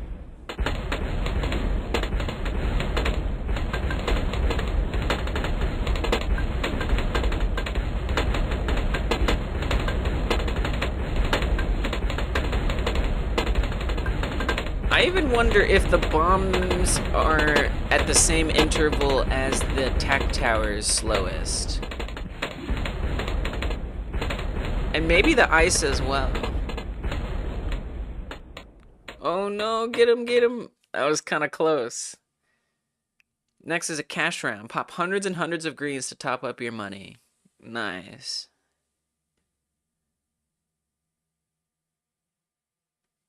Okay.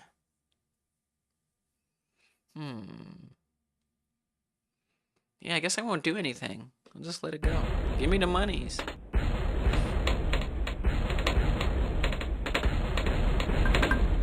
We might be able to afford a super monkey soon. We're getting up there.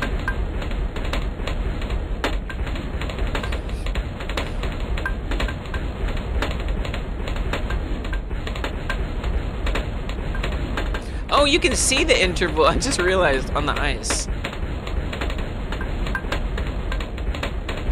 That's slower than the cannon for sure. Much slower than the cannon.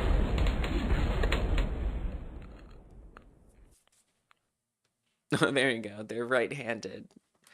Okay. So let's adjust this. Ice tower, we'll say interval factor of 1. That seems like the slowest. And then maybe the bomb tower has an interval factor of 2. Approximately. And for the tac tower, sure, it's 2. All right, let's keep saving. We seem to survive that one pretty well. Uh-oh, black balloons.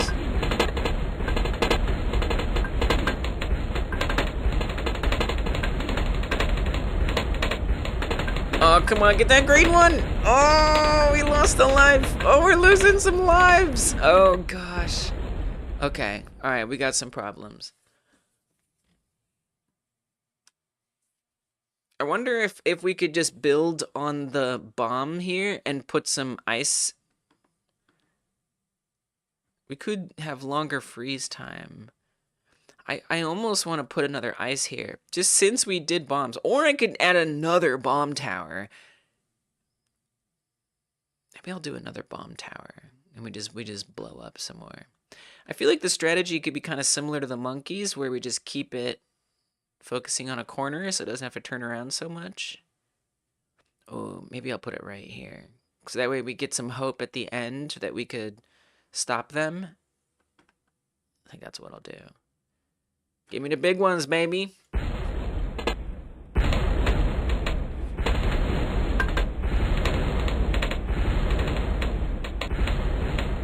I might have benefited from moving it down here so it can fit in the ice range a little bit. It overlaps a small amount. Oh well, next time. Oh, dang. Oh my gosh, we almost still lost one. That's concerning. That's concerning.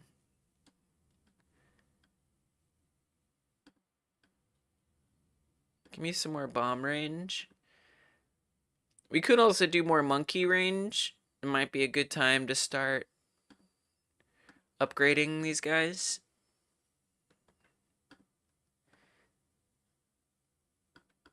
Okay, and other than that, oh, we still want, let's do some extra range there. Just get everything a little better here. I almost pressed the restart button. That was horrifying. Is the order fixed each level? Yes, yes, and I'm gonna post that as a community resource. But yes, it is fixed, and there's a list online.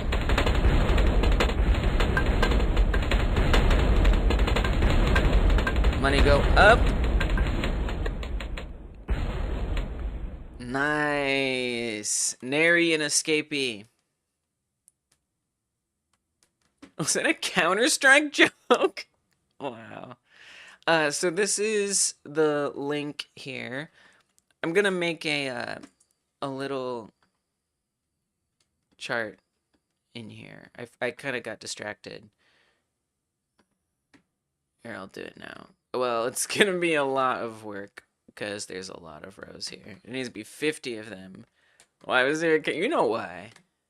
Because it was hugely popular. Hugely popular. You can't, dude, this is gonna take up so much space on the page. 1, 2, 3, 4, 5, 6. You can't put this on here. You can't. Stop this. Stop this right now. Instead, make a sheet.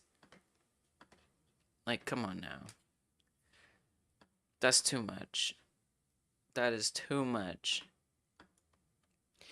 I do think this is a difficult game like Jam challenge. This one I might in the future use this as a barometer for the top the top level, the highest difficulty of challenge that any of these entries will ever get, or theme games will ever be. Okay, we're gonna do round number, and then red, green, sorry, red, blue, green, blue, green, yellow, black, and white. I mean, you know, it's already got numbers in it, but that's okay. 5, 6, 7, 8, 9, 10, 11, 12, 13, 14. Probably can automate this, whatever.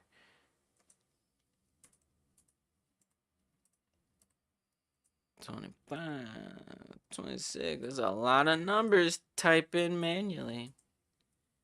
And this is why I say it's kind of overwhelming that there's so many, because I'm just typing in single numbers here. But in order to get this exactly the same, unless there's some math equation that can scale it automatically, we're going to have to, if we want to get it quite the same, we're going to have to make sure that we put in every single value, which is crazy. It's just time consuming, and it's a little boring. That's all. Not impossible, but it just kind of sucks to have to do it. Okay, so in round 1, there are 12 red balloons. In round 2, there are 25 red balloons. Round 3, it starts to change. In round 3, there's 24 red and 5 blue. 24, 5. Round 5, or wait, round 4, sorry. Round 4, 24 blue, 10 red. 10, 24. And then on, just like that.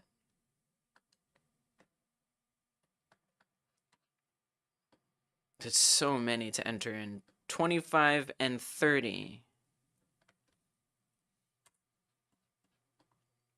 Like, I have no idea how to figure out if there's a mathematical scaling factor. And again, we don't have, again, we do not have to exactly copy what balloons does.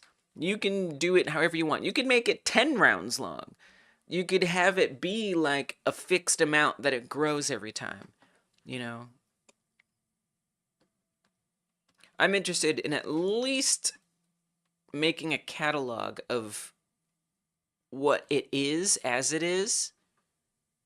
Wait a minute, I got confused. Round 7, and then going from there. Round 6. Oh, 15, wait. Hold on. Round 5, 25 blue, 30 red. Oh, okay, there we go. It's 15 green, so there's not even any red or blue in that round. Round 7, 75 blue? Seriously? I didn't even know there were 75 blue in round 7.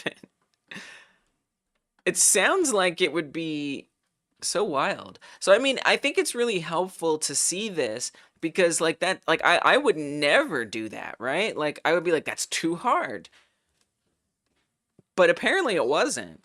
The amount is fixed. Is the order they come out fixed too, or random? Yeah, so again, I shared this link, but this is yes, it's all fixed. It's all fixed. Now what seems less fixed is the sort of like pattern that they appear in. So I took this screenshot earlier. This is 4 different starts. So I started it 4 different times and I screenshotted the beginning. And you can see that some of them are like down, some of them are up, some of them are closer, some of them are further. Those first 3 are in different positions in all of them. So, so if there's randomness, it's just in how far apart they are. how slightly rotated they are. And then we've hypothesized that there are perhaps 3 different paths that the balloons can follow. So here I've drawn a yellow path, a red path, and a blue path. And so potentially, maybe there's like a, a random value between 0 and 2. If 0, the balloon gets assigned to the blue path. If 1, the balloon gets assigned to the yellow path. If it's 2, the balloon gets assigned to the red path. And so it kind of will follow one of those 3 paths all the way through, which gives it like a bit of positional randomness. And then perhaps there's like a rotation offset that's in there to make it go like this way or that way. And then the spacing could also have perhaps some randomness. If a level has blue and red, does it always have blue come out first and then the reds? I don't know. That's a good question. I actually am not sure about that. I don't know the answer to that question. We could test that. I would just need to restart my game. Because I did notice in round 3, which we can test pretty easily because I can just run it 3 times without dying. In round 3, my memory says that it was mostly reds, and then 2 blue would come, and then right at the end, there'd be 3 blue. So I do recommend just like running the game over and over again. I could try popping this open incognito. Let's see if this works. Please don't mess up my other game. Whoa, this has ads. Jesus. Wow. There you go.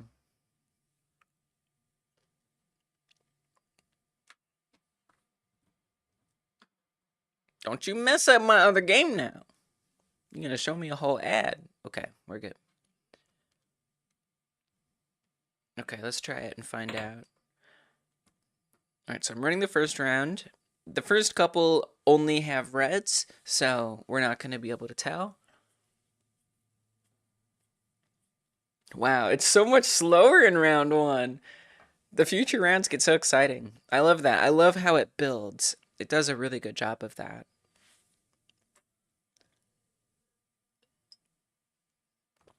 Okay, round 2, it won't have any blues, but that's okay. Take your time floating down the path. So you can kind of see like that they follow these kind of weird paths. Especially around corners. They really change their direction. Yeah, it's weird. Oh, it's so weird. All right, one more round. Okay, so this is the one we're going to study. So if I remember correctly, there were 2 blues, because this is going to have 5 blues and mostly reds. If I remember correctly, the 2 blues would come out early, and then right at the end, 3 more blues. Let's see if that keeps happening or if it's different this time. Okay, some reds. 2 blues. And then 3 at the end. So I think that that's fixed. It seems fixed. Now, if I was going to test it again, I have to restart it and then run those 2 rounds. But because I was able to like predict it, that makes me think that it is fixed. The order that they come out in. That's interesting. That's a really good question. That's a really good question. Wow, that actually kind of complicates things a little bit, right? Because the code, in theory, if we wanted to match this as closely as possible, maybe you would want to match that. I think, look, and there is a point where I don't want it to be, it's balloon science. I don't want it to be too similar because, and I ran into this problem on my Frogger like, where I started focusing in on things because it was fun, a fun challenge, you know, that let's say on, you know, a retro piece of game development software, it was like a limitation where they didn't have a choice but to make the game on a grid, right? And so then I'm spending super extra time to try to get it to fit on a grid. I needed it to be on a grid, but that's not a good example. I mean, there's the wraparound effect. Someone mentioned that it could, so like the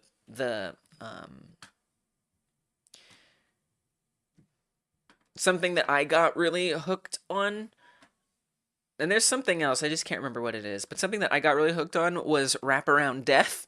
So that is to say that when the frog dies, I wanted, on a platform that was moving, I wanted its death animation to appear out the other side. But I had a lot of problems with that. Some other folks did not have problems with that, but I did.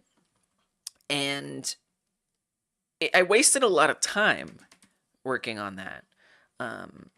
But someone was theorizing that these old engines probably had wraparound by default, or it was like they almost had to have the wraparound. You couldn't like choose not to have it. Maybe you could, but it was something that was so easy and fundamental to this engine. So I'm gonna go on this. Well, if I don't die, I'm gonna go on the long log. Okay, I died. I'm gonna attempt to go on this long row up here. Just an example of something that maybe doesn't have to be perfect. Okay, so right there, look on the left. We'd come out dead. I got obsessed with this for several hours, maybe longer, to try to get it so that when my player died, it came out the other side like that with a death animation. And man, it was it was too much work for me, and it felt like a waste of time. So there are some things, like in balloons perhaps, that maybe I don't need to make sure that it's always 2 blue and then 3 blue at the end for 50 rounds to like engineer it. Perhaps the limitations or the ways that they coded it, however they set it up, maybe that was just the easiest way, was to make sure it was always the same every time. To me, it's going to be easier if I just have an array of, you know, 5 blues and however many reds, 24 reds or whatever, and just have it like pick random, you know, and it just picks a bunch of them, and then they're not necessarily in the same order, but I actually could set it in the same order. I could have it just pull from the array one after the other. So I could do that. It actually wouldn't be that hard if I think about it. It actually wouldn't be that bad. If I just make sure that the array has red, red, red, red, blue, blue, red, red, red, red, red, red, red, blue, blue, blue, you know, then it could just say pop front or whatever, and it would take the first one, take the second one, take the third one. It's something to think about. Maybe they didn't choose it. Might be just an emergent property of how they chose to spawn. Exactly. It chose to spawn the balloons. Right, exactly. So, you know, I'm not saying don't do that particular mechanic, but it's something to notice when you're working on this imitation, that, you know, trying to do something that isn't that easy, but also isn't necessary. It's a good moment to ask yourself, should I just do what's easier for me, or should I try to make it exactly like the original? I think it's important to learn to solve the problems in your own ways. That's a skill in and of itself. All right, but out of curiosity, let's see if we get 2 blues and then 3 blues again. There's 2 and then 3 at the end. And then the blues are faster than the reds, so it catches up a lot sooner. But yeah, indeed, they seem to be putting them out in a certain order. And, you know, then, you know, you can also, maybe it wasn't a limitation for them or an emergent property. Maybe they said, we could make it random, but what if we make it random, XYZ problem? Maybe it's too hard. Because, you know, these days I think randomness is a little overrated. It's just my opinion. It might be a controversial thing to say, but I think randomness is a little overrated, where it can lead to inconsistent results for the player, which sometimes is what you want in certain roguelikes, for example. But it also can mean you can get a very difficult run and then a very easy run the first time. Then the second time, suddenly it's very hard and very hard. And then the third time, it's very easy, very easy. And it's like always, it's so different that it could be a problem. So maybe they decided that that order was more predictable and therefore optimal. I'm not sure.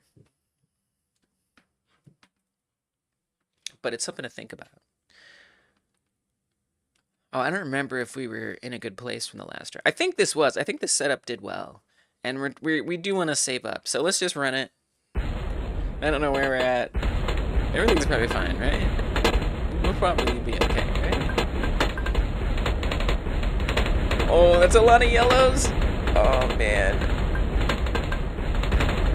Oh, that was close. That was close. A little too close for comfort.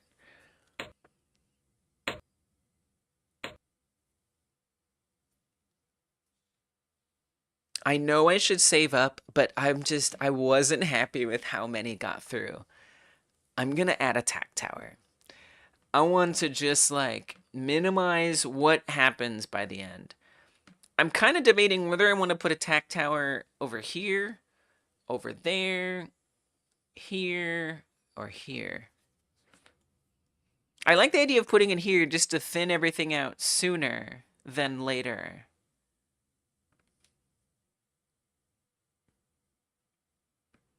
I think I'll put it here.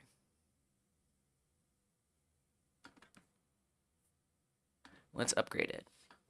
Okay. I do want to just be at a point where I can just sit there and let it do its thing, but I want to have a good, solid foundation. Nice. We didn't even get that far this time. That one was just tough. Oh, here we go. There's the yellows. Let's see, there's something exciting, too, about planning it out, right?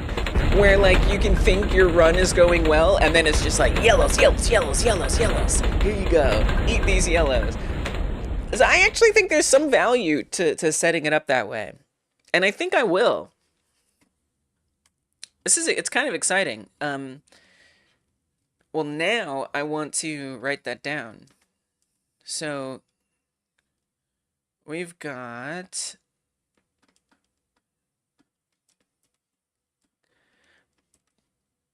balloon spawn points, positional randomness, 3 or so splines, rotational offset, spacing, timing, variety. However, their order is fixed.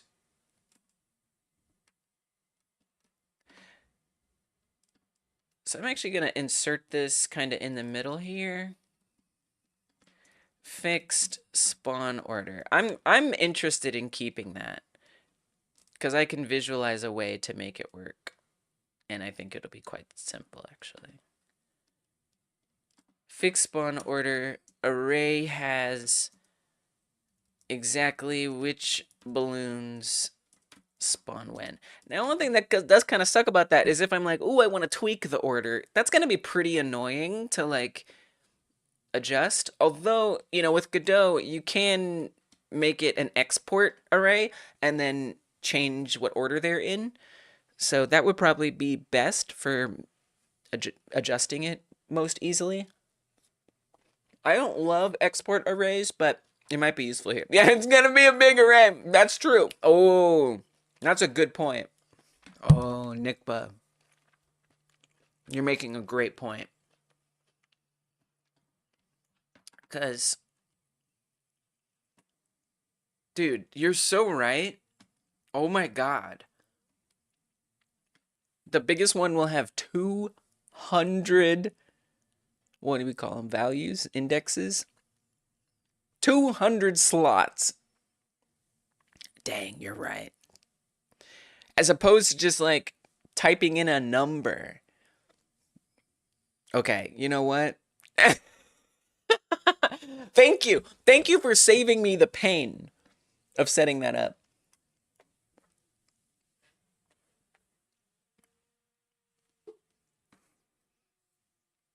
I mean, you know, which one has the most like variety in it? Oh, look at that one. 40 black, 50 yellow, 50 green, 50 blue, 50 red. So, you know, we could just say that number, I'm not on fire. That's the cat cam. That number of things. Oh, cat cam is misaligned. Hold on.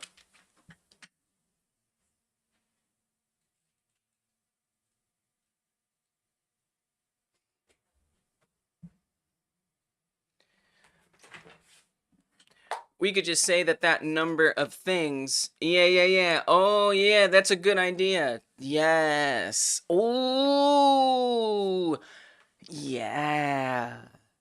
I like that. Oh, Cam, that's good. Now that's looking like a dictionary to me. You know, unless we set up the function to read the array that way, to let it know that the first thing is going to be a number. I don't really know. I've never tried to use an array that way. I guess I could like iterate through. I don't even know. I would think I'd like to use a dictionary.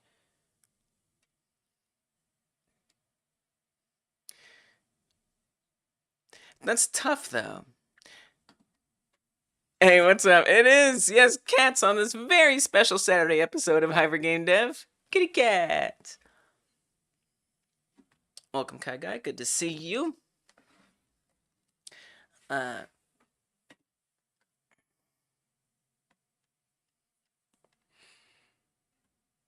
Wow. Yeah, that's gonna be a real challenge. This is a tough game. This is a tough one. This is definitely a high level game dev challenge. I predict we might have less entries into this one than the Frogger Lake. Because I think it's quite intimidating. I'm intimidated. Just like thinking about it.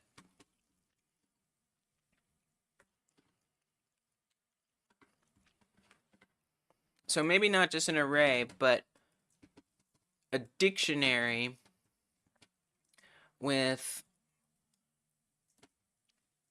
what number of dictionary with the number of targets to spawn and which type. This is gonna be hard. This is a hard game.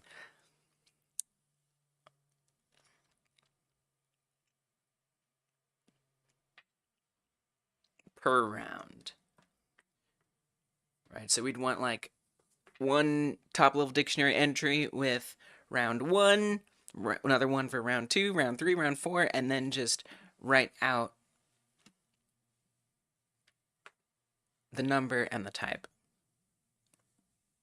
And it'll be different amounts, because like some rounds will just be, you know, 100 white, 99 black. Like, I don't know. We'll have to see when we get there. Is it going to be just 100 all at once and then 99 all at once? Or is it like 5 here, 10 there, 20 here, 30 there?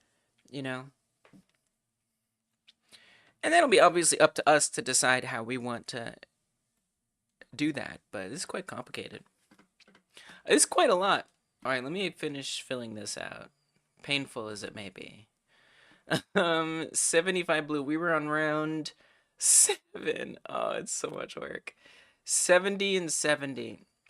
This is brutal. 70 blue, 70 red. This is quite severe. Okay, round 9. 15 green, 50 blue. Can we fix this so I can see it, please? Would be nice.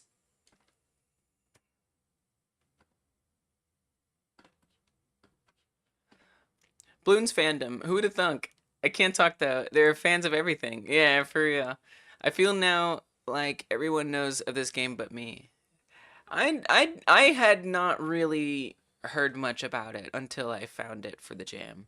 A lot of people have said they've never heard of it before. You're not alone. Although it is very popular. It is a very, very popular series. 15 green, 50 blue. 15 green, 50 blue. But yeah, it has a pretty extensive fan base. For sure. Less so on this version of the game, more so on the later ones. I think it's kind of a novelty to Bloons fans to even bother with this game.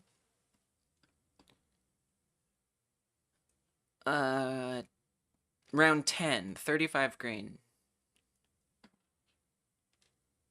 This is tough. Round 11, 15 yellow.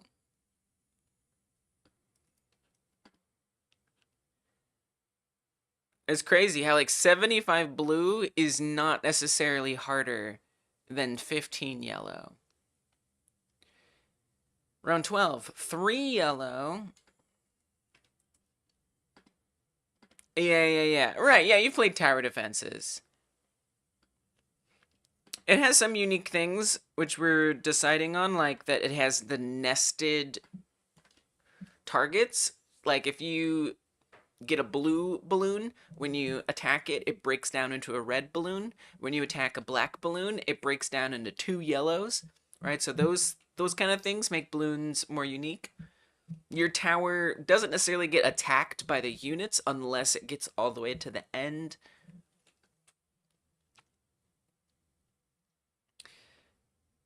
Three yellow, 25 green, 25 blue.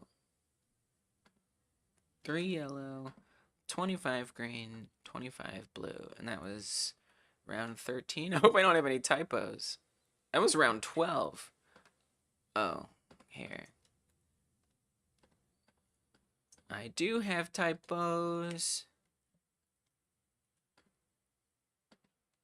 11, 25, 15, 11, 20. What? What did I do? Okay, wait a minute. I must have dragged something into the wrong place. Ah. There it is. Round 12 is 25 green. Okay, there we go. This looks better. 25 green, 25 blue. Okay, we got it. Sometimes it's easy to just move things around on accident. Round 13, 28 green. I did play a little last night. Then also discovered GDevelop made a tutorial on how to make a tower defense. Oh, nice. Yeah, if you're thinking of using GDevelop. Oh, you are. You have been learning GDevelop. Perfect. Yeah, I love that. Like you could literally take this and just say, I'm gonna make a tower defense game. And think of a few things that make it more balloonsy and call it a day. This is quite literally also just a tower defense jam. That is completely valid. Okay, round 13, 28, 75 blue, and 40 red. Whoa, why did I do yellow? That was a mistake. Would that be considered cheating, starting from a tutorial? No cheating. No, I don't think so. 75 blue. 40 red, 75 blue, 28 green. 40 red, 75 blue, 28 green. Okay. And then 14 is 28 yellow. I still gotta play my balloons game. 60 green, 30 blue. But I'm just ADDing, you know, I'm going between tasks. 60 green, 30 blue. 60 green, 30 blue. And then I'll share this as a community resource if anyone's interested. I'll do half of these and I'll do the other half later. Okay, round 16 has 75 green, 70 blue. 75, 75. Red really goes away. 17 is 45 green, 140 blue. 45 green, 140 blue. You'll likely stay in your comfort zone. G-Develop for this one. Nice. Yeah. Sounds good. Sounds like the right move. Yeah. This is a tough one. I think staying in your comfort zone is a smart move. 27 yellow, 25 green.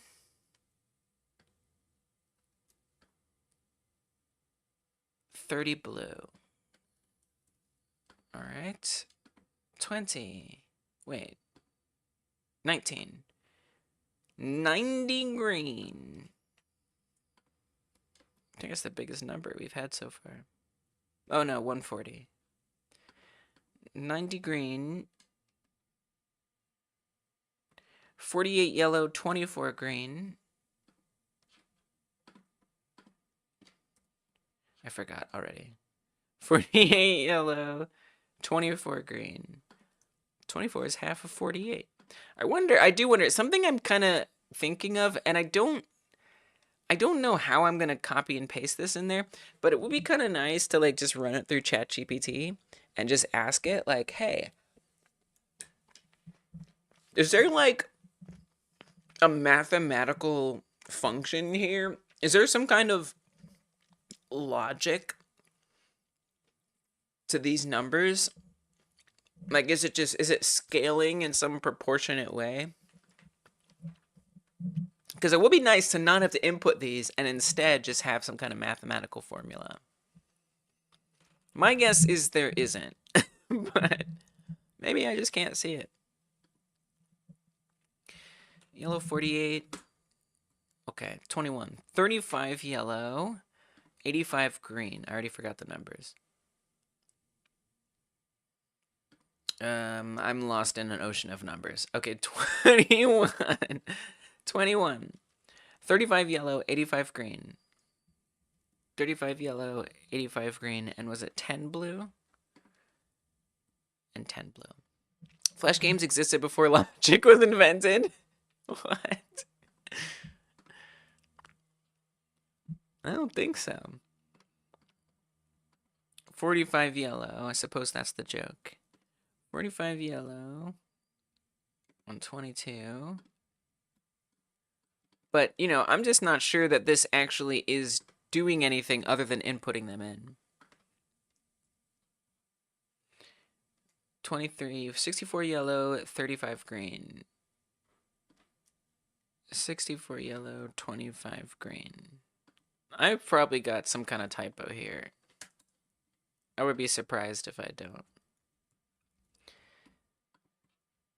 24, almost there to halfway, which I'll stop for now. Hard code all the things. Yeah, I think this might be hard coded. I could be wrong. But I don't have the mathematical ability to ascertain if it is or not. Yellow. Oh, and I closed it. 24. 42 yellow, 50 green.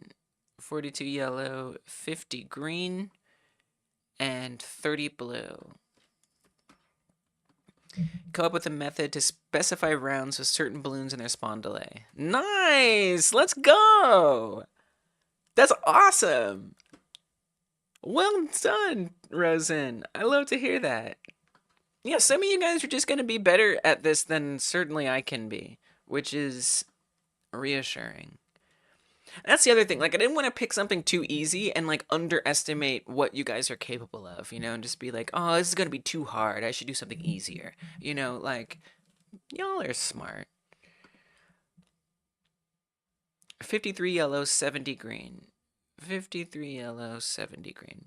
I feel like I'm overscoping, probably. But at the same time, I'm not. All right. My game will have multiple characters, random wave and map generation, multiple difficulties, and a hefty amount of dialogue. I mean, you know, you might have a good sense of your own ability to achieve all that. Maybe for you that is achievable. You made your thing before the jam, hoping I could use it in an hour jam, but never did. Oh, nice. Perfect. 26, 85. Oh, I keep closing it. 85 yellow. Oh, I was gonna stop it halfway. Well, let's just do this last one. 26, 85 yellow. The next one's easy. It's 20 black. So I'll just type that. It's so easy. Okay, I'll stop there for now. All right, let's go back to playing the game. Okay, this is where I left off. We got some good money. I think this was set up pretty well. I don't know that there's something I need, so I'm just gonna run it.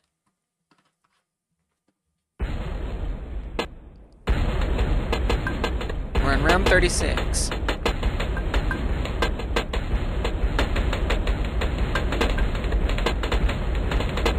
Yeah, you know, you're not disqualified. Oh, we let 2 slip through. It needs something. I wonder if we could improve the freezing. I think we need some more like work down here. We've got this huge stretch here. Oh, we let 3 through. We could try to save up for a super monkey, but we're gonna lose lives probably in the process.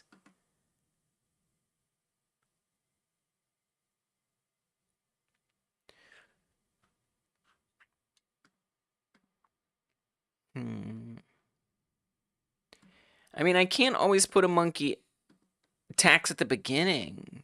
Oh, that's a really good idea. Nice. Okay, I like that. I'm actually gonna wedge one in right here.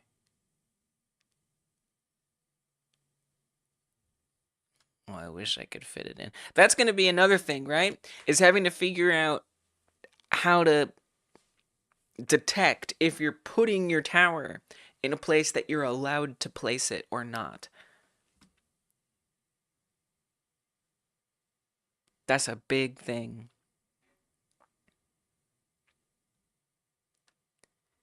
I don't know. I think I'd rather just put it as close to this one as possible. Oh, it's kind of tough. We gotta get that multi-directionality utilized. I should have left some room.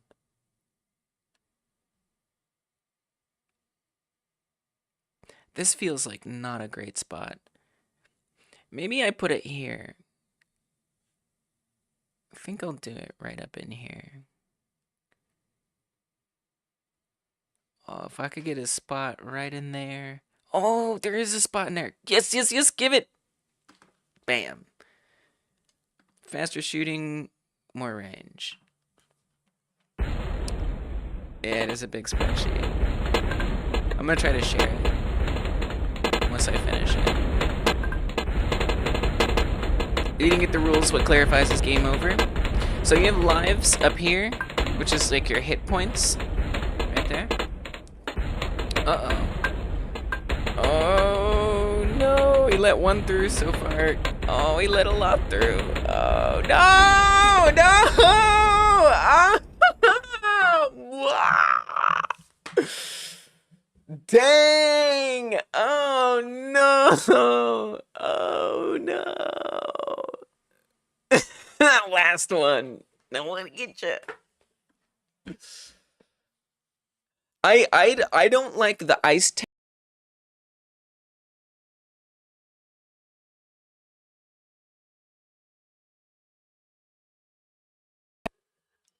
Excuse me. I don't like the ice tower. I don't like the bomb tower.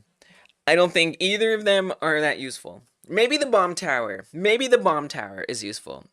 But that ice tower, I think, is a waste. I think I could have better spent that on bombs or monkeys. That's what I think. I was just doing the ice one to test it. And I think it sucks. Out of the things I said, I think I'd cut down the difficulties and maybe the level generation. Yeah, it's good to identify where you would adjust it, for sure.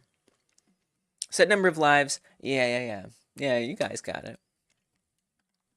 Black balloons are immune to bomb towers, and white balloons are immune to ice towers. Yeah, I mean, I don't even, honestly, like, forget, I don't even like the bomb tower that much. I just don't think they're that useful at all. I don't think either of them are good. Red ones deduct 1, blue ones deduct 2, green ones deduct 3, yellow 4, black and white 9, if I'm not mistaken. I don't remember. I think so. I don't actually remember. Let's see. So there's this, but this doesn't tell you how much damage it does. I'm not actually sure, if I'm being honest. Balloons equal monkey lives? Balloons deduct monkey lives. Bomb is good. You just need a bombardment of attacks at the beginning so no bomb immunes can make it through. Oh, that's a good strat. I like that strat. Okay, that makes sense. Damage is red blue or red balloon equivalent. Oh, that makes sense. Okay, got it. Okay, so this is the amount of damage. I see. Yep, so you're right. White and black balloon do 9 damage. Green and yellow balloon, respectively, do 3 and 4 damage. Red and balloon, 1 and 2, respectively. Got it, got it. Is a red balloon under the pick for RBE? Black and white are 9. Yeah. I like that in the later balloons, you have some tacks laid down on the end of track in case beginners mess up. Yeah, totally. Yeah, so this is another really, really helpful one. Red balloon equivalent is like a cool thing, I guess, but I don't know if I'll put that in the community stuff.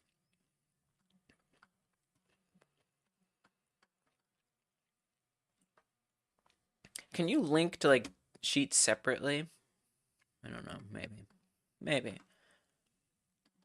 She won, so this is going to be balloon round amounts. And then we could make another sheet for balloon damage and effects. So we could say red, blue, green. I always forget. Green, yellow, green, yellow, black, and white. Right? 6, yes. And again, I'll share these on the community tab in the game jam, if anyone is interested. Okay, let's make this freeze top row. Trying to figure out how money is dished out at the end of each round. Oh, welcome, Ripley. That is, oh, that's a good question. I actually have no idea. I don't know. 100 minus round minus 1? What does that mean? That sounds like a formula. That means something. Round plus 1. 100 minus round plus 1? Huh? Huh?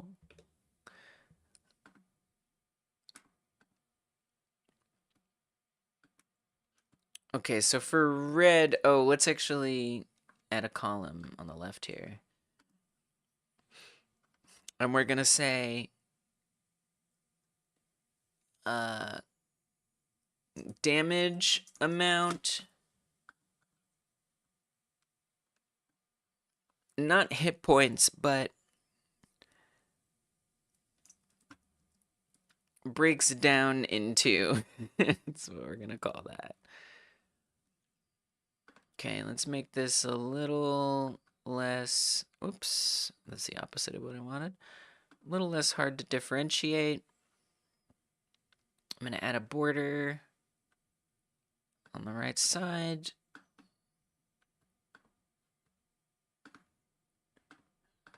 Okay.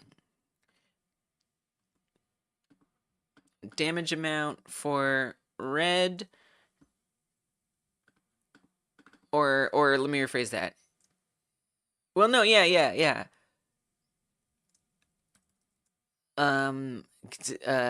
hurts the player by hurts the play hurt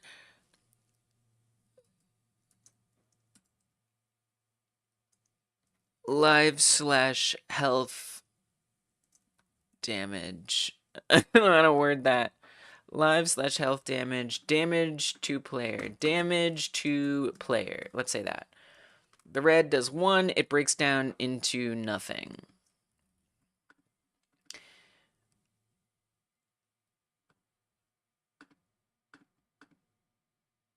Let me just realign this a little bit. This one does 2 damage, and it breaks down into red, right?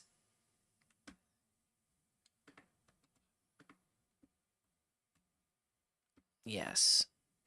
And then the green one does 3 damage,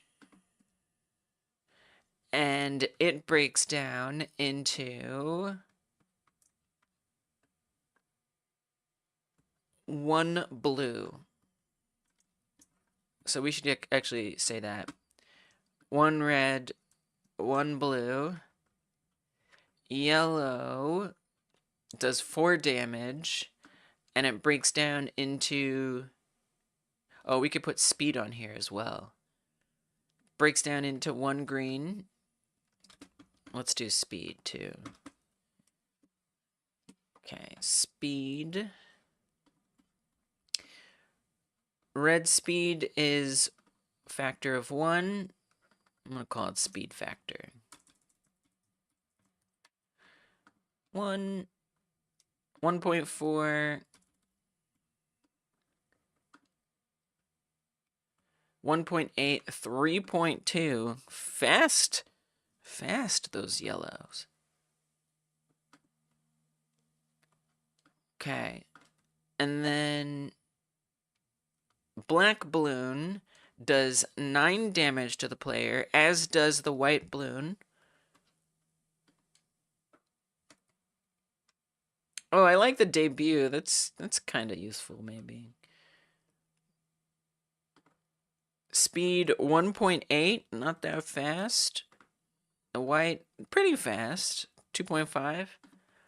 And they both break down into yellows. So times 2 yellow.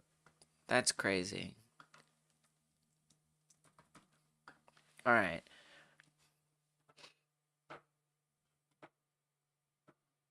This breaks down into that. This breaks down... Wait. Yellow breaks down into... Yes. Blue breaks down into red. Green breaks down into blue. Yellow breaks down into green. Black and white break down into 2 yellows. We could say round debut. I think that's also a pretty useful value. 41 and 27. 41, 27. But they don't, it's kind of weird because they're not on every round. So I don't know how useful this really is, but whatever, we'll put it in there. 11 and then 6, 3 and 1. Okay. Let's make that centered.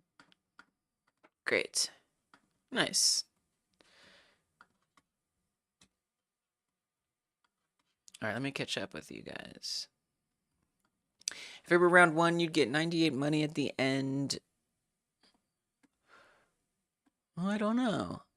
Probably dish it out individually per balloon pop. Plus a little bonus for clearing the round. Yeah, I mean, that's the thing. Like, you could come up with your own formula, but, like, maybe the balloons formula is, like, super effective. I don't know. You might be able to come up with a version that's even better. Or not. I guess we'll say this is balloons TD like info. Round 1, 100. Round 2, 99. Round 3, 98. 100 minus round plus 1.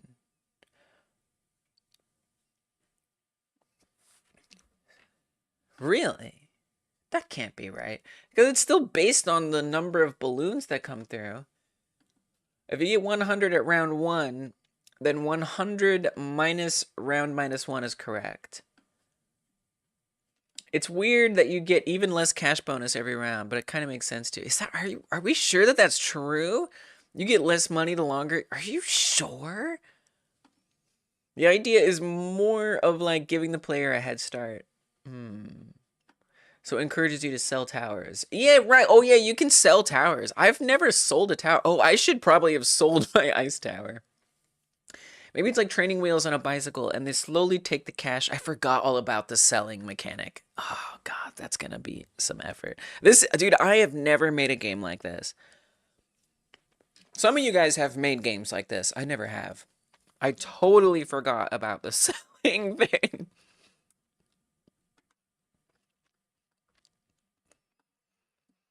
So let's go over here on the side toolbar. When we click on one,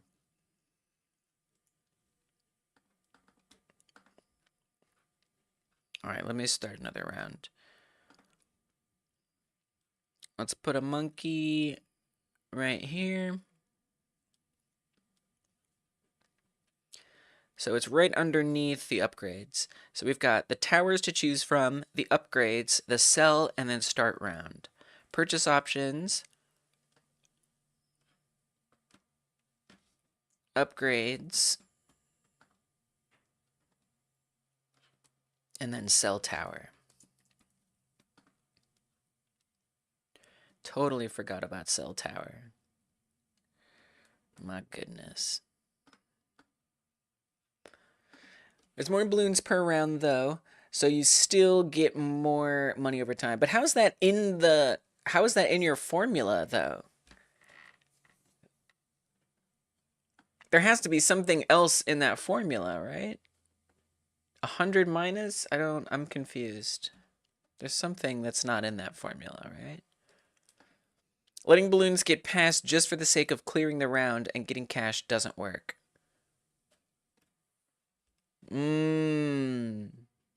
I see. Do you find projectiles missing annoying? I don't know. I mean, it's just the gameplay, right? Yeah, it's just part of it. After all that point, you're far into the game, so that sort of doesn't work.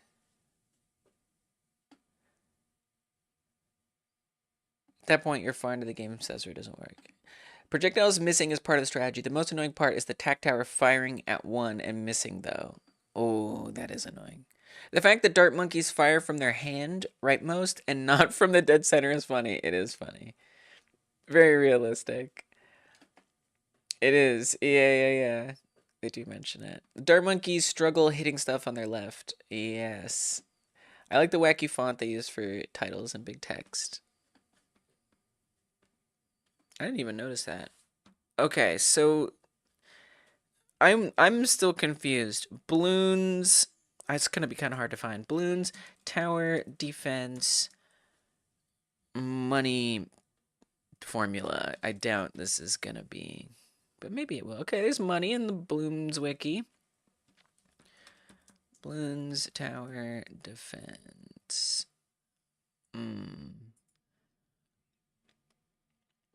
So it seems like they're not going to break down exactly how this works. Now this is for in general. The first way is by popping balloons. Oh, there it is. Balloon tower defense. Nice. Red balloons give you 1 money. Blue balloons 2. Green balloons 3. Yellow balloons 4. Black balloons 9 and 9. So it's literally the same as the damage that you take. Okay, so that's the extra thing that wasn't in that formula. So damage to player slash money earned per pop would be how I would describe that. Let's try to fit this in here. Would be nice. Okay, and then I'm gonna center it. Cool. Damage to player slash money earned per pop. Okay. And then on top of that, what Dungeon Martian said, you get 100 money for clearing every round, but it reduces by 1. Wow. I'm just going to take your word for it on that.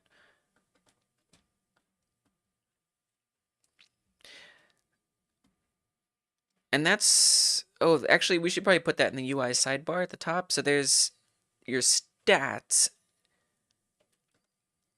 Okay, let's actually add that in here. How am I doing on notes? Okay, we might have enough. I would like to make a layer for each one. So round number, money number,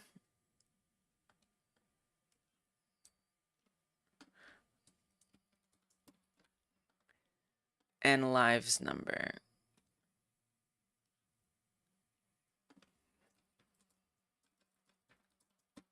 Okay.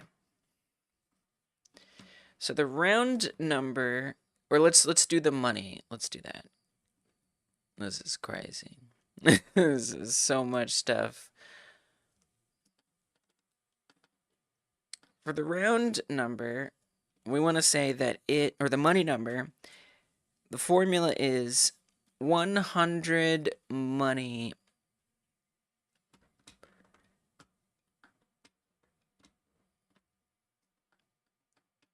per round minus round number. But also plus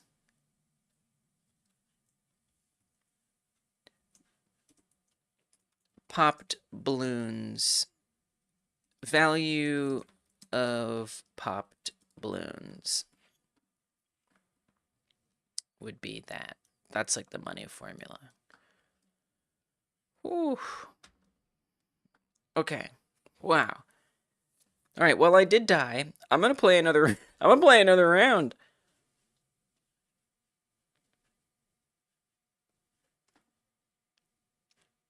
Let's add a tack tower in there and try to thin this down a bit. I'm going to put it right here.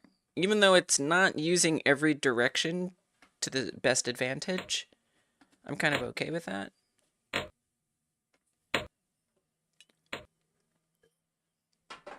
Nice. I took them all out. Now that was an easy round, but still. You love to see it.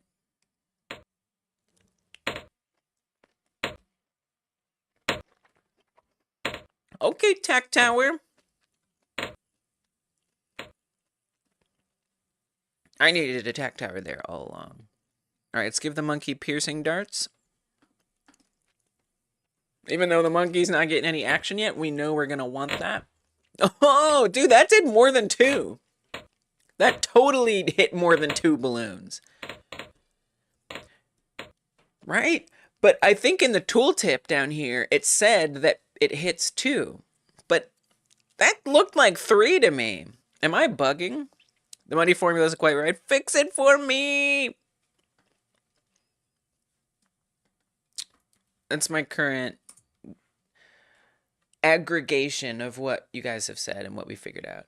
On round 28, you get more than 100 money. Round 28. Round 28. Oh, I didn't get to that one yet.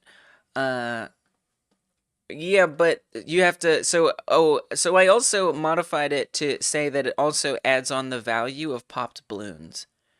Right. So are you factoring that in as well? Yeah, I don't think you're factoring that in. Maybe you are. Maybe you are, because you can, yeah, maybe you are factoring it in. 55 yellow, 45 green.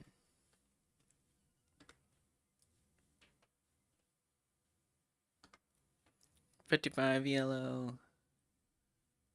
What did I say? 45 green? 45 green. In the tooltip, it says so.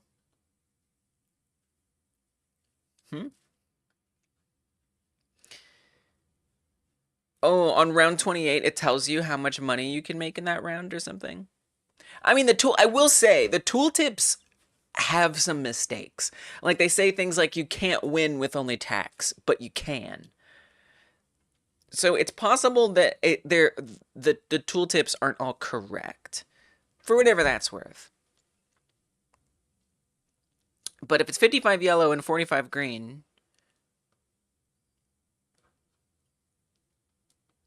that's 300 or 355, I think, is the amount that you can make on that. Maximum money for popping balloons. Oh, here. Total cumulative.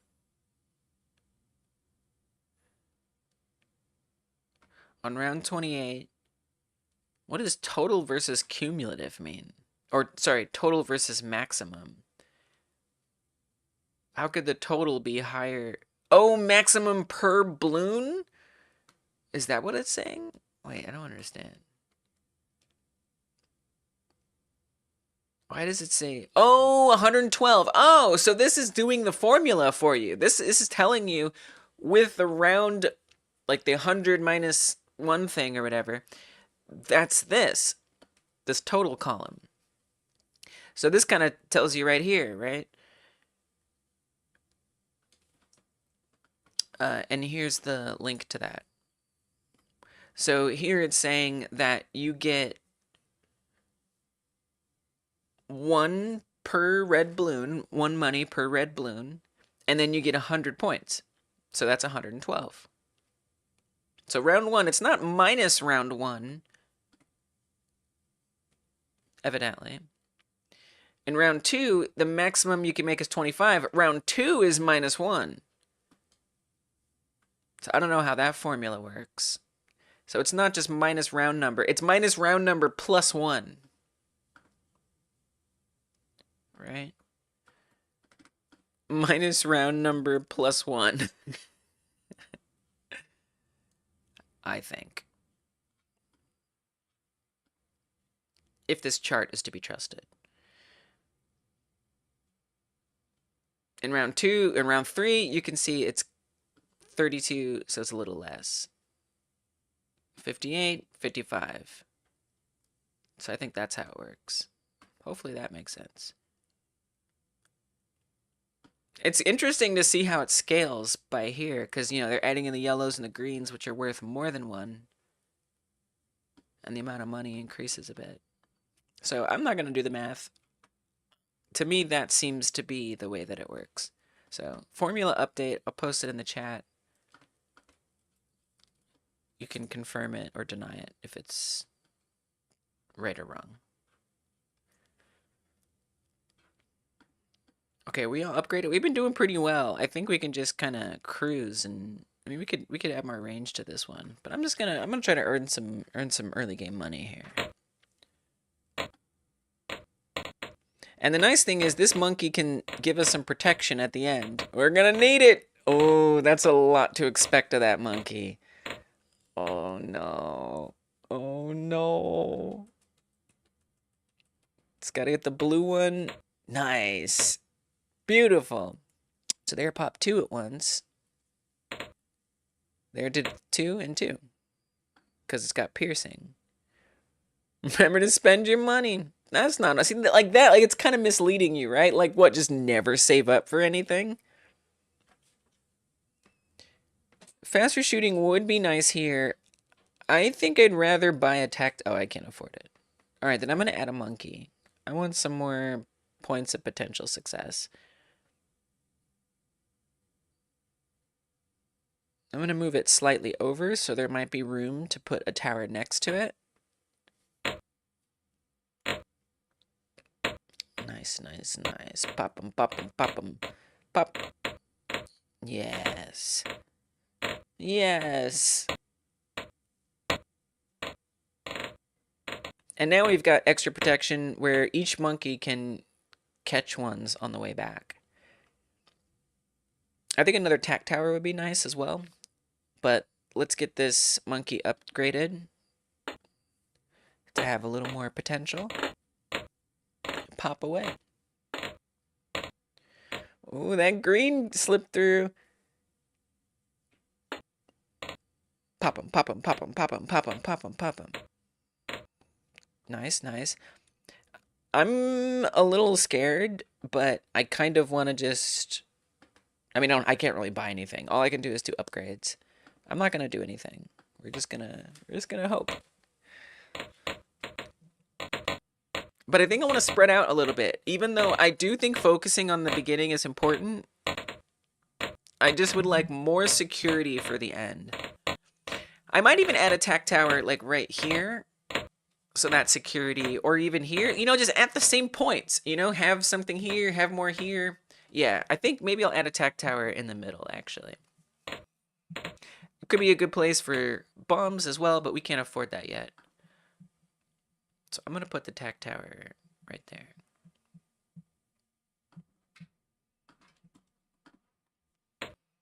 I don't love that because it's not actually getting a lot of coverage.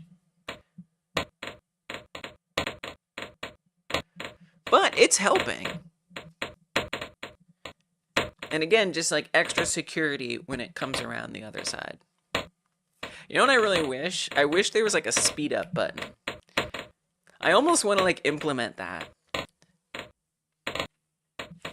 But you know, if I'm gonna do that, I have to make sure that I build my game that way from the beginning. I know someone in this community, Andres, has got your Jamware game, your WarioWare like, that increases speed all the time. I don't know how you do that, but that would be kind of cool. Speed ups got added? Wow. It would be so nice. It would be so nice.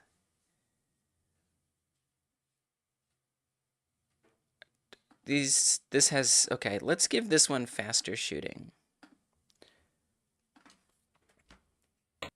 I would even say it doesn't have to be like something you earn. Like you could literally just press it and everything speeds up. Just like an accessibility feature, you know. But I would have to make sure I build it that way from the start, right? I mean, I guess Godot lets you just change the engine speed time, but I feel like that's gonna have like problems, right?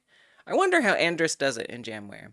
I feel like that's gonna have performance issues if I actually speed up the engine itself, as opposed to like building it in so like everything that fires more quickly and all the speeds go up. Right, the engine process speed. I feel like that there's some like, isn't that that's gonna hurt the performance, right? As opposed to just every component like have it base increase the speed of the movement. Then again, maybe it wouldn't be bad. Maybe that is the way to do it. Maybe I will do that. Something to experiment with. So, okay. Here's what so the other thing that I want to think about is what I'm going to do for the future devlogs. Now, on Wednesday, I'm going to start building the game proper. That's a public devlog. On Monday, I'm doing the member stream, and I've been practicing like doing like a new live stream series that's going to happen, learn-alongs. It's going to be public soon, but for now, I'm workshopping it in the member streams. But it's just like about going into Godot and just learning stuff, just trying stuff and seeing what happens. And so I want to think of what things do I want to experiment with and learn. And I'm thinking paths would be a good topic for Monday, but maybe also experimenting with engine speed. Right. You can't go above 100%. So make the normal be half and fast be 100. Oh. Andres must be doing something more interesting in Jamware. I kind of want to ask, see if Andres will tell us their secrets. Andres may not. And that's okay if not. But I'm going to ask. Know that it's okay if you don't want to share. But I'm curious. How do you do the speed ups for the entire game? I.e., process speed set to 50%, and then it just increases up to 100? Probably not. All right. Just putting that out there. Just putting that out there. Putting out a feeler. Okay, where are we at? We got 300 monies. So far, it's going pretty good. Let's get faster shooting for this one. I feel a little concerned about where I put that tac tower, but because it's a very small area. Thought the speed up thing was just a stricter timer. No, the whole game speeds up. Yeah, so this is a game we've been checking out in the 1 hour jams. Oh, Andres is typing. In the 1 hour jams and in our community creation live streams. Both of which are ending in 4 more streams, 4 more weeks. But no, the whole game speeds up. They added a modifier to the game that lets you do it at maximum speed. Although I remember Andres saying that you can actually push it further. That was just the furthest that they felt was tolerable. But if we go here to the modifiers, max speed. So check it out. It's not just the timer. Watch this. The music speeds up. Everything is faster. The animations are faster. The stuff moves faster. Oh my gosh, I died immediately. So that's not the normal speed that the game is. Nice, Dark. Yeah, it's a good game. Normally, it's a lot slower than that. So if we go to here, for those who haven't seen it, if we go to here and don't click on that, now when we run it, you'll see how much slower it is. Like, that's not bouncing super fast anymore. Games are a little bit more reasonably paced. The cars are going slower in this one. So there's definitely some way that Andres is manipulating the entire game, which is pretty cool. I just don't know what it is. We'll see if Andres answers at some point. Okay. So back to this. It's just a quality of life thing that I kind of wish was in this. 249 money. We've got piercing on all of them. I can't quite buy a dart tower. I feel like this almost like, I feel like this happened last time where I was 1 money short.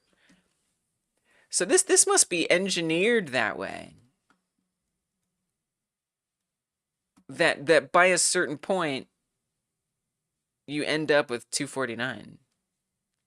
It's kind of crazy. It'll be interesting to see if anyone can recreate these same values.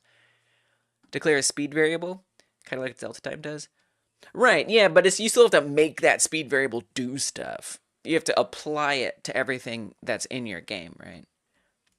Right, there's timescale, but timescale, you know, was that last game developed at 10% and then it just like adds a percent on every time?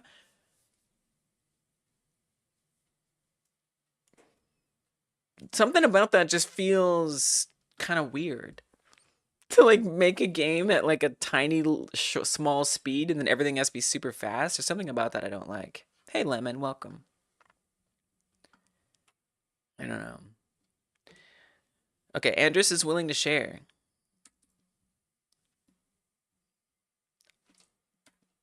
Okay, I have a global variable called current speed. The whole game is calculated with a beats per minute variable, so current speed is calculated with 120. The initial base speed. All songs are made with this BPM.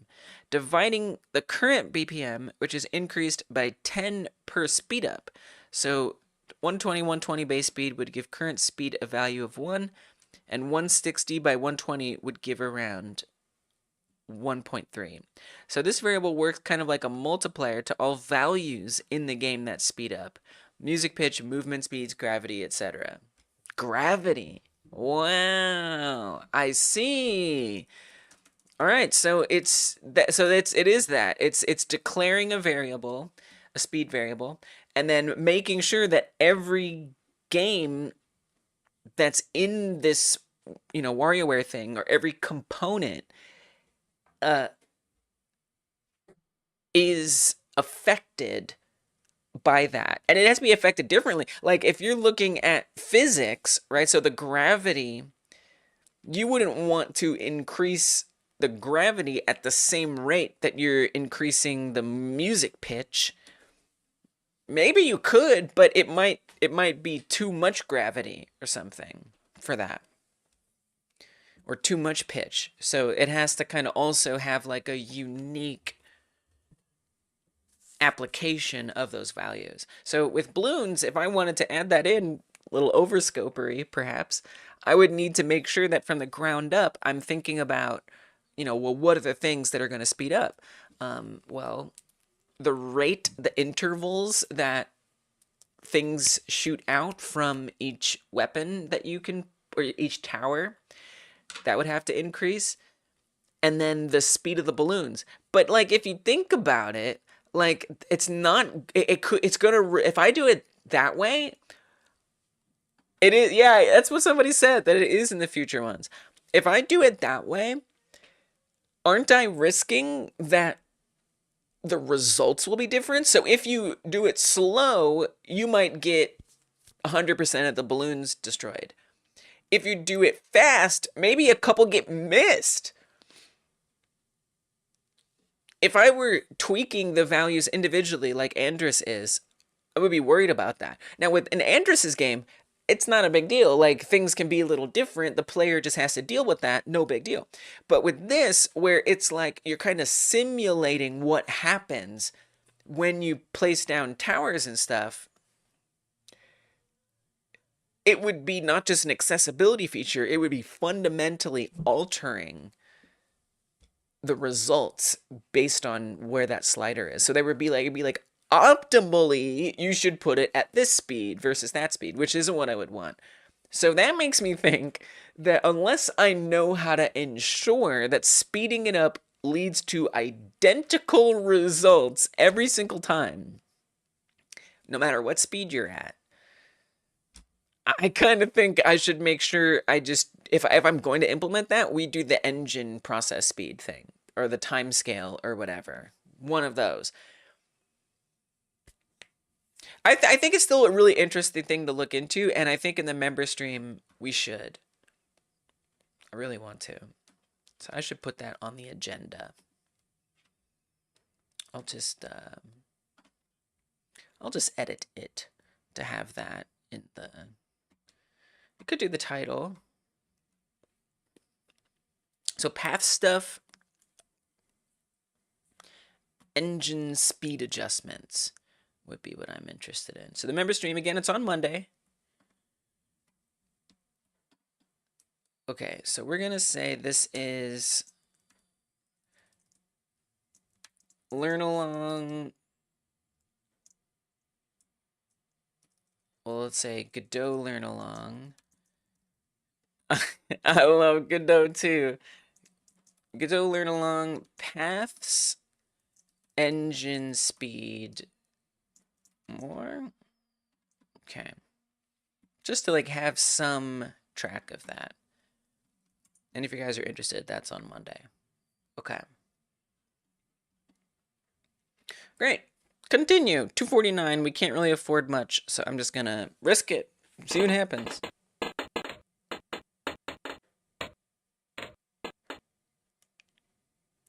It can get it. It can get it. Yeah. It's risky, though. That was very close. I didn't like that. Wow, it didn't get 2 balloons on that shot. Okay then. Okay, we got 399. I kind of want another dart tower. Or something. Maybe a tack tower. Oh, I can't afford a tack tower. Alright, I'll do a dart tower. I like this spot. I kind of want to keep this open, though. I wonder if we could add a monkey over here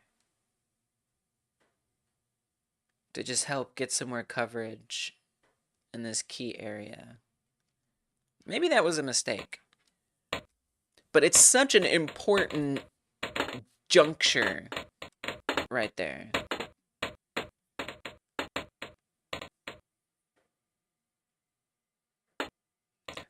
I need to keep studying what we're adding on here. I mean, we've got tower stuff. We haven't gotten to the super monkey yet. Oh, dang, I lost a hit point. It sucks. Yeah, I mean, leaving and coming back is just a live stream thing, Makes sense. Okay, this monkey definitely needs some piercing. I'm definitely concerned about our survival. I've got some of the different tower properties, except for the super monkey. I haven't added that to my document yet. We've written down that grass allows us to place it down. The path doesn't. We're starting to catalog all of the spawn orders and things. We've kind of figured out the pathing.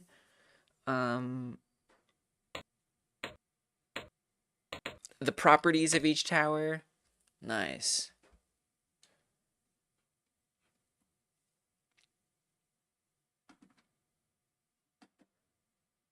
Nice, Andres, listening to your own song. That's awesome.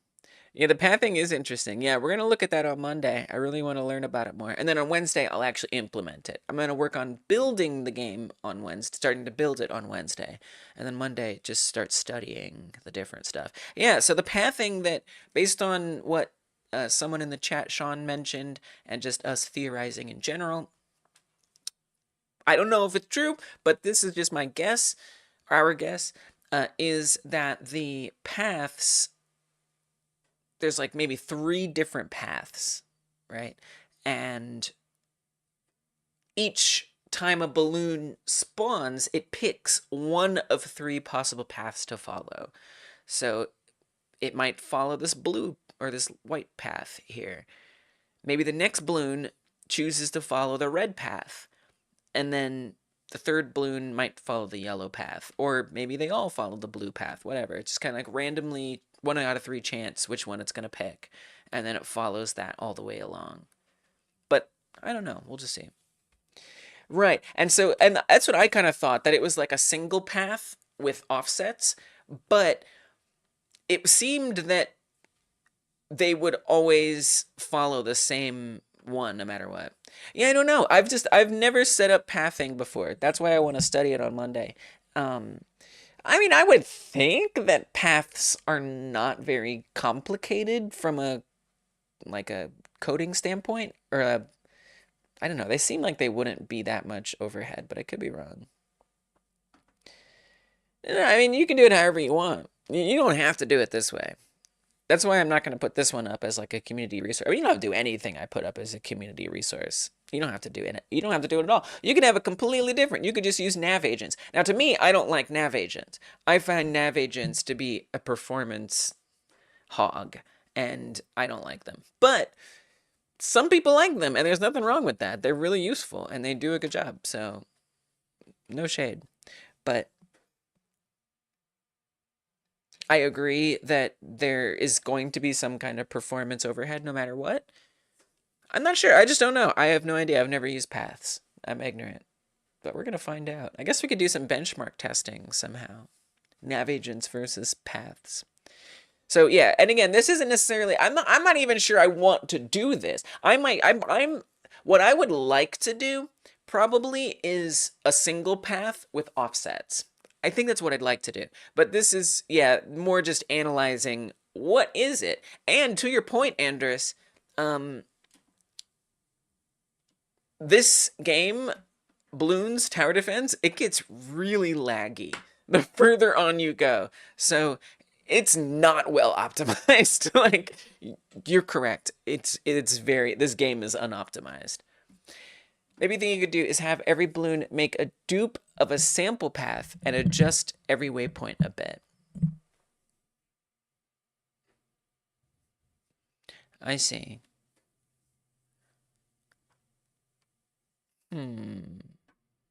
That seems like worse. That wouldn't mean a path for every balloon that exists.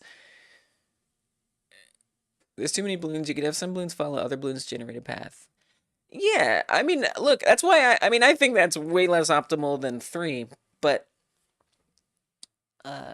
some of them do follow the same path, but I think they have like different timing, different spacing, and that means that they don't appear right on top of each other enough to matter. And then they also have a slight rotational offset that makes it different. Delete it when it's popped. Yeah, there's a lot of different ways to do it. Okay, so I definitely need to adjust something here. This strategy is not going well. Set a limit of max. That's true. Very true. I'm going to add this in here, get some benefit from that multi-directionality. I think this was a bad placement for a tack tower. I'm just going to say it.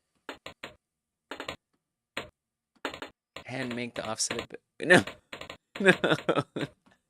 That would be a very bad choice, I think.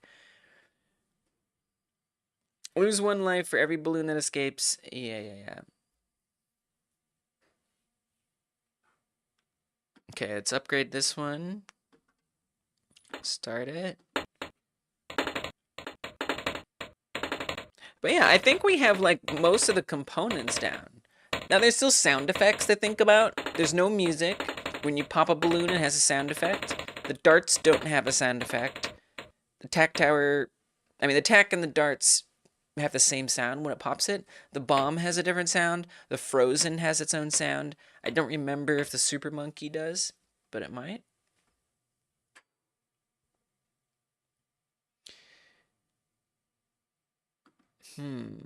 They're all piercing? They are. I want to add another tower. I'm going to put a monkey right here. Just to get some more early death for the balloons.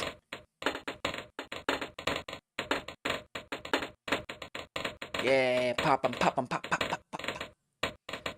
Alright, a little blue got away. Not bad. Nice variety there. No yellows, but we got greens and blues. No greens got through, which is nice. I think, honestly, I want to add another tack tower. Can I buy while they're all moving? Maybe.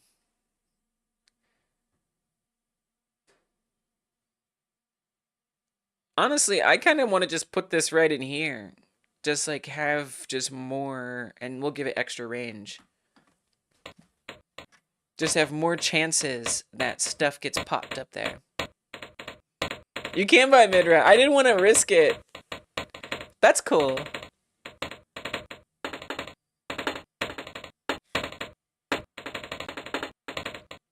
Wow. Oh, dude. Wow, I didn't even think about that. So, like, if one is trailing behind and I have enough money, I could just come in here and bam. Dude, I didn't even think about that. That's cool. That's a good strat. Interesting.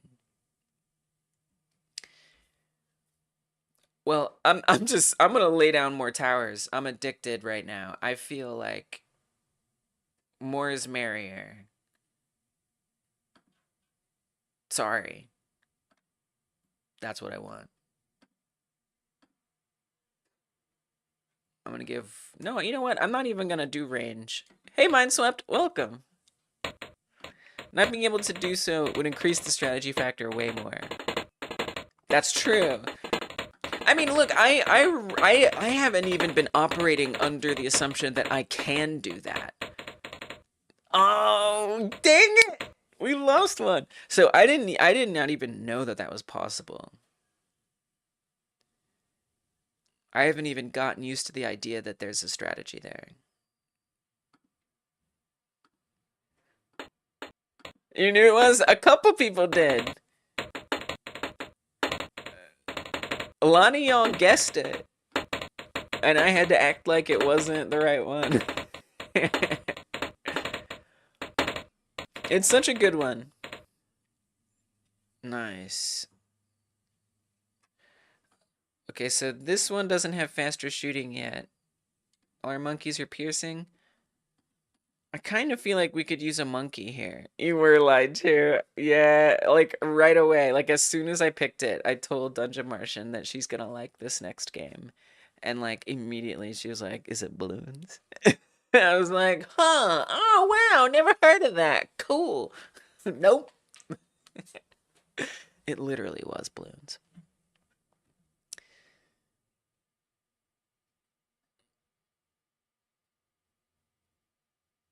I really want this monkey not to be trying to get over here, but I want a monkey.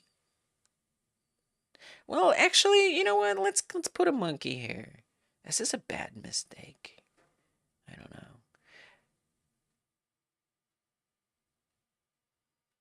I might regret this. I also might not regret it. Blue one is escaped.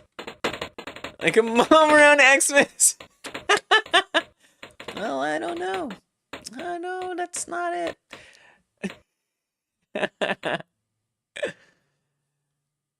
It's a dangerous game, because then the kid gets the PlayStation. Because the kid thought they weren't going to get it. I don't know what Santa got you.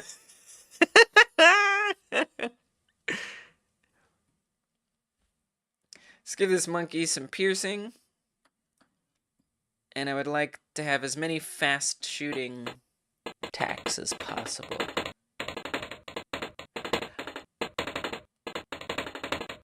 Yeah, I honestly think I've got most of the components down. Which is relieving. I was worried that maybe it was gonna be too much to do. Yeah, it's weird, Sean, to like have to like hide it, but in the future, after this first year, I would like of the game like Jam, I would like to start having votes. So like offering up to the community, here are some options for games that I think would be good based on suggestions you guys have made and stuff, and then actually have a vote where you guys can, you know, say, oh, I like that one more than this one or whatever. Now, that wouldn't be a public vote. Like, it would be public, but I wouldn't want those results to be public, because then y'all would be able to start working on it early. So I would, because it needs to be, I think, somewhat fair potentially for when people can get started on it. But then at least I wouldn't have to lie. I mean, the only thing I would be holding to myself is like which one is at the front, but at least you would be able to kind of guess and deduce on your own. It'd be a little bit more transparent. I'm kind of addicted to just like spamming towers and upgrades, so I'm just gonna keep doing it. I'm paranoid. After my last loss, I didn't see it coming. I will not make that mistake again. Probably. So here we're expecting the monkey to turn to the left, which you're not supposed to do, I guess. But I don't want the monkey to have to turn around at all. So whatever. I'm putting the monkey here. Gosh, oh man, oh, I hate the restart button. Oh, I forgot, I need to add that to my list. I hate that restart button position. It's too close! It's too close to start round. If it's gonna be that close to start round, it needs to have a confirmation button. It hasn't happened yet, but I'd be surprised if I don't accidentally restart it at some point. Did I know the Greek national anthem has 136 verses? I did not. Okay, give this monkey piercing. Is everybody caught up to the ones that I like? Nope. Give that one faster. I'm not sure if I want to add music. I think I want to add music, but it's kind of nice that I technically don't have to if I want to stay true to the balloons. Oh, yeah, yeah. Let's go. Yes, pop them. All right, halfway through. I do really want a bomb tower. I'm just going to start it. I feel like we're pretty good right now. And I think it'd be nice to get some bombs in there. Just to, like, further give us some security that we're going to be safe. Just came up with a gameplay idea. Yes! I love it. Ooh, it sounds like you're iterating a bit on the idea of balloons. Nice one, Rorik. I'm so excited to see what you come up with. Okay, we have 1,000 now. Dude, we could get a super monkey soon. I don't even know if I want to buy a bomb tower. I want to buy a bomb tower. Of course I want to buy a bomb tower. I say we just slap it in right here. I try to take into consideration that I might add more range, so I don't want it to cover too much range. But then again, then you just don't have to add range. I'm going to slap that in right there.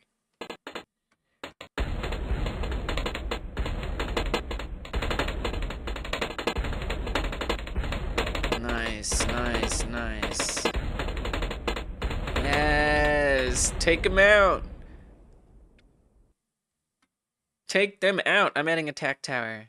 Again, just to minimize it so that when black ones come along, it can actually destroy it. This is so fun. It's so addictive.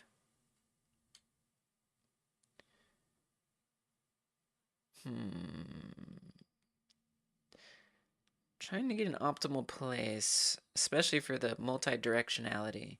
I don't love this spot because it doesn't cover a lot. If I could get this in there, find like a little shred of space. Oh, I don't think it's going to let me. That's going to be fun to come up with, though. Is like, you know, how it's going to determine where you can and can't place it. I mean, I think if I want it to be ready by the cannon, it should be sooner.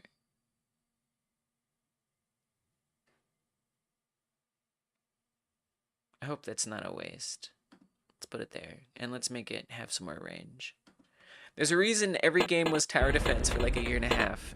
Totally. It was a huge trend. I'm one of those people that roll with the one of the first ideas that come up with in a game jam. Oh, nice. I mean, sometimes you do have to stick with it.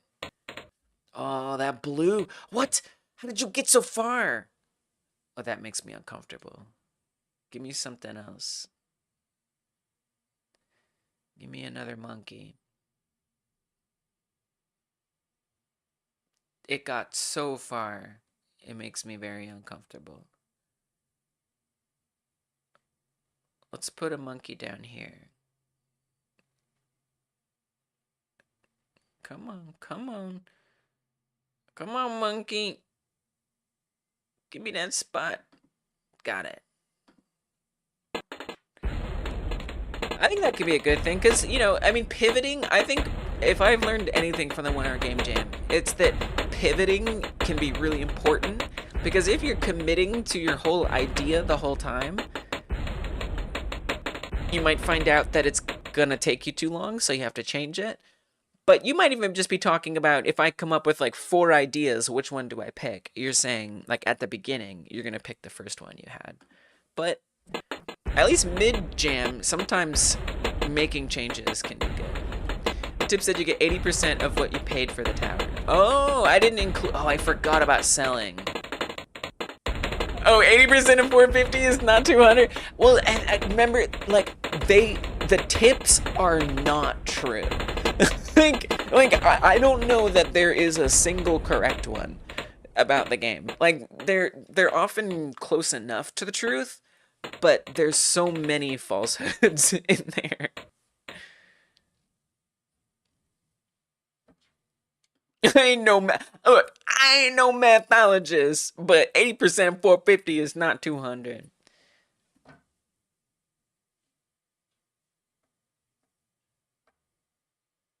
Okay, so this is 400. Tac Tower costs 400. If I sell it, it's 520.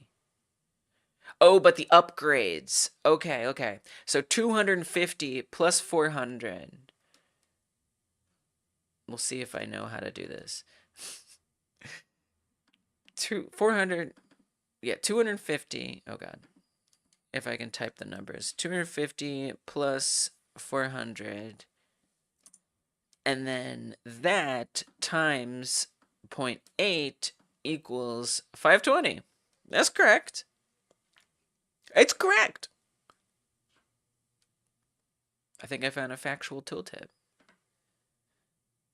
Here for the monkey, we've got, this was originally 250 plus 210.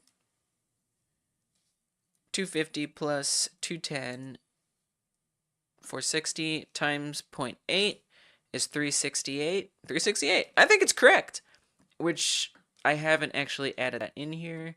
So I'm going to cell tower. Basic monkeys for 250, not 400. My bad. Okay, okay, okay. But thank you for mentioning it. You did say that you ain't no mathologist. Tower defense are a genre I like, but also one I don't like at the same time. Yeah, I feel you. Probably depends on the game, but I haven't played for a while. Yeah, I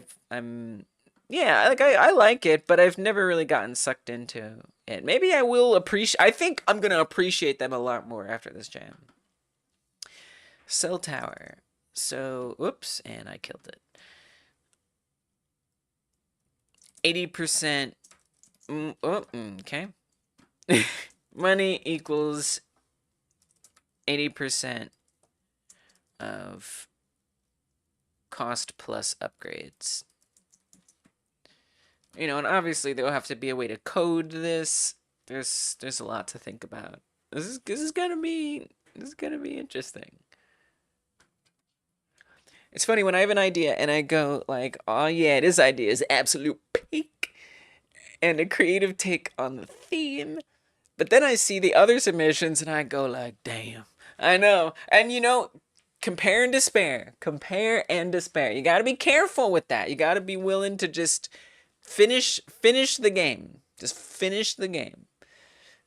You know, the rankings are there as a way to motivate you to participate, but and maybe I should eliminate the rankings. I don't know. But I don't want it to be a discouragement as well. Not that you're degrading yourself, but you feel it when it happens. I know. I do actually understand. You know, remember that the best thing you can get out of this is that you made something and you finished it. But the competitive side will always, I know, creep up a little bit. We got some serious money right now. I mean, not enough, but, you know, that is to say I could spend a lot if I wanted to. We're just going to get faster shooting and piercing all across the board. This one was good for range. You might want to get some range on that one too. All right. Oh, the bombs. I forgot about that. Oh, let's get faster shooting for this one. Okay, we actually do have a few things we can buy. Piercing darts for this monkey. I'm going to add range on that one. I don't think we need range on these. Actually, no, we already got it. Okay. All right, let's just start it here. You knew it. You know, someone just said that. Like, y'all have been guessing that it was balloons. Sean made a great point. I was like a mom at Christmas. I don't know if Santa got you balloons. I had to be sneaky about it. Oh yeah, we reckon them. And there weren't a lot of hard ones on this one, so this was a pretty safe round.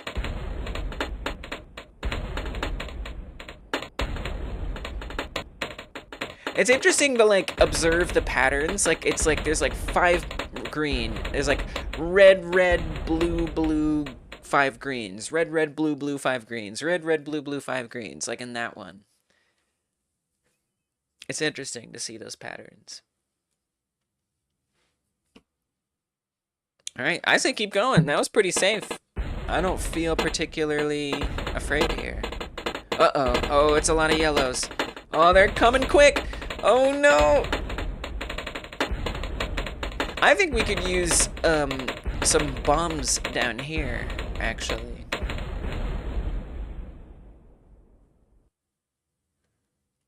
Oh, we're gonna get some black balloons now? All right, I'm gonna drop bombs over here. I think there's some wisdom in that. Upgrade it. Lately, I'm trying to dabble into more games I usually don't make. Hell yeah. Puzzles, tower defense, strategy, etc. I usually do stuff like FPS platformers and fighting games, so it's cool to try doing others. I think so. I think it's not only cool, but it can help in making the ones you like doing. FPS platformers and fighting games, you know? It can give more perspective on things, techniques, and mechanics that you wouldn't have otherwise added. You know, because at the end of the day, we're just learning how to solve problems. And a solution can apply to multiple different problems. Super Monkey Stream, you got it. I still put in a healthy dose of adrenaline in the game, regardless of the genre. I mean, I've played your Jamware game, and I gotta say, yes, you do. Yes, you do. I still feel like there's a lot getting through, and it's bothering me. It's bothering me. I wonder if we can't get a monkey in here. Oh, we already have a lot of monkeys in there. Maybe a tack tower? Maybe I'll drop a tack tower in here. I just want to prevent things from getting too bad too late. I'm going to put a tack tower in here. Just a nice little choke point. Only problem with making a balloons game, there's like 20 versions. We're doing one. It's just this one. Just this one. Now, obviously, you can take your knowledge of other balloons games and implement it, but the premise of the jam is making this one. Because this one is the simplest. It only has one level, it only has a few towers, it doesn't have a lot of nice bonus features. It's really, really, really, really simple. So that's why it's embedded right here on the jam page. This is the one. Your sole inspiration. So this is like you're strongly encouraged to use this as your sole inspiration to keep you from that stress of like, which one? I don't know. This one. This one. Paves the path for interesting genres / takes. Exactly. A dating sim, but you got a rocket launcher. I love that. Yes. I mean, it's such a meme in game dev right now. It's like this, but this. This, but this. We can't tell by Jamware. We can tell by Jamware you're not much of a fan of idle time in games. I know, right? We've been seeing a lot of Jamware on this channel, including every Ninja Kiwi game into my balloons. Like, that's hardcore. Dang. Just like a soda when you get every single flavor, except with a game. Dude, they do have some like surprising games. I know on Steam they have like a whole collection, like a game. It doesn't have, oh, there it is. It doesn't have literally all of them, but it has a lot of Ninja Kiwi games, and it's like, oh my gosh, they've made quite a serious variety of titles. I like, on the trailer is somebody scrolling. That's really funny. Balloons pop 3 Candy Crush with balloons. Oh yeah, like the first one, the first balloons was like a puzzle game. So it's cool. It's cool to see these, but like at the same time, don't worry about it. Don't worry about it. We're not making those. But I think what's nice about it is it does give you like a sense of like the variety you can add in while still keeping it balloons like. But yeah, there's some games that's like that ain't balloons. There it is. This is quite a bit different.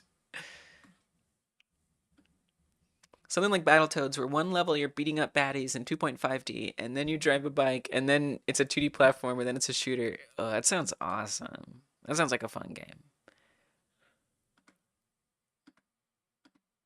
Okay, that monkey's upgraded. Oh, we just added this one. It's pretty good. All right, I'm gonna take a risk. We're gonna do it. Since the Balloon series has a bunch of explore games. Oh, I see what you're saying. For the mashup? Wow. Andrus is like, oh yeah, I can visualize that. That's so doable. It's right up your alley. I want to make a Paper Mario type game that combines all different game styles.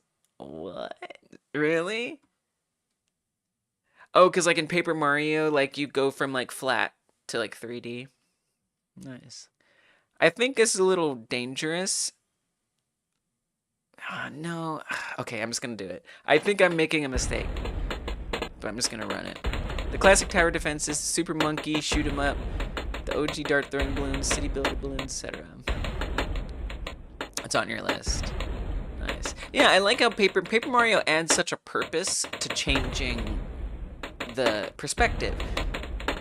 Mario is literally a 2D flat thing.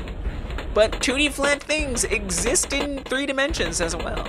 It really justifies that concept. It's not just there for the sake of being there. It's like, no, there's a good reason for this. It's because Mario is flat and needs to be 3 dimensions too. Paper Mario has a ton of mini games that you can do to get badges that improve your combat abilities and tricks. Oh yeah, I played the first Paper Mario when I was younger, and I really liked it.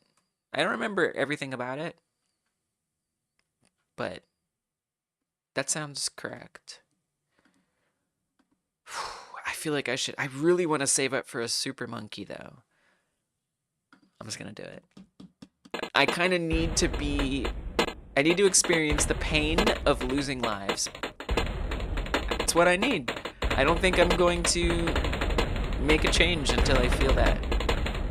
Because I think the setup is pretty good. Oh, I hope we get to 3,000 in this round. We only need we need 4,000. The black balloons are getting popped by the time they get to the cannons, so we can easily blow them up. Roxy, you love the theme? Let's go! I always love your games. Never done a Balloons Tower Defense like, but here we are, and I've started working on my game! Yes! I'm so glad. I'm so glad, because I didn't want it to be too intimidating or whatever. So I'm really, really, really glad to hear that. Oh, it's gonna be good. We gotta have some good games. Super Monkey is garbage in Balloons Tower Defense. Then this one, it's not worth even half its price? I disagree. I think it's quite powerful. But I mean, again, it sounds like you're comparing this to other Balloons games. I've literally never played another Balloons game. I don't really want to. At least not while I'm developing this one. So, in my experience playing this one, the Super Monkey is really good. But I'll try to earn it so we can judge for ourselves. You notice the frame rate slow down, by the way? Look at those slow balloons.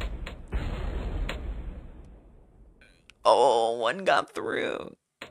You hate to see it. Okay, something needs to change there.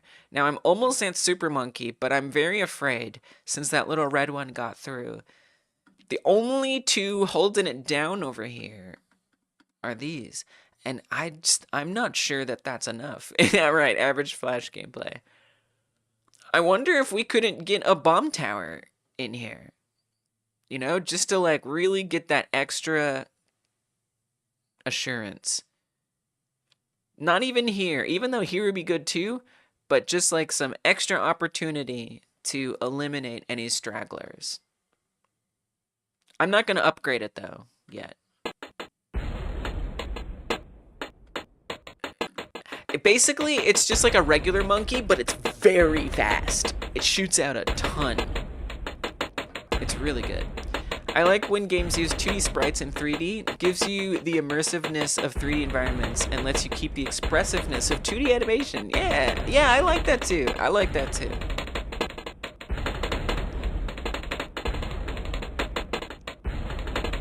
Nice. We didn't even need the end here. We're getting there. We're almost at 4,000. Learn to fly? I've never heard of it. Yeah, I'm always down for suggestions. Learn to fly.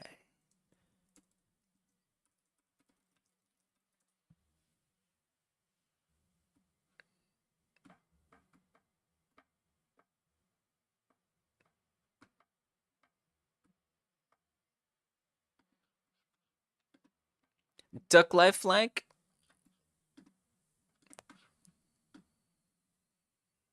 I've never heard of this game. Somewhere in Antarctica. I love this art. This art is awesome. I almost went to click skip intro. Giggle! Wow, this is great because I love this. Because it's got like narrative components. So far, the games we've done don't have a narrative component. I really want there to be a variety. In the first year of the Game Like Jam, I want I want there to be like a This is amazing. A variety of games to train different skills. The fact that that has a narrative component is so awesome. BTD4 has a lot of lag. Oh, wow. That sucks. I love playing Duck Life in the school computer lab back when I was about 7. Yeah, I think like nostalgia is an important thing for the Game Like Jam. Okay, this music is probably safe, but I'm just gonna mute it. Wow, there's actually a lot going on here. There's like multiple levels, stats. Oh, so it kind of just ends up coming down to like a little simulation that you run. Interesting. Achievements. There's kind of a lot going on here, but it's not bad. Hedgehog Launch is a similar genre. Flightless Bird, huh? I'll show you. That's so cute. That's the cutest story I've ever seen. Such a good, like, motivation.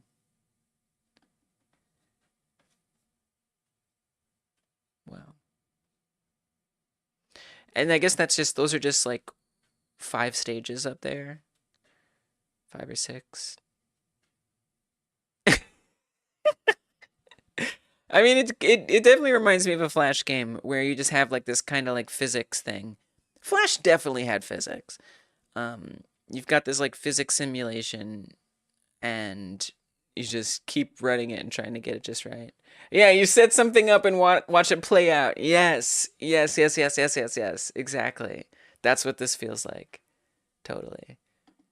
Oh man, they just faded in. It was so good though. It was so funny.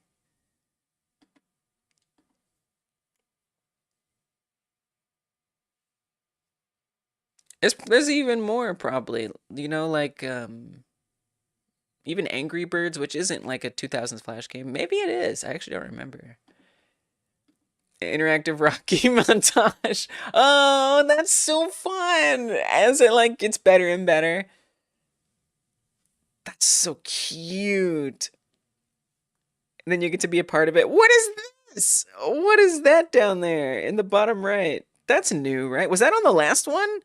I guess I just I panicked like it was new, but I guess it's been there. You're getting paid to launch yourself. By who? Who? The same people who pay monkeys for popping bubbles. Oh, it's the inches, I see, of the ramp, or feet for the ramp.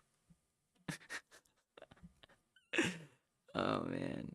Okay, I guess that was at the bottom the whole time. Wow, so you have to not only set it up, but then you get to like adjust your altitude and cruising. Yeah, this is an interesting one. I'll definitely write it down and add it to the list of contenders. It's certainly possible. One of the learn to fly sequels is the same, but flying up instead of to the right. Oh. So I do have a candidates list that is just a bunch of stuff. A lot of them recommended by you guys. Learn to fly. Who mentioned that? Andrus? Suggested by Andrus. And then it's really funny because in the last Game Like Jam, when we did Frogger, you guys kept suggesting 80s arcade games, 80s arcade games, 80s arcade games. And then in this one, now you guys are suggesting 2000s Flash games, 2000s Flash games. And I hope that by the end of this year, you guys will also have a sense of like what kind of games I'm picking without it necessarily being locked into an era. The era is really just the hint that I'm kind of giving for what kind of game it's going to be. And I love that it like also provides like this opportunity to think about and to explore. What was the other one? To explore like games in the same like era. I think that's really cool. Duck Life Flash gameplay.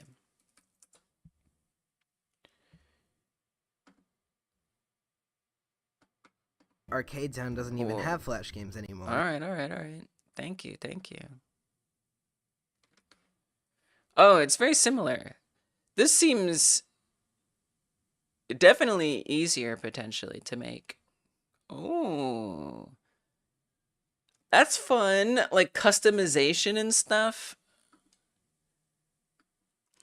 Yeah, there's a lot of different skills potentially there to pick up. A lot of messages, very UI heavy. Very UI heavy. And then so is it just Flappy Bird with customization? I guess it's not. Wait, what's the gameplay? You just collect stuff and get to the end? Oh, but you didn't want to run out of energy? Interesting. All right, I'll definitely add it to the list. Okay, anyway, we're not just picking the next one here, but I do like taking suggestions, for sure.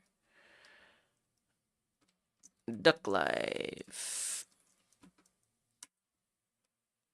Also suggested by Andrus. All right. Where were we?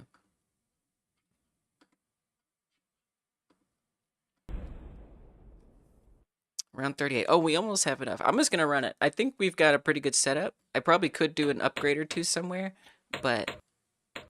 Oh, it's so slow. It's so slow. So it's interesting because, look, there's barely any balloons on screen, but it's super slow right now. So, like, clearly, maybe every tower is doing, like, calculations. There's some horrible inefficiency here. That it would be so slow before the balloons are even on the screen. Something is wrong with this code. But again, someone made the good point, like, that's just kind of Flash games at this time, you know? UFO 50. I don't know what that is. What is UFO 50?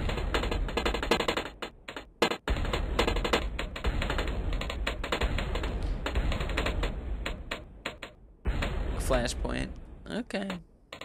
Yeah, that's fair. It seems like good advice for people who want to get better frame rate. If this was a gameplay stream, heck yeah. But I don't really care. But you're right. That's a good tip. UFO 50. That's another Flash game? Perhaps. 50 single and multiplayer games?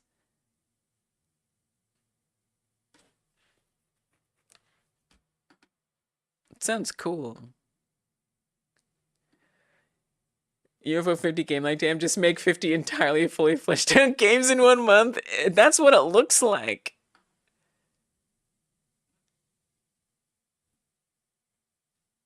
It's kind of awesome though. It looks cool. I want to suggest Age of War. That is your favorite Flash game.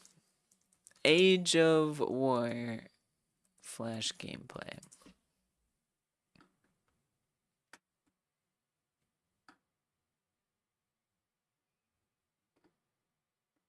Got some difficulty. Got some UI up here. Menu units. Again, with that trope of like spawning things and watching what happens. Setting things up and then watching what happens. Oh, this is like Lemmings so far. A little bit. Oh, they fight each other? Oh my god. This is super funny. What charm! This is delightful. Impossible Quiz Legs? Dude, I think that game sucks. I'm just gonna say I think that game is bad. But like, it's iconic. It's an iconic game. And one that was like fun to show to your friends and giggle as they failed at it, because it's impossible to know what the answers are going to be until you do it like 80 times. But I genuinely think that is a bad game. But it is an iconic game. I see this for some of you guys in the community. I think a lot of you guys have made games like this. Very simulation, Kind of amazing how many of them we've just looked at in the last few minutes. I guess Bloons 3. Still, it's a lot. There's a game for everyone. Interactive, right? Interactive buddy likes. Interactive buddy likes. Linear is good. But I see, it's not just straight up simulation. We're about being clever with making the questions rather than coding and stuff. Wait, that must be something else. Oh, the impossible. Yeah. Right, exactly. Yeah, exactly. That's why I don't think it actually teaches us much as game developer. Like a little bit, but enough for a month. Like maybe for like a 1 week, or not even a 1 week, like a 2-day, 3-day jam. I feel like Baldi Likes is already an established genre, even if we did a Baldi Like jam. Is Baldi's basics achievable in a month from start to finish? It seems like there's a lot of content in there. There's a bunch of similar games to Baldi out there in the same fashion. That's true. Baldi's basics feels like a little too much. But I'm just guessing. It might instance all the balloons as the round starts. Oh, that's true. That might be why it's going so slow. UFO 50 has 50 retro-style games. The devs made fake lore for them like they actually came out in the 80s. That's awesome. Sounds like a cool game. It's trading your bird to the minigame and then you watch it race. Oh, Duck Life? Or no, maybe that was the penguin one. No, I think that's Duck Life.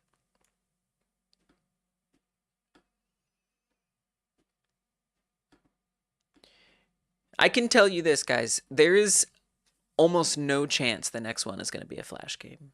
Now, that doesn't mean... Well, actually, that's not true. You know what? It could be a Flash game. That's not true. Actually, never mind.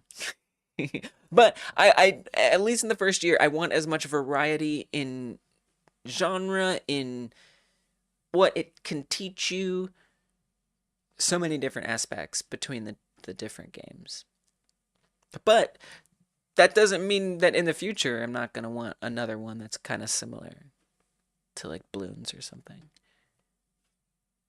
Special questions where you do other stuff rather than answering. Yeah. That's true. I like the topic of Frogger like because Frogger really isn't a very unique game. Neither is balloons. All these ideas are like too unique for me. All right. Yeah, I mean that's any at the end of the day, like that's any game jam. Like every topic is not going to speak to everybody. You know, that's just the way it is. But that's fair. That's fair. But yeah, tower defense. Tower defense is a pretty established genre. But I hear what you're saying. Like Frogger is maybe even more basic. Stickware Legacy.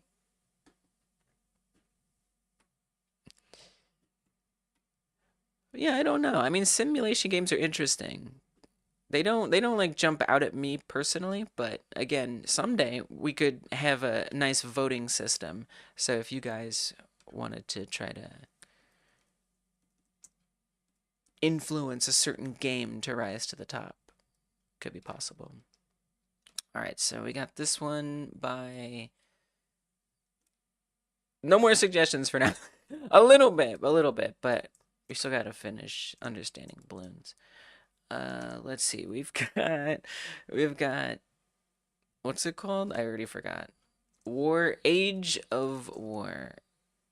Suggested by Tincho.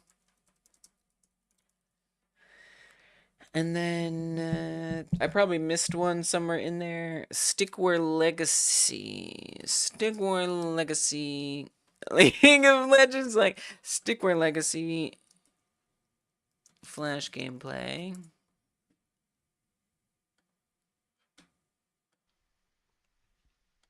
I actually have a game in mind already for the next one, but I don't want to actually not even just a game in mind. I have like an era in mind for the next one already. I do. Not just an era, but like a category.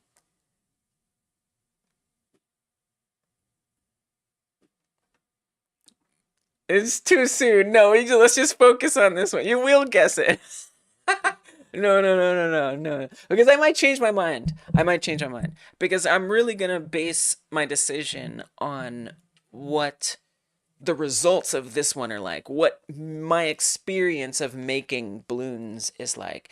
Based on the results, the games you guys make, and the games that I make, the game that I make, that's going to drive me to decide. More so than what I think would be a good one.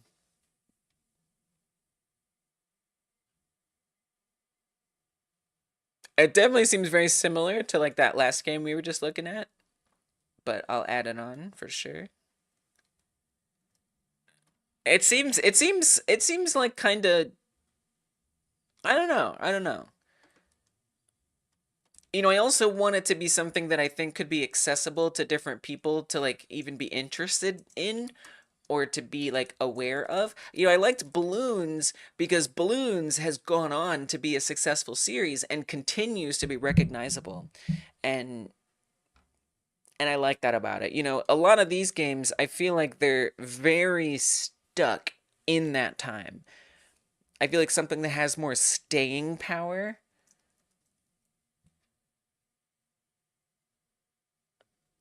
would be good. Oh yeah, and you guys said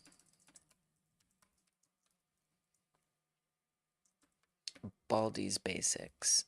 I don't remember who said it, who suggested it. I think that's going to be too hard in my opinion. Cuz again, I want it to be possible that you could actually make the entire thing. Who said that originally? Edgeworth said they would like it. It kind of doesn't matter who said it, does it?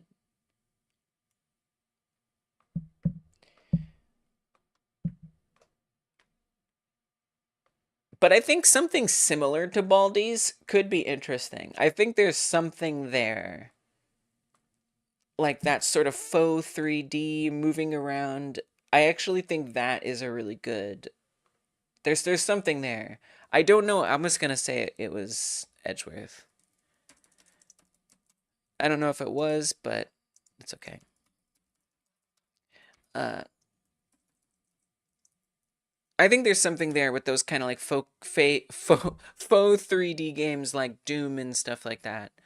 I don't know if Baldi's Basics is gonna be the one that I would go with. Baldi's Basics is kind of, I feel like it's a little too, it might be too complicated for one, and then two, I don't know, there's something about the, like, the, how do I say this nicely?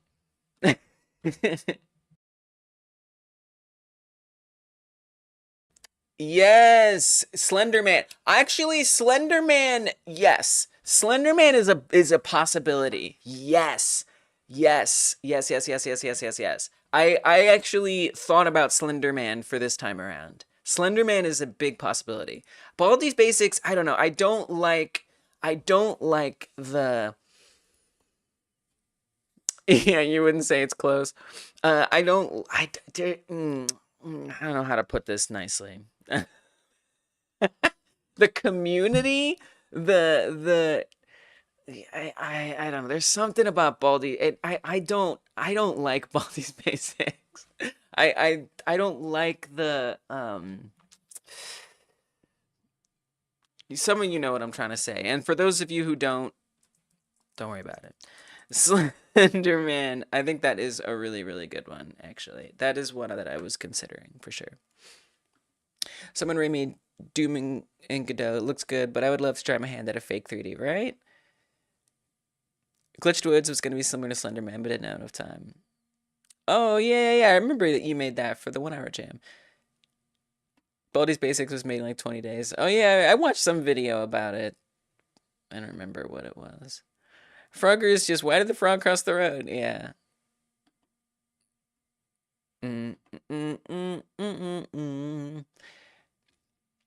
Yeah, I probably won't go for arcade games. Again, I'm trying to keep some variety. Okay, let's go back to balloons. So, great. Oh, I can buy a Super Monkey! Let's go, Super Monkey! Alright, so then just to read it, Super Monkey is hypersonic. Super Monkey shoots a continuous stream of darts and can mow down even the fastest and most stubborn balloons.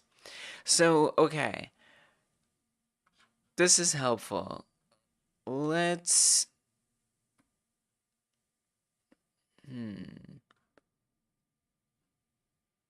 Probably would be good to put up early, but... Look at that range. That range is massive. I'm gonna just have it right here. I'm just gonna have it doing a whole bunch all over the place. All right, let's see Super Monk. You know what? I actually vaguely remember hearing about that. Wait, I remember that now, Timeless. That there's a bug that you can do that. Look at Super Monk can go. Oh, if you right click and place it, I'm not gonna do that. I believe you. I forgot that I did read that. The reason why I'm not gonna do it is, yeah, well, it's because, you know why? Because it's so badly optimized that it just is getting slower and slower and slower and slower every single iteration. So it's yeah, it is weird. It's very weird.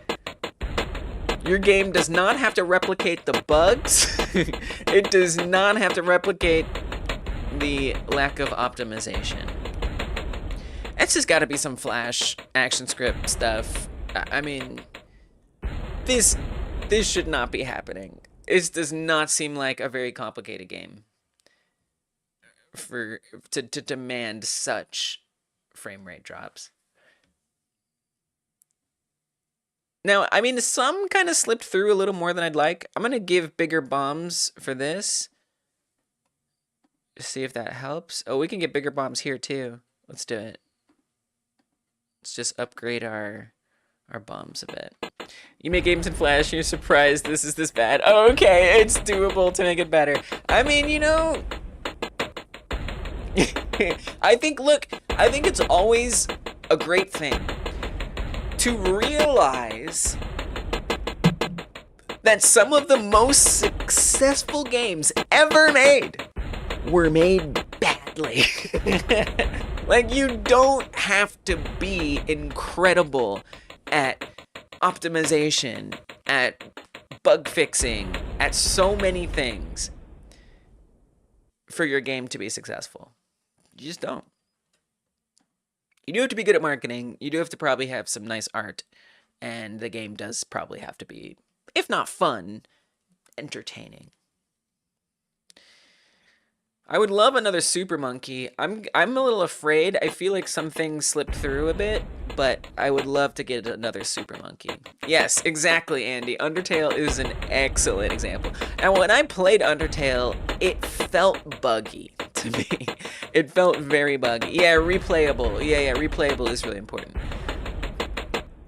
Even though, like, I didn't necessarily get a straight up bug, just like sometimes the way the menus worked, I was like, this is suboptimal. but yeah, I mean, it's got tons of if statements. It's super basically put together, but it's put together. It works, and it's like one of the most famous games. So I love to see it. I love to see that it runs so badly. Although, as Timeless pointed out, there is a way that you can enjoy this with better frame rate. Probably. Still, this is pretty true to the original experience. But your first project with the 15-layer if match. Monstrous. And yet beautiful. Make it work! You make a game and not give up on your flame to me. Hey, you make a game and not give up. You're fire to me. Yes! I was like, oh, your flame on the inside. Don't let it get doused. Yeah, totally. Right. Dude, finish a game. Finish the games. Dude, another reason why I wanted to do this jam. I'm sick of having these ideas that just keep blooming and blossoming and changing and growing, and the project just scopes boop, boop, boop, boop, boop, to the point of chaos. I want to finish something. And by having this known scope, I know I can plan it out, know exactly where it's going, know where it's ending, and finish it. I just want to finish stuff. I agree.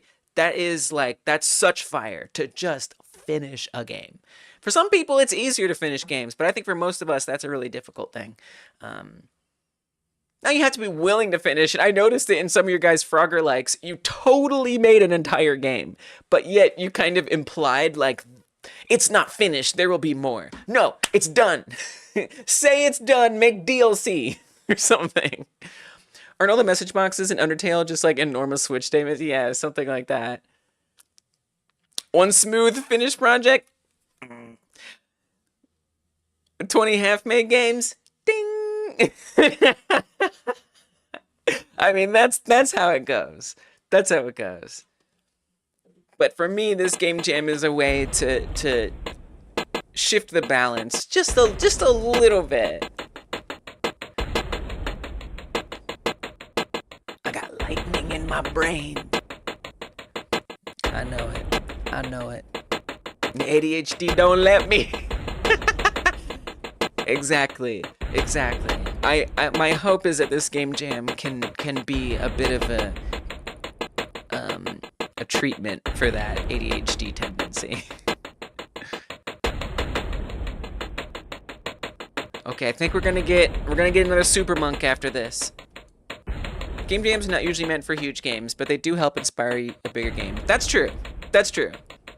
Totally. 100%. But that's just it. Then, with the ADHD brain, now you're on your own to make that bigger game. The only way I finish, and yeah, I mean, at the end of the day, like, you're going to have something probably pretty unpolished, no matter what, in a game jam. The only way I finish games is with game jams, with a deadline I know is actually real. Yeah. Totally. And game jams in general are a great thing for people with ADHD. Because as someone with ADHD, hence hyper game dev, it's like extrinsic pressure. I can't just within myself say, okay, this is when I'm going to finish it. I'm going to get it done. It's going to take this long. Forget that. Not happening. But if there's something outside of myself, like you're just talking about a game jam, that can put the pressure on me and help me finish it. Totally. then you underscope and trick yourself into thinking you have way less time. I mean, honestly, underscope.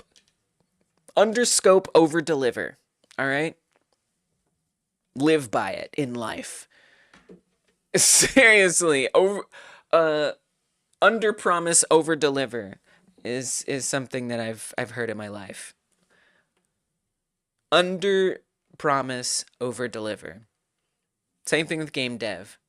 Under scope, over deliver. Make it super hype and cool and exciting, but don't get too complex with it. But make that that small game, that lack of complexity, make it fire. Like there is no game. The jam version is fun, and the full version is even more fun. Okay. Yeah. I find coding alongside others that are making games is just enough to help me keep going and focus more. Totally. Body doubling, I think they call that. Absolutely. Yeah, I mean, I tend to have, if I'm working off stream, I tend to have a live stream up myself. Underscope over polish. Nice. Oh, much better. Underscope over polish. Oh, that's nice, Jonas. All right, let's get a super monka. So, where do I want to put this one?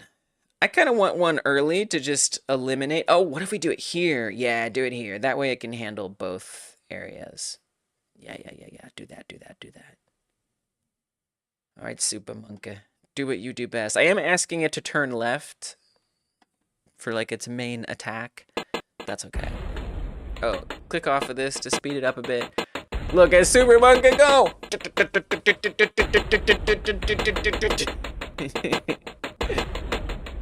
Yes. It is a powerhouse. Beautiful. These other cannons are just chilling. They're like, okay, well,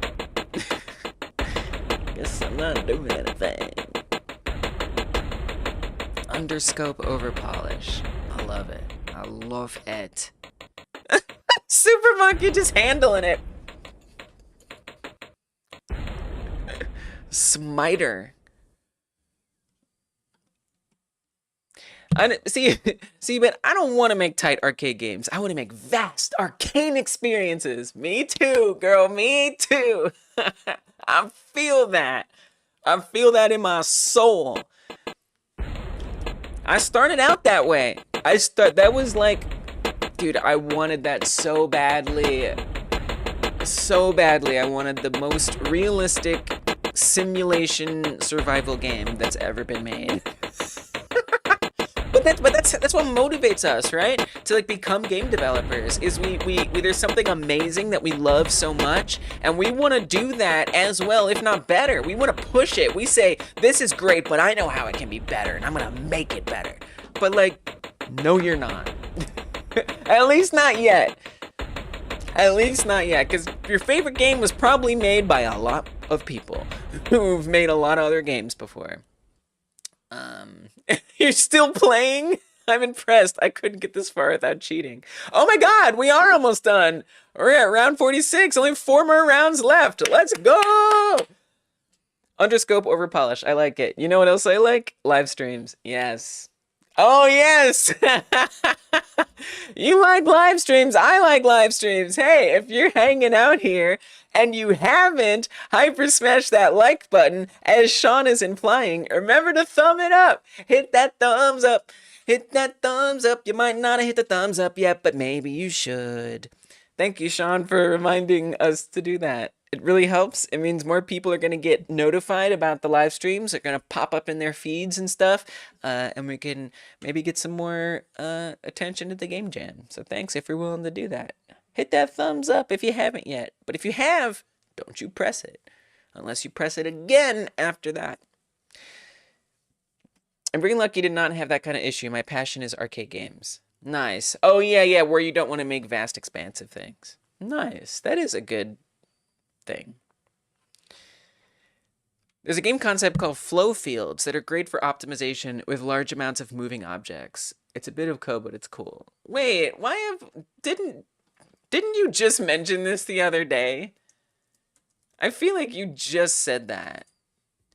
Unless I just happened to hear about it from someone else, but there's no way. You must have. Oh, for pathfinding or artificial intelligence kind of stuff. I gotcha. That's cool. It's.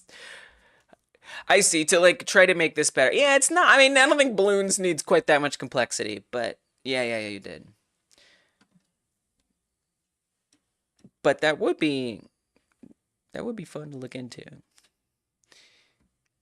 It's pretty cute that the dev left a note that they couldn't beat it. It is cute. I did. It did take me a second to realize you were doing elitism, and I was like, "Oh yeah, I got you. I will follow up." Let's give some epic range. Wow! Oh dang, that is epic. Holy crap! That added so much range. What if you want 1 trillion balloons? Yeah. I mean, over-engineering the algorithm is kind of cool, though. Could be a fun learning experience, if nothing else. 1 trillion balloons. Could you imagine? Monk pop balloon. Liam pays you money. You hire more monka. Repeat. Exactly. I think we've got it in the bag at this point. I think we're winning. We have no risks here. I think part of the strategy here is like definitely front loading it, but making sure to do that across the game. Like so not just front loading. So it's front loading, but also making sure there's backup to catch stragglers. And then making sure to spread that throughout the game. So early game, make sure we're catching stuff, make sure we're front loading. Mid game, front loading, but still building up the catch stuff section. And just keep that going through. And then also make sure you hold down the center. I wouldn't even say we're front loading. We are in the sense that it's like the front has a bunch of stuff wearing down the balloons. The left has a bunch of stuff wearing down the balloons. The right has some stuff to catch stragglers. The middle has the most, so that way it can help the right side and the left side, which ends up front loading the left side. But it can still get to all of it. I don't know if those words made sense, but that's what I feel like the strategy has been. But then also the tips that like Dungeon Merchant gave really helped a lot. I don't think I upgraded range on almost any of the regular monkeys on the dark towers. I think it was just piercing. That was a great tip, to just not worry about range on the monkeys.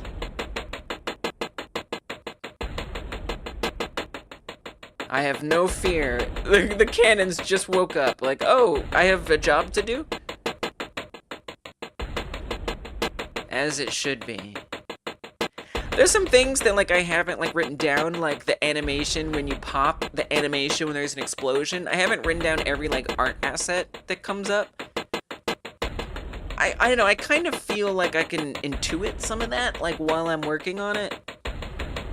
And just be like, oh, this is an opportunity to add this or add that. What if everything is already loaded and never actually deleted? Honest question, would it lag still with else balloons always existing? Dude, totally. Maybe it is all there, right? Like, what's happening? Why does it need to lag that badly? That's a good theory. You have to get a really jank Google Images fire explosion.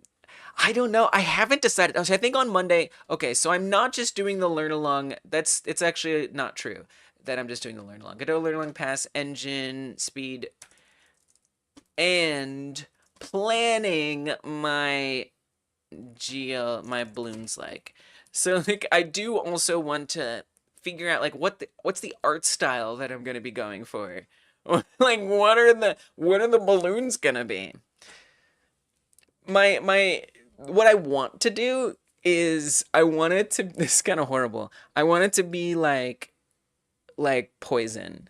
Like I want this to be like a bloodstream, and it's like there's red blood cells like rushing in through the veins or the artery or whatever. Artery is away from the heart, veins are to the heart. So I guess it'd be like veins, and then there's like some kind of like poison things that are invading, and you have to kill the poison. But I don't know. I'm a little worried. This is a poison stream. I'm a little worried that like what I want to do for that game developer. I feel like it's gonna be kind of like upsetting, right? Like blood, like I don't know. Some people like don't like to see blood, and we're gonna go like inside of the human body. I don't know. There's something about that that kind of bothers me. Yeah. Right. So my Frogger like I made based on Harvest Earth. I kind of don't want to do that this time. I don't think I do because my main game, I'm Harvest Earth. I kind of want to remake Harvest Earth from the ground up. And I don't think much is gonna change artistically, but who knows? And I don't know. It's nice because I already have the assets, but I guess like from an artistic standpoint, I just want to do something different. I don't want to keep. Well, maybe there's plenty more. There's 4 more game like jams this year. There's more after that too. If I want to make some of them be Harvest Earth themed, I will.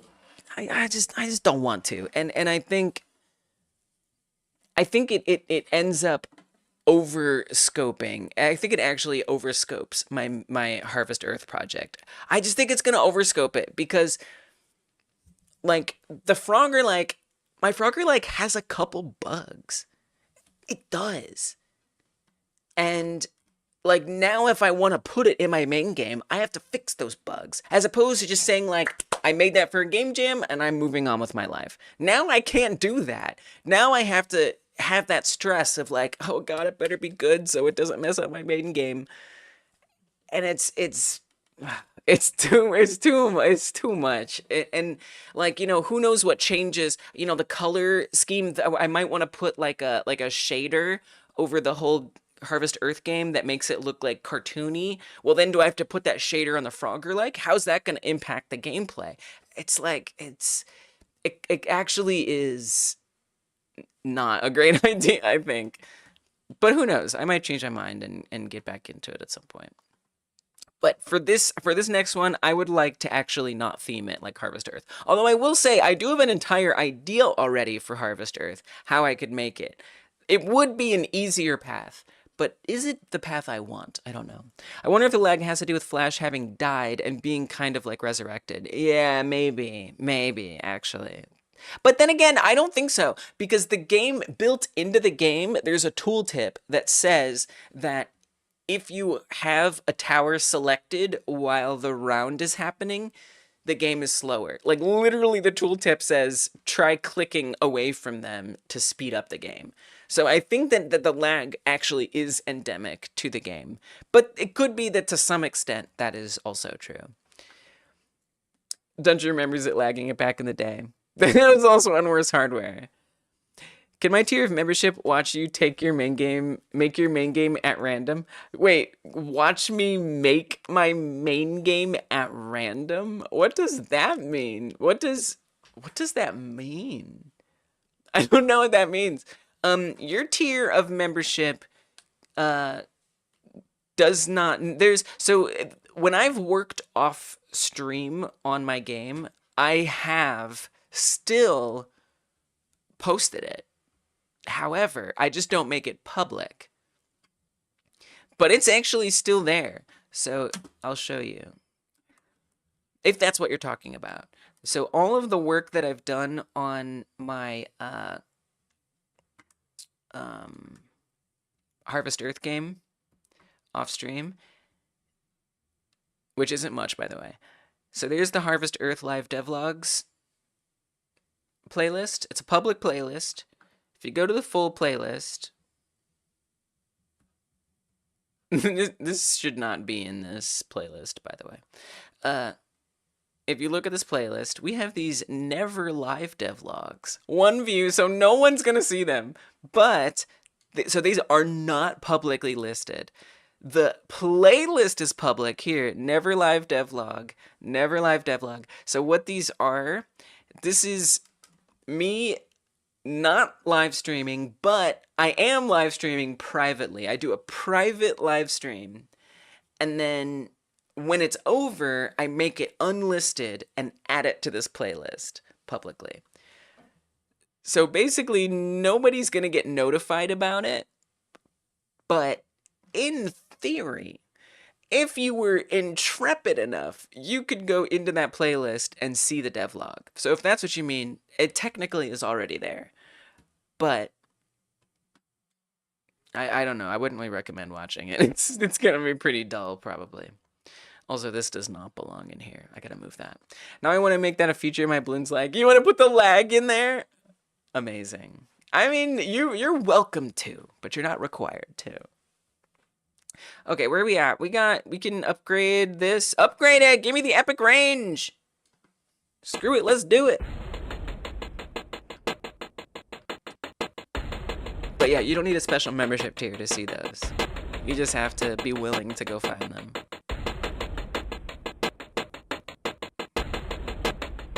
Kind of a nice rhythm. I know, I'm almost done!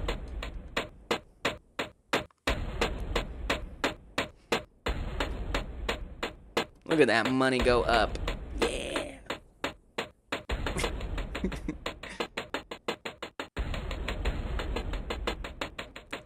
Those supersonic monkeys are so cool. Look at the little, like, glitch behind them. Oh, I guess that's like a bullet. I see. The back of the bullet. They are working overtime!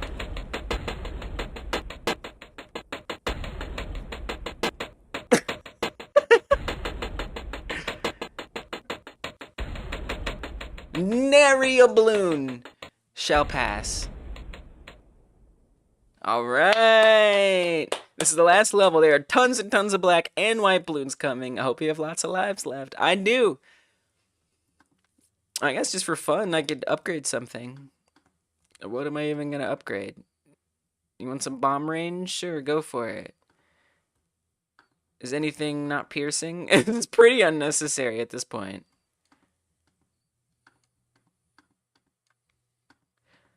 I could increase the range of some of these. I don't particularly need to.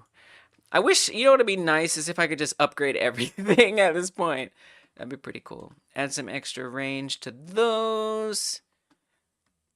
Super monkeys are all upgraded. Sure, give it some range. Who cares? Spend the money. Welcome back, Andrew. Spend that money. Why not?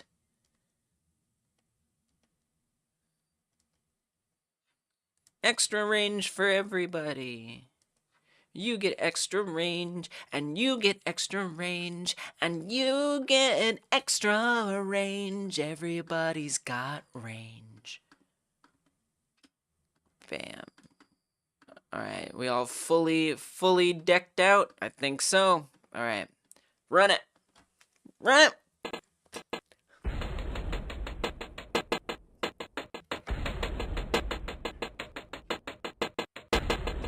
Look at that. Not even getting past the halfway point.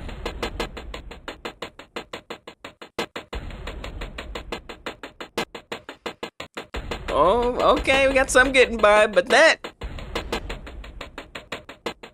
cannon will finish it. I don't think we'll even get this cannon set off. Welcome, Chess. I did not make this. Oh, man. Thank you. Thank you so much for thinking that I could make this. That is like the nicest thing you could ever say. I did not make it. But I am gonna try to make it. For a game with no music, the drum and bass are pretty good. I know, right? It picks up a good rhythm by the end. So this is Bloons Tower Defense from 2007. A Flash game that we are having be Game Like Jam number 2's theme game. Congratulations! We won, we beat Bloons, it's done. Nice. Just play again? You want to play again? Awesome. I like how the thank you. I like how the uh game over screen is like the same, except instead of saying game over, it says congratulations. Instead of try again, it says play again. But it's like basically exactly the same. Yay! I guess I'll add that in here. I kind of want to screenshot it. No. We'll just type it. Nah, I better screenshot it. I bet I'm gonna be like, oh, I wish I knew what it looked like. I just could see myself being stressed about that. Okay, so I'm just gonna finish filling this out. I feel like there are some things missing from this. This isn't like fully comprehensive, but it feels like kind of good enough. Like for my Frogger, like after I made the whole chart, I rarely went back to it. There were a couple like sections that I went back to every time, but for the most part, I didn't really go back to it. So I'm not going to worry too much about making this completely comprehensive. It just kind of like generally gives me a sense of like how things are connected, and it will help me like, plan. And then I'll do that on Wednesday, planning how I'm going to code it all and the sort of inheritance and things like that. But I'm not gonna mention, I have like Dart properties here. I'm not gonna mention like exploding properties, but we kind of get the idea. I didn't even put Supersonic Monkey on here. I didn't even do it. And you know what? I don't care. We have Super Monkey right there. We get the idea. It's faster. It does it more. But what I will add is on death versus on win. It's 50 rounds. That'd be kind of nice to put down somewhere. On win, congratulations. Play a game. 50 rounds. I mean, I'll probably remember that, but like, what if I don't? I mean, I will. You've got that right here. So that's this spreadsheet. So I do want to finish this spreadsheet here. I got halfway through it, and then I'm going to make sure this sheets file is on the community page. So if you guys want to have that info and you're interested in it, it is available. All right, let's finish this. It's not the most exciting thing, but it's important. So I was basing it on this. We got to 29, and hopefully it's accurate. Maybe someone can correct me if I did it wrong. 125 yellow, 19 black on round 29. Let's make that a little larger. 125 yellow, 19 black. Okay.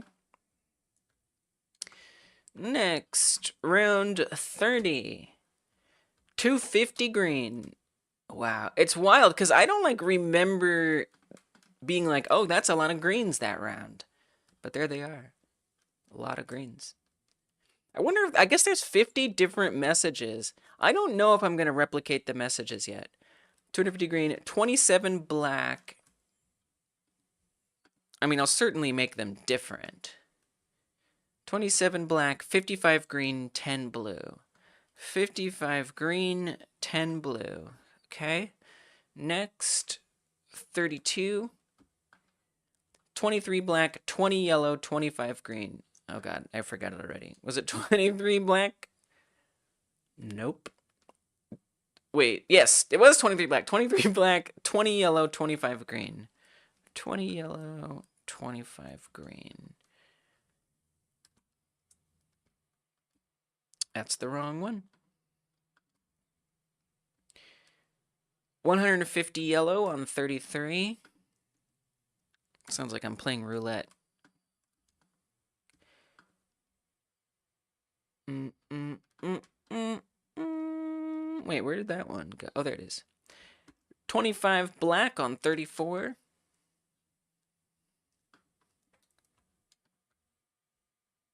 35 yellow. Actually, casino games could be good for a game like Jam. Something like that.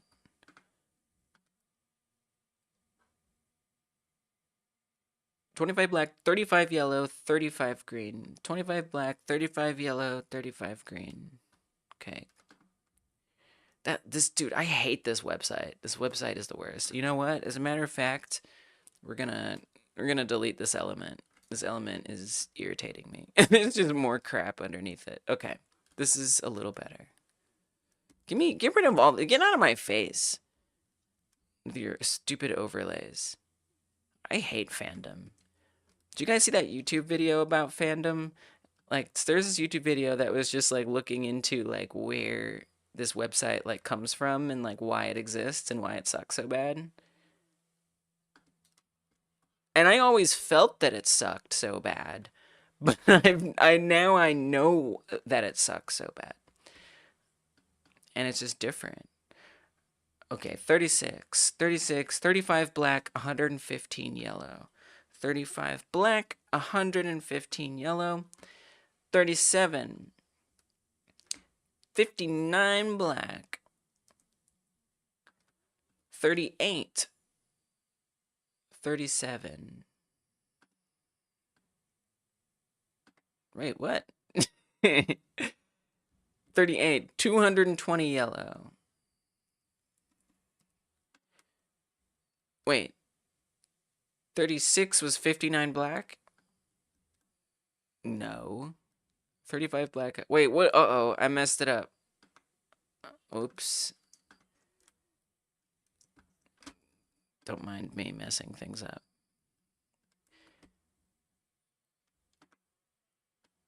$36 was 35 black, 115 yellow. Wait, uh-oh. Oh, crap, I messed this up. This is hard. My brain do not like this.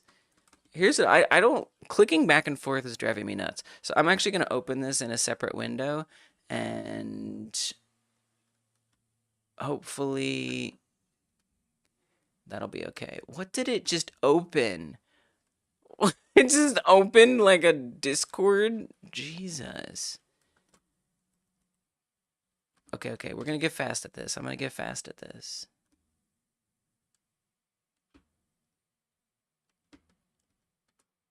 I will. I just gotta get set up correct. Remember being frustrated back in the day? My fave games had their own user-curated wikis, and companies like Fandom started buying them all up, and they all got awful. Yeah, exactly. That's exactly what happened. Yep. Yep. Okay. 34. 25 black, 35 yellow. 34. 25 black, 35 yellow, 35 green. 36. Wait. 35. You know what is confusing me, you guys? Is like the fact that the cell number over here is off. And every time I look over here, I look at the wrong number. So you know what I'm gonna do? I'm gonna help myself here. And I'm just gonna boop. Just cut it off. Trick my little brain. Okay. 35. 115, 35. 35 has 110 and 85. Nuh-uh. What? Where did I get 115 from? 115. Oh, I see. Oh, that's where I messed up. 35. Oh, okay. This one goes down here. We got it. 35. Oh, 35 has 110 yellow and 85 green. Okay. We're back. 36, 115, 35, 37 has 59 black, 38 has 220 yellow, 39, I gotta treat myself, that's right, 30, a little snack of understanding, 39 has 40 black, 50 yellow, 50 green. This is peak live streaming right now. 50 green. Matter of fact, I should entertain myself. I should entertain myself with some music. Just to like hype this moment up the ever so slight bit. Just a wee bit here would be nice. Just a little extra something. Give me that machine-like feeling. Like, yeah, I'm a machine. I follow a rhythm. I follow a beat. Like all machines. Okay, 38, 50, 50, 40. Make sure that's correct. It's hard, too, because it's written in a different order. No, I won't. Okay, I was going to try to put the other one on screen. Maybe I could. You know what? Maybe I could. What if I, like, zoom this out?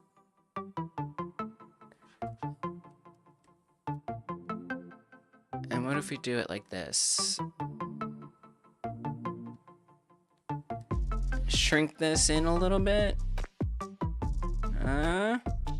Not bad, not bad. At least it's all visible. Except for the number there. Okay, so 40, 80 black. Wait, did I get this one right? 39 has 50 green, 50 yellow, 50 blue, and 50 red. Just all kinds of 50s. Except for black, only 40. Okay. 40 has 80 black. I could just obviously come over here and use this website, but I find it really hard to use. I would much rather have a spreadsheet, a clean spreadsheet that just does it for me. Yeah, I should. Maybe I don't know if I will, but I'm slightly considering attempting to stream from a Linux distro once my Windows 10 support ends. Because I have a choice. Once October rolls around, either I upgrade to Windows 11 or I try something different. The last time I tried to stream with Linux, it went bad.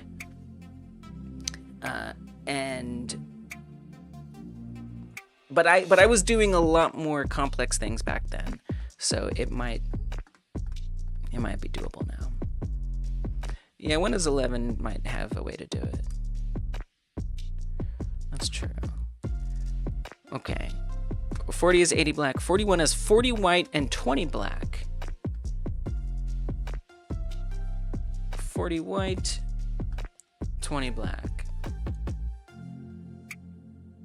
Oh yeah, I could be making all of these so much smaller.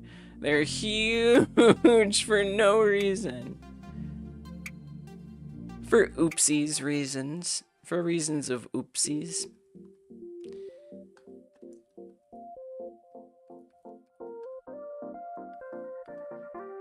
And then we can actually see everything. Let's go.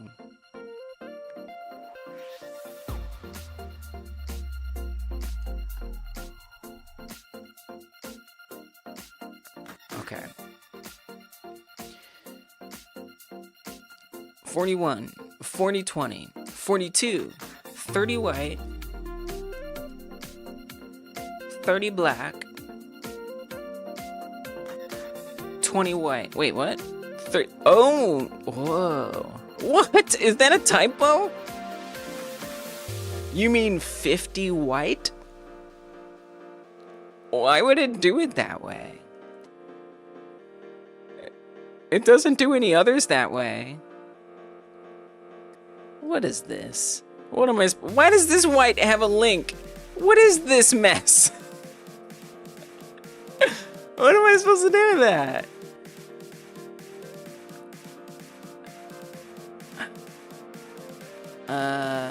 Okay. I mean, I guess I could math it out.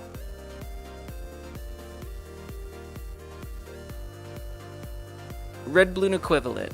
Let's see if that equals what makes sense.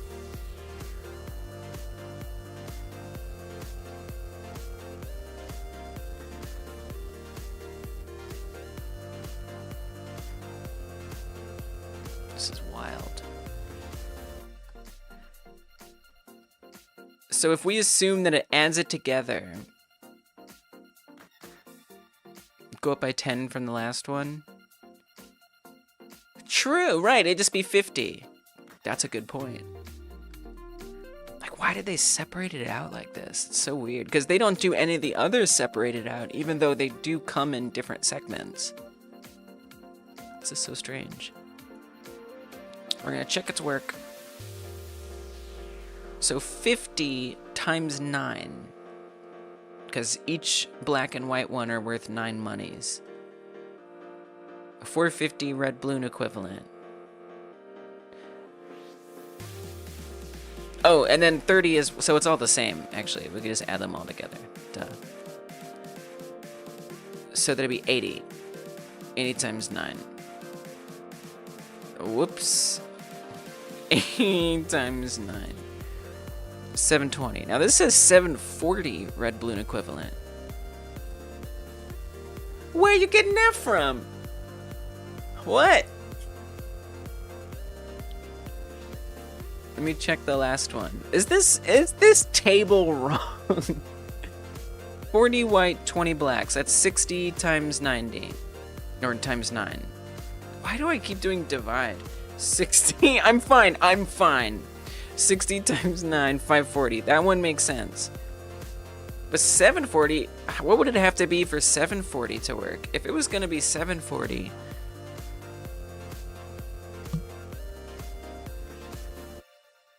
I have no idea. This is chaos. You know what I wish I could do? I kind of want to go play the game up until round 42 and just observe what happens. So, I mean, here's what I'm gonna do. I'm going to just mark it for potentially being analyzed to see if it's correct. So, I'm gonna just make it 50 for now. But I'm gonna add in like a little note of a such for that row.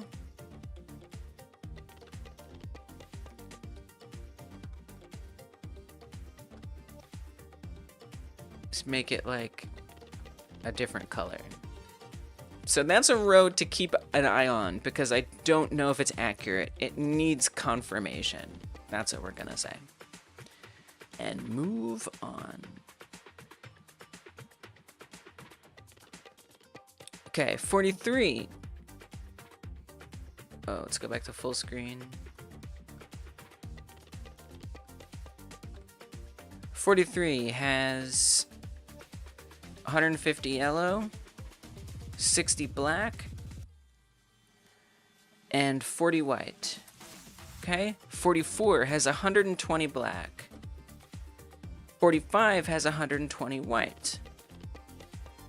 46 has 60 black, 60 white, and 59 yellow. 47 has 40 white, 70 black, and 79 yellow. 48, 70 yellow, 80 black, and 80 white.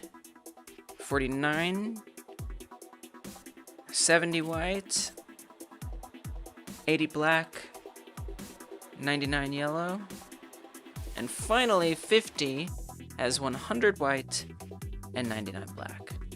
Okay. So then I just want to format it a little bit, not much, just like center some things.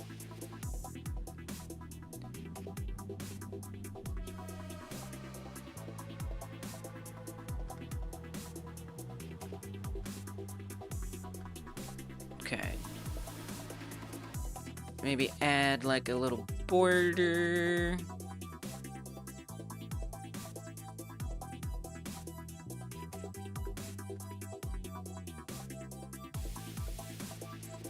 And that's about it.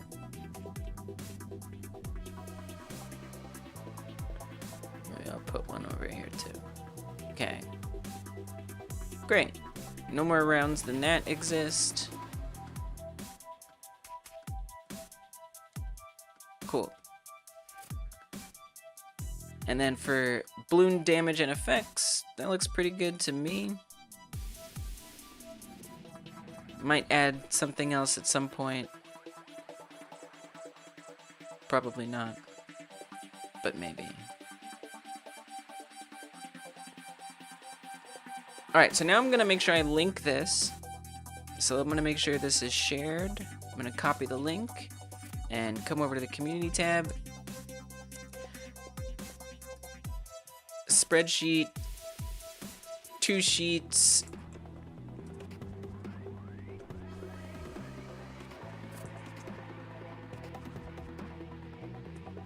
Contains data about balloons, TD rounds, and number or rounds and color properties.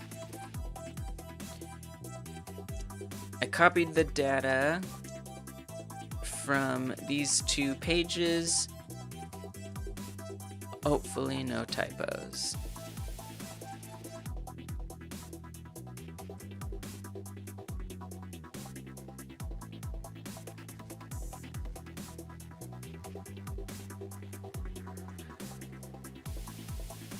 Let me know if you find typos. Okay. Back to this page. That just has this notable types. It would be nice if there was a hashtag, you know, like a link that I could come down, but it doesn't seem to have one, unfortunately.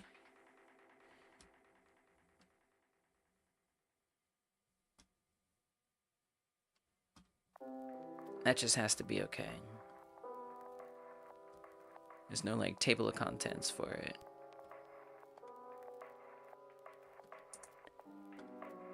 That URL looks horrifying. Jesus.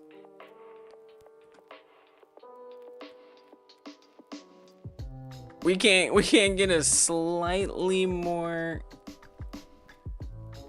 in pages with broken filings, articles with misleading information. My God. Oh, a whole Bloons TD1 collection. That's interesting. Oh, this is a nice page. Maybe I'll link this page too.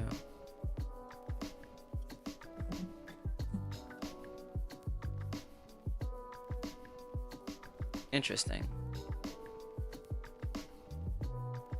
It's just balloon. Just balloon. Ugh, terrible. Terrible.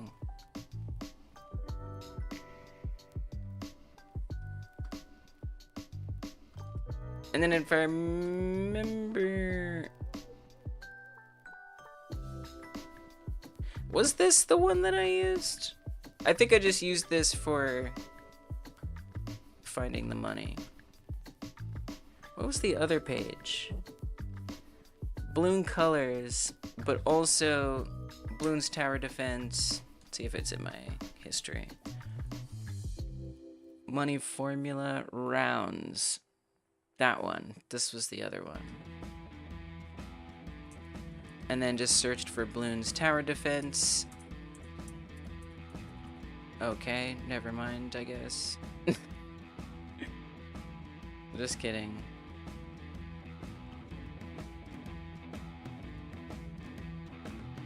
Alright, I don't remember the links. I'm not gonna save them. Let's just make a Bloons wiki page. I ain't got the patience for it. I just don't.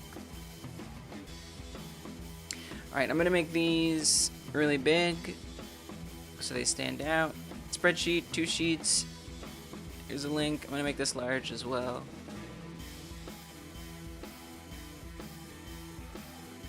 Contains data about Bloons TD rounds and color properties.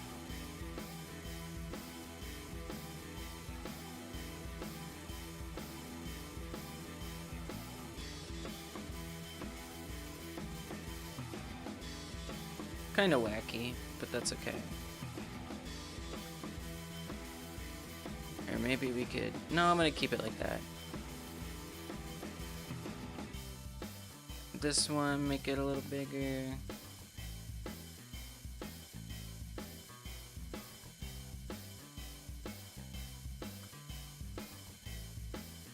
Alright, we're gonna make it sticky and locked, but I will say... No, you can respond to it. It doesn't have to be locked. Okay. It's so tiny.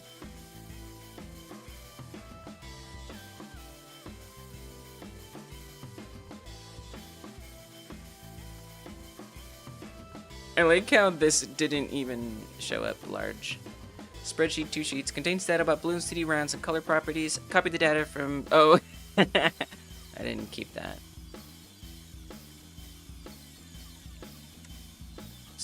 Typo / incorrect info. Give me a grimace emoji for that one. Alright. I think this is pretty good. Hey, Sable. I could share the Millinote thing. It won't be permanent, but you know, if anybody's interested, you could check it out. Comments, reactions, and drawing. Show download links on files. Yeah, sure, whatever. No, I don't think so, because it's gonna be on stream. I can't moderate that. Okay. Practicing some company spying. What? What?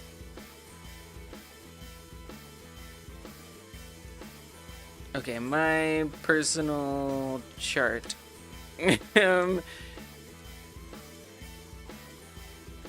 Rough game component chart.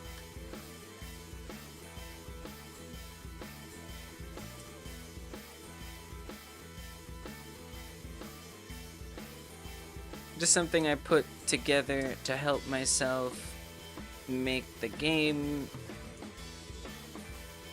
It's not complete, it's non-exhaustive.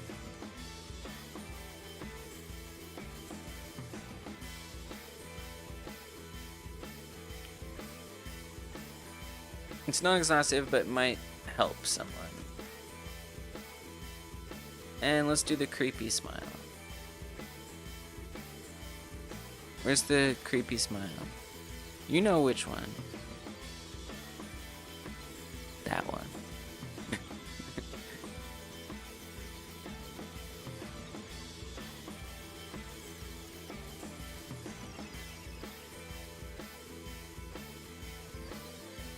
Okay, then I'll make this header 3. Granny likes are getting popular these days. Could be interesting. What's a granny like? What are these words? We got company spying and granny likes. Success. Yeah, it's time to wrap it up. It's time to wrap it up. I'm tired, but we've got a really good idea, a rough game component chart. So this is up. Oh, I do know what game you're talking about now. Is that a simple enough game for the Game Like Jam? All right, so there's that topic. This is public on the Game Like Jam page. Did I put it on Frogger? Oh my god. I put it on the wrong one. Hold on a second. Okay, hold on a minute. Wait up. This has to be deleted.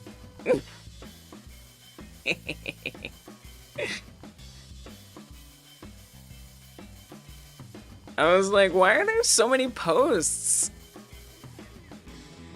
There's not.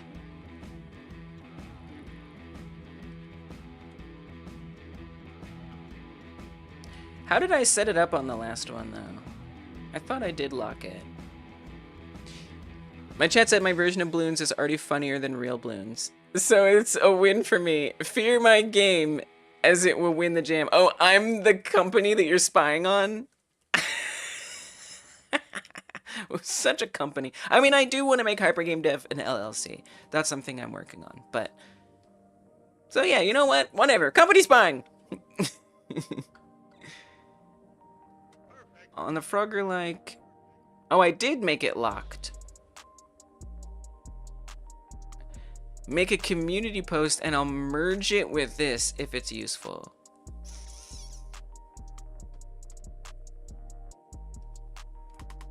I don't know if we have to do all that. Is that necessary? Maybe it's necessary.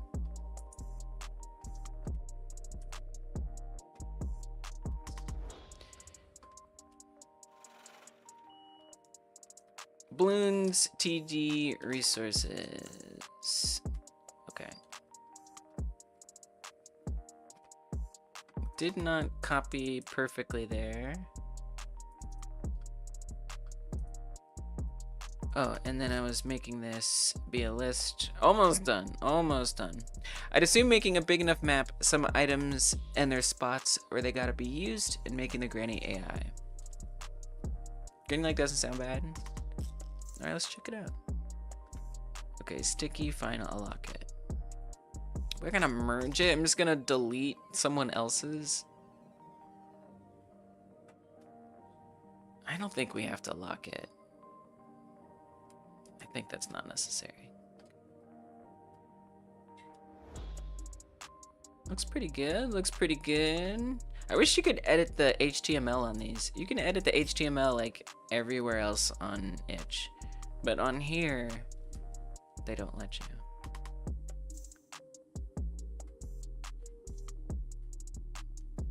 All right, done. Granny horror gameplay.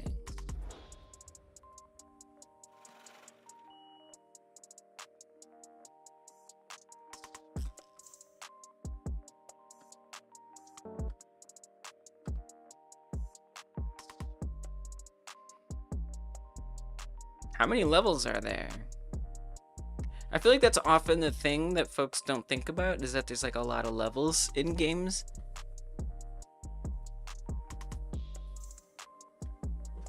This is interesting, like these interesting like puzzles and stuff. A granny enslavement game? What? Also known as a cookie clicker?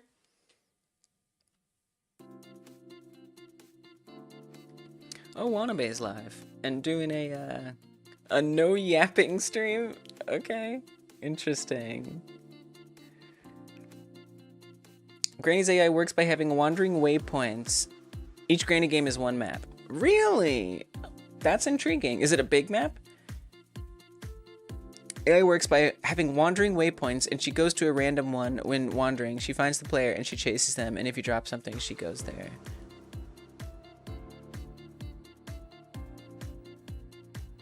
Interesting. I mean, it's definitely like 3D, right? But you know what? This could definitely be done in 2D.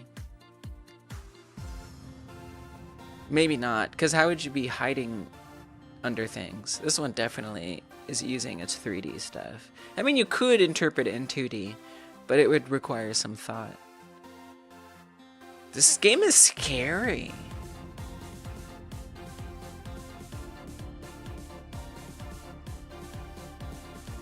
The AI looks a little tough. I mean, it's I know, like, to us, like, it maybe doesn't seem that complicated, but I guess we're the ones doing it.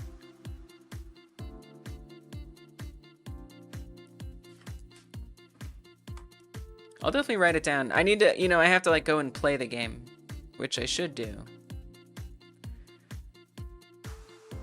All right, another game. Granny. Playthrough is lengthy. Who suggested that? Andy the Fancy. Suggested by Andy the Fancy. Schoolboy Runaway is a granny-like example.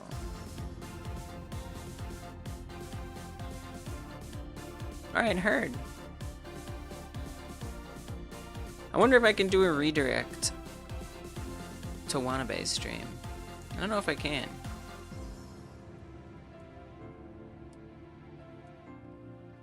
But Wanabe's cool.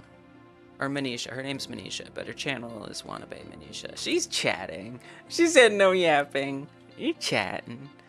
And she does do Unity and not Godot. And YouTube does technically have a way to raid like Twitch does, and I've been meaning to try it, but and Sable, I think Sable might have just, are you streaming Sable right now? Because Sable I've actually talked to about this. I don't think Sable is actually live, but you maybe just were. I have a feeling it's not gonna work though, but it might. I've actually never done it.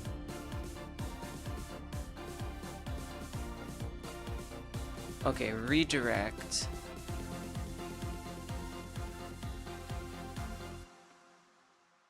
Let's see if I can do this.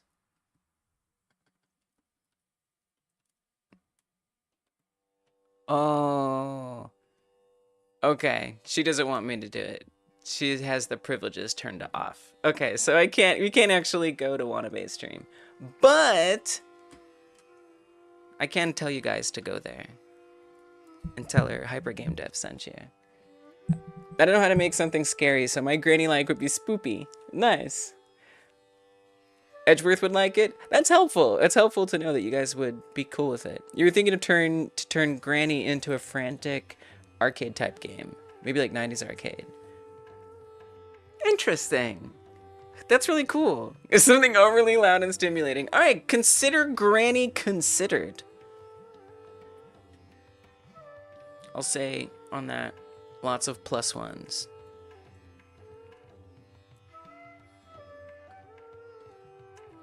Lots of plus ones in chat. All right, guys, that's it for me. So the next time I stream is going to be Monday in the member stream. I am going to learn a bit about pathing to try to figure out, like, how... Here, this is the next stream.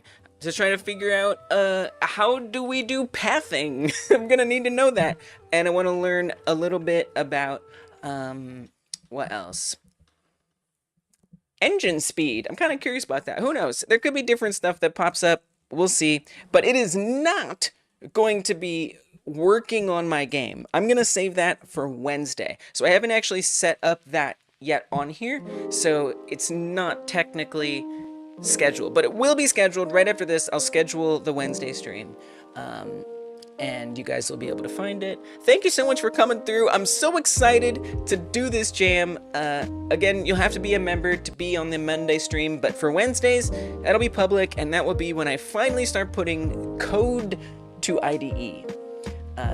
So yeah, Game Like Jam, if somehow you're here and you don't know about it, link in the chat. We're making games like Balloons Tower Defense. We've got the game right here embedded in there so you can play it, and I'm really excited to see what everyone comes up with. Share progress if you want on the Discord. Come through the streams and let me know that you shared some progress. I'll be happy to feature it and show it off. That's pretty much it. Go watch Wanabe if you're looking for like another person to keep feeding your live stream co-working session. She's really awesome. She's doing Unity, but she's cool. All right, y'all. I will see you Monday or Wednesday. We gonna make balloons likes. We gonna make some great balloons likes. I know it. By the way, if you're watching it after the live stream, tap or click in the bottom left to see the last time we did a Game Like Jam stream. It's actually a showcase of the previous Game Like Jam's entries. If you're watching it after, tap or click in the bottom right to see the next time we work on Game Like Jam stuff. And I'll see you there.